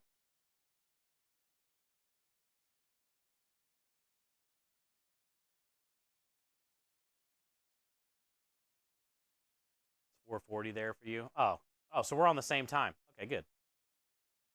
Cool. Monday would be fine. All right. So yeah, maybe Monday afternoon after stream.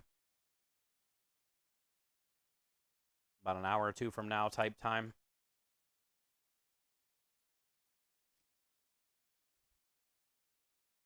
Basically, I just need to chat for a minute in Discord. I'll get your email address because the Tiltify team link will come through an email.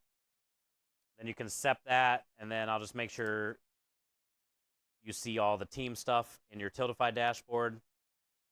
And then, yeah, I mean, if you ever, whenever you're ready to do your charity campaigns or whenever you want to do, I mean, if we're doing one for St. Jude, I'll show you how to, like, link your campaign to the team campaign. But also, like I said, I mean, even if you just want to raise money for something the team's not raising money for, that's no big deal. I'll still show you, like, if you need. I don't know how familiar you are with Tiltify, basically, I guess is what I'm trying to say. So. If you're already familiar with Tiltify, then I don't really have to tell you shit other than get your email and say what's up. But if you're not familiar with Tiltify, I'll at least give you a little rundown. Not at all. Oh, okay. It's pretty simple. I mean, you can sign up now. If you look up tiltify.com, you can at least like make, you're going to have to anyway at some point before you can get a team invite, but you're going to want to make a Tiltify account first, so you can do that whenever. tiltify.com. And then I sign in using my Twitch, but you can sign in using email or whatever you want to do. Like, you'll see they ask you when you go to make an account, and you might have to like get an email and accept something after you sign up or whatever, like, hey, here's a two-way authentication thing. But you can do that anytime, and then I'll be able to send you a team invite or whatever, and then I can show you the dashboard area and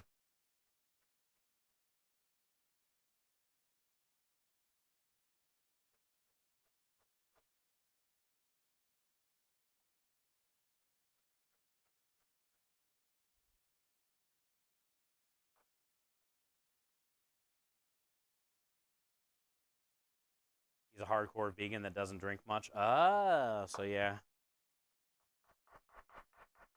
Then you're definitely not going there to like party and catch up, you know?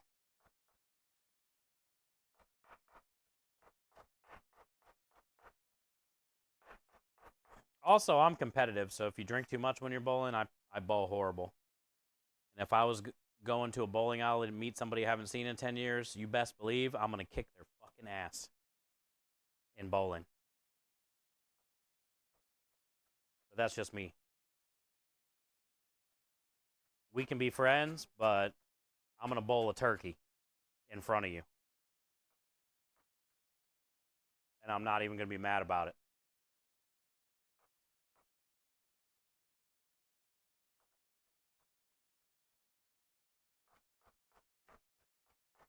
I'm going to bowl a turkey right in front of you, dude. Did you send that package I won yet? No, I have not sent any of the winning packages yet. I have you written down, though, and I got your address.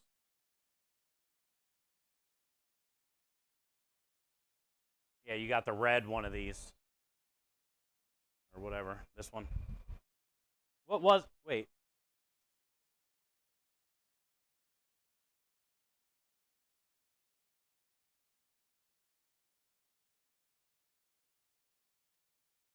Yeah, you got the... It says red. Oh, red hat. Ah, you got the bag with the worry worm that got the red hat. Okay. Yeah, I haven't sent it yet. You got this one. You got the red hat. And I'll put a couple stickers in there. I sent all the cookies before I went to the wedding. I had to mail like 20 different sets of cookies. I don't know, 15? 17, yeah, to mail out 17 batches of cookies before. I did that before the wedding. And then I'll be mailing all of that stuff out basically Monday. I'm going to get it all gathered up and all the stuff printed out Sunday, and then Monday I'll take it to the thing. We also did a couple giveaways today, too, that I'll be adding to the Monday haul.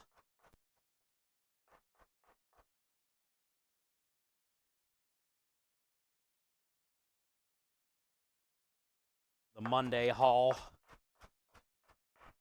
I wanted to get the cookies out first because those were perishable.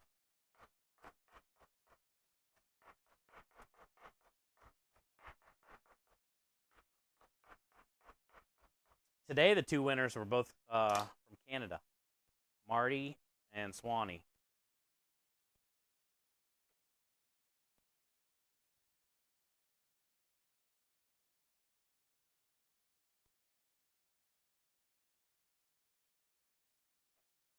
The Canadians took the dub today on the giveaways.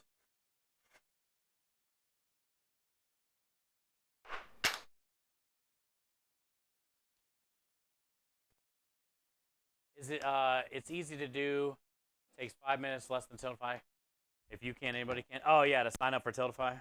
Yeah, and that's something Dragon can do now without, you know, you're gonna have to do that before we chat anyway.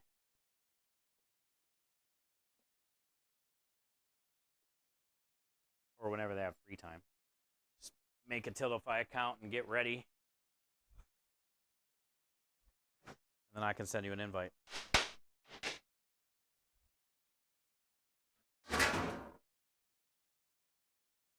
Okay, what is next? Oh yeah, meat. We don't have any meat out on the truck.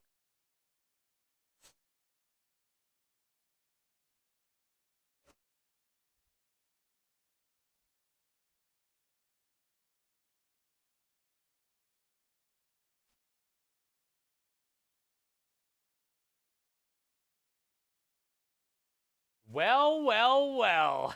What up, Lars? I cut my sleeves off today because it's so hot here in Texas, so I'm letting them breathe, letting them fly like a bald eagle that they are.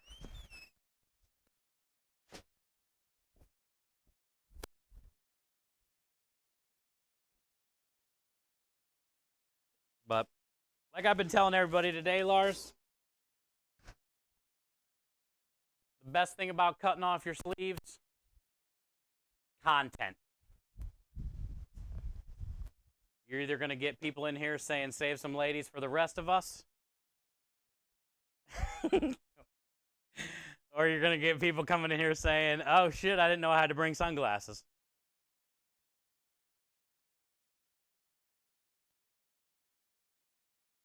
But if you want me to be honest with you today, Lars, there's been more of the other. Save some ladies for the rest of us. We've had way more of that today.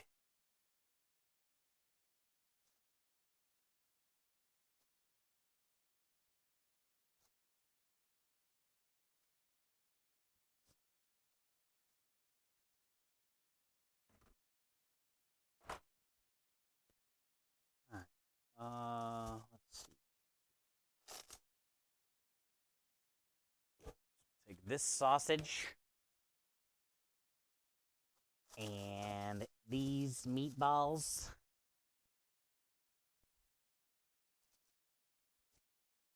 One, two, three, and these meatballs.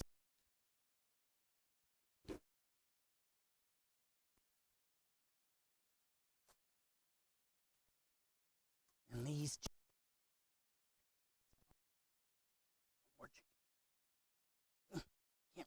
reach it. All right.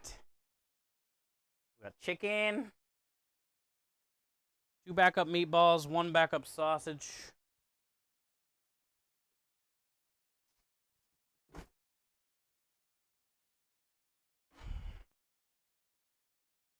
Chicken just needs to rewrap.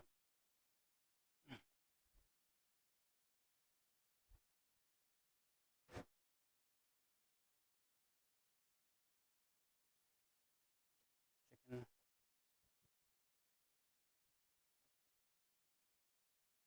Chicken.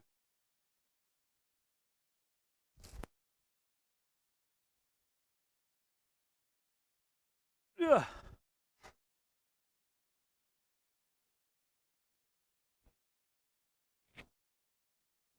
All right. Herbs.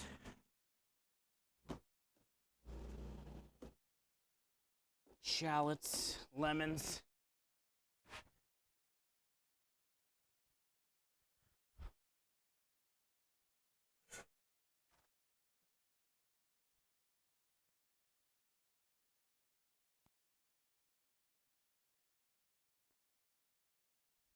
We are not looking bad at all.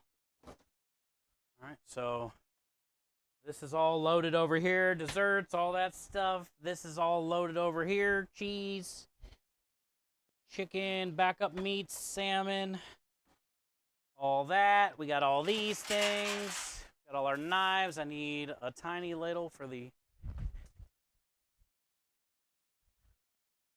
salmon special. Right here.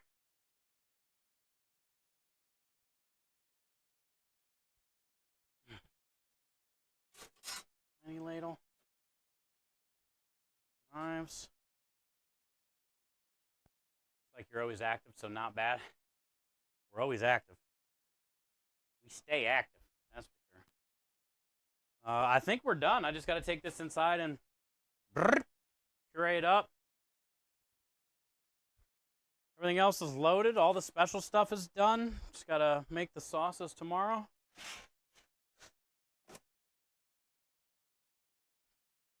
Take the giveaway winner stuff in.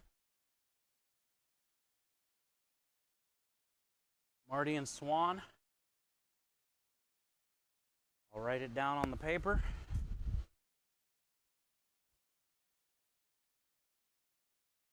And I'll come out and grab that.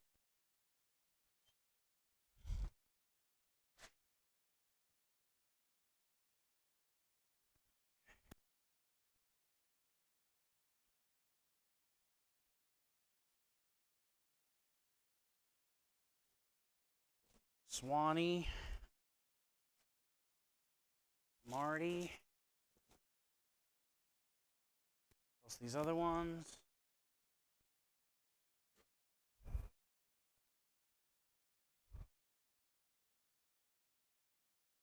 Swan bottle, Marty crab, Swan bottle, Marty crab.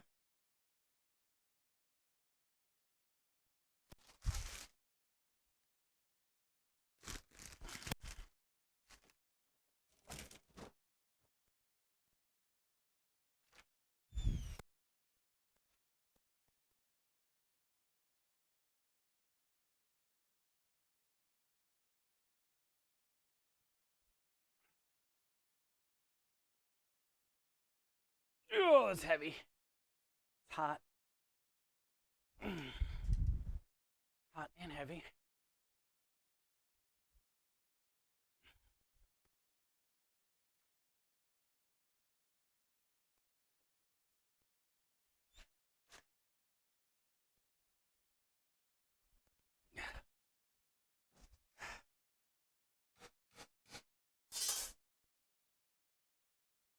Need some of those old herbs.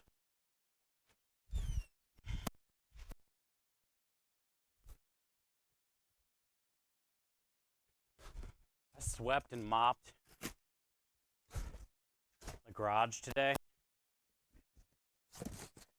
before stream, and I cleaned the warehouse door that I open and close all the time. Sprayed it down with some cleaning stuff, and I sprayed off the coolers in the garage and got them all shining again. I hung up 2 more fly strips here in this little hallway. So everything is nice and clean out there. The floor has been mopped, the door's been scrubbed, 2 more strips are up, the coolers are off. I cleaned the whole garage today for an hour before stream.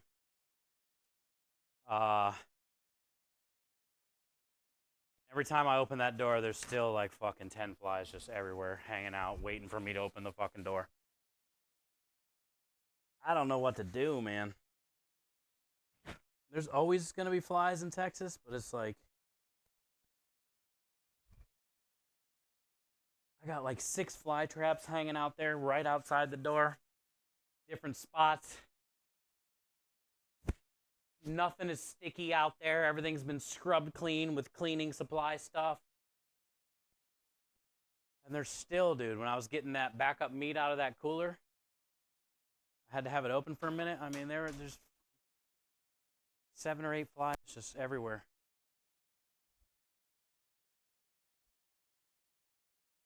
I almost wish we could get like a garage net. But I got to go in and out of that net so much, and his wife, you know, need to get the truck out and stuff. It's just, I don't know. I don't know what we should do. I think the next thing might be like get one of those zapper lights and hang it out by this door. And maybe when they fly near it, they all just get zapped. You have liquid fry traps or strips? I got 2 liquid. And then like four or 5 strips out there. And then 1 strip is like a real wide one. A special kind of strip. So I got 1 wide one, 4 little ones, 4 little ones in here, inside the windows. And then 2 liquid. I probably got 12 total. Everywhere, randomly. Like in all the spots that they like to hang out by the doors, basically, and by the windows. And it doesn't matter.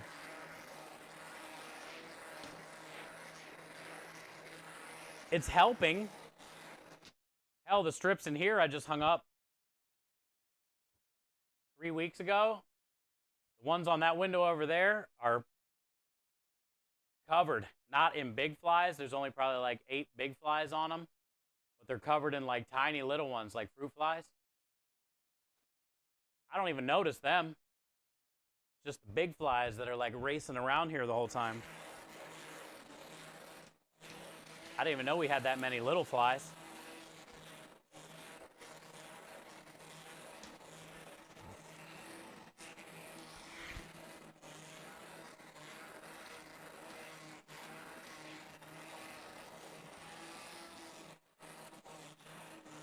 Once I was 13, I got stuck with my hair in liquid, had to cut. Oh, really? Dang. Was that traumatizing when you were younger like that?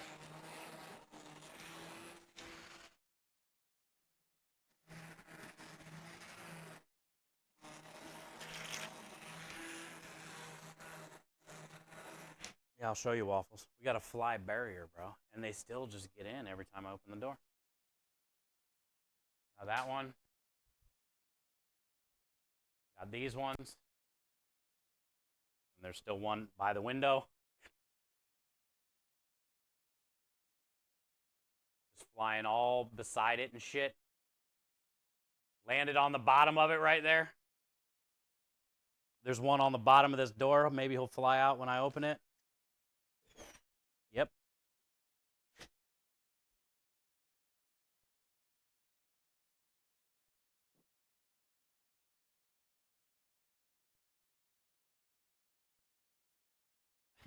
I got one that got tangled. Got a fucking an army barrier, bro. Look how many though. I just see like 4 or 5 right now. I just wiped all these down today with cleaning supply. They used to be dusty and fucking.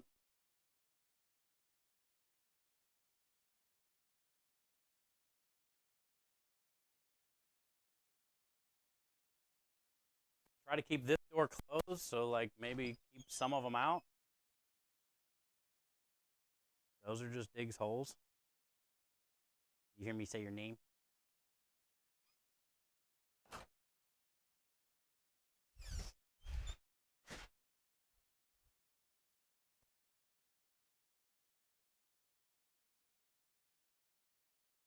I'm fighting a battle that I can't win.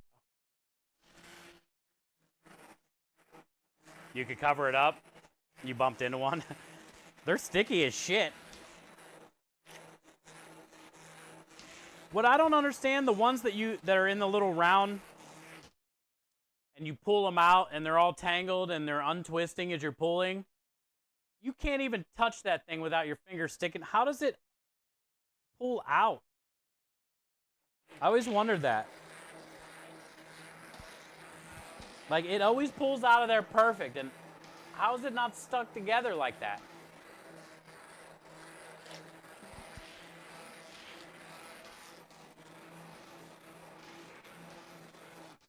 The door fan blaster is the best way, not cheap though. What's a door fan blaster? Oh, you're saying get a fan and blast it at the door so then they can't even hang around that door for the most part? Holy shit, really? Is that what you just told me to do?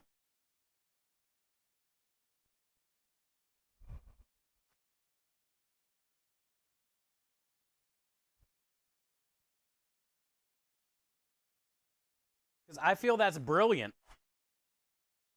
Because if there's something blasting them like that and they can't go near the door or land, that might solve all my problems, bro.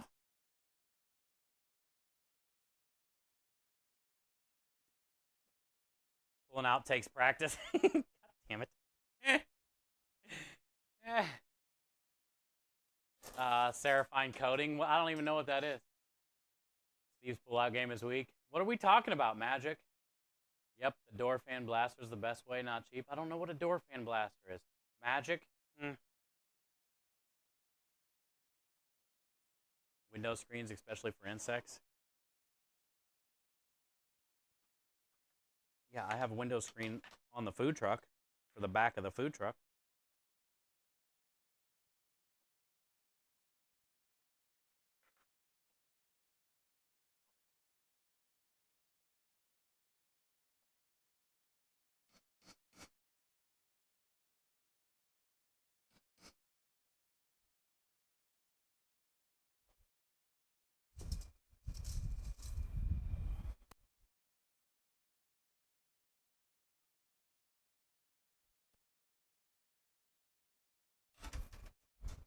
It's good every time. Every time it hits. It's never not good. What a great marinara. They make integrated fans that are on top, blowing down and out. Using regular fans pointing at the door will help. Okay. Well, then that's what we're going to do. I'm going to order a fucking fan on Amazon and put it out there in the garage. Like a good fan. They make these fans called big ass fans.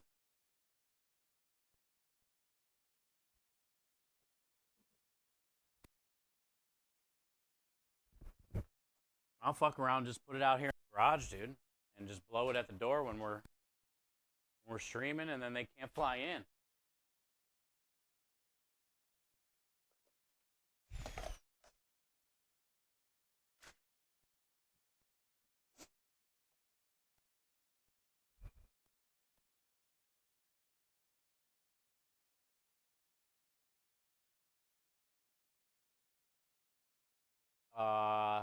Seraphine's like a block of cheese. Yeah, but I can't put any of that. I don't see what you guys are saying. I can't put any screen or anything on these doors because I'm in and out of them the whole time.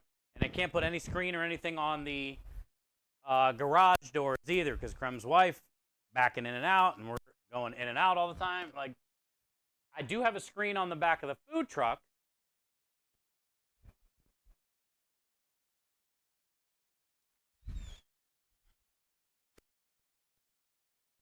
I just need something to keep them away from that door that I open and close 100 times a stream.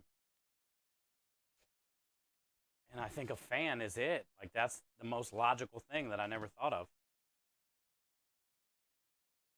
And especially one that, like, has some really good blowing power, you know?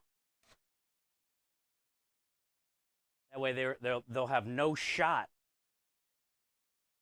on being able to land.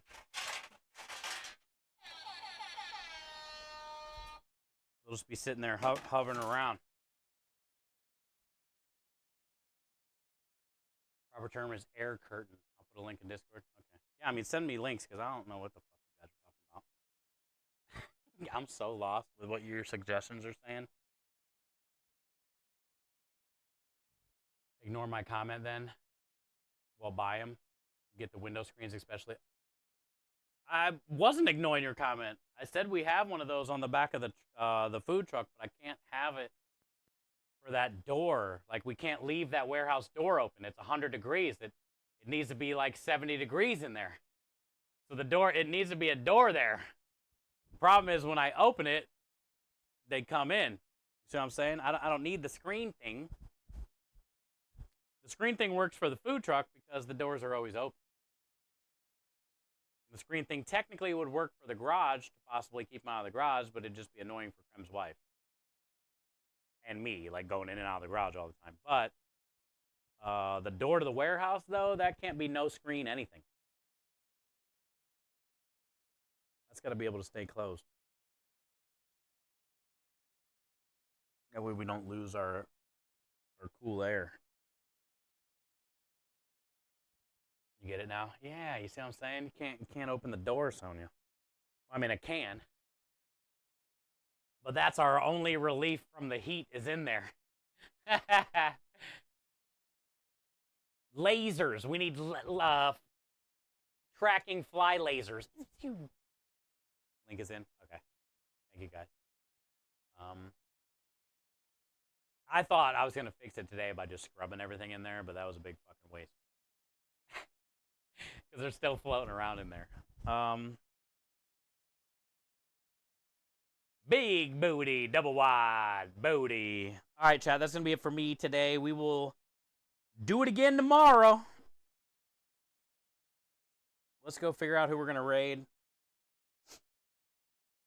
Thank you guys so much. I feel pretty confident we got everything up here that we needed. Everything turned out well. It's going to be some fun specials. I like the way the desserts turned out, so let's raid out. Thank you guys so much for helping us pass $3,000. As well, we did 2 more giveaways. Huge shout out to Lisa and Annie Elf today for getting us over the $3,000 mark. Sonia and Crochet for all the giveaway stuff.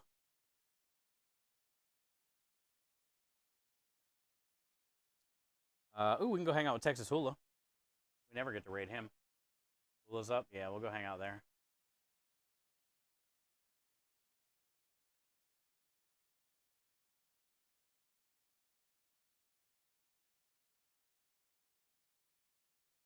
And then Rui and Claus should be here, I think, next week.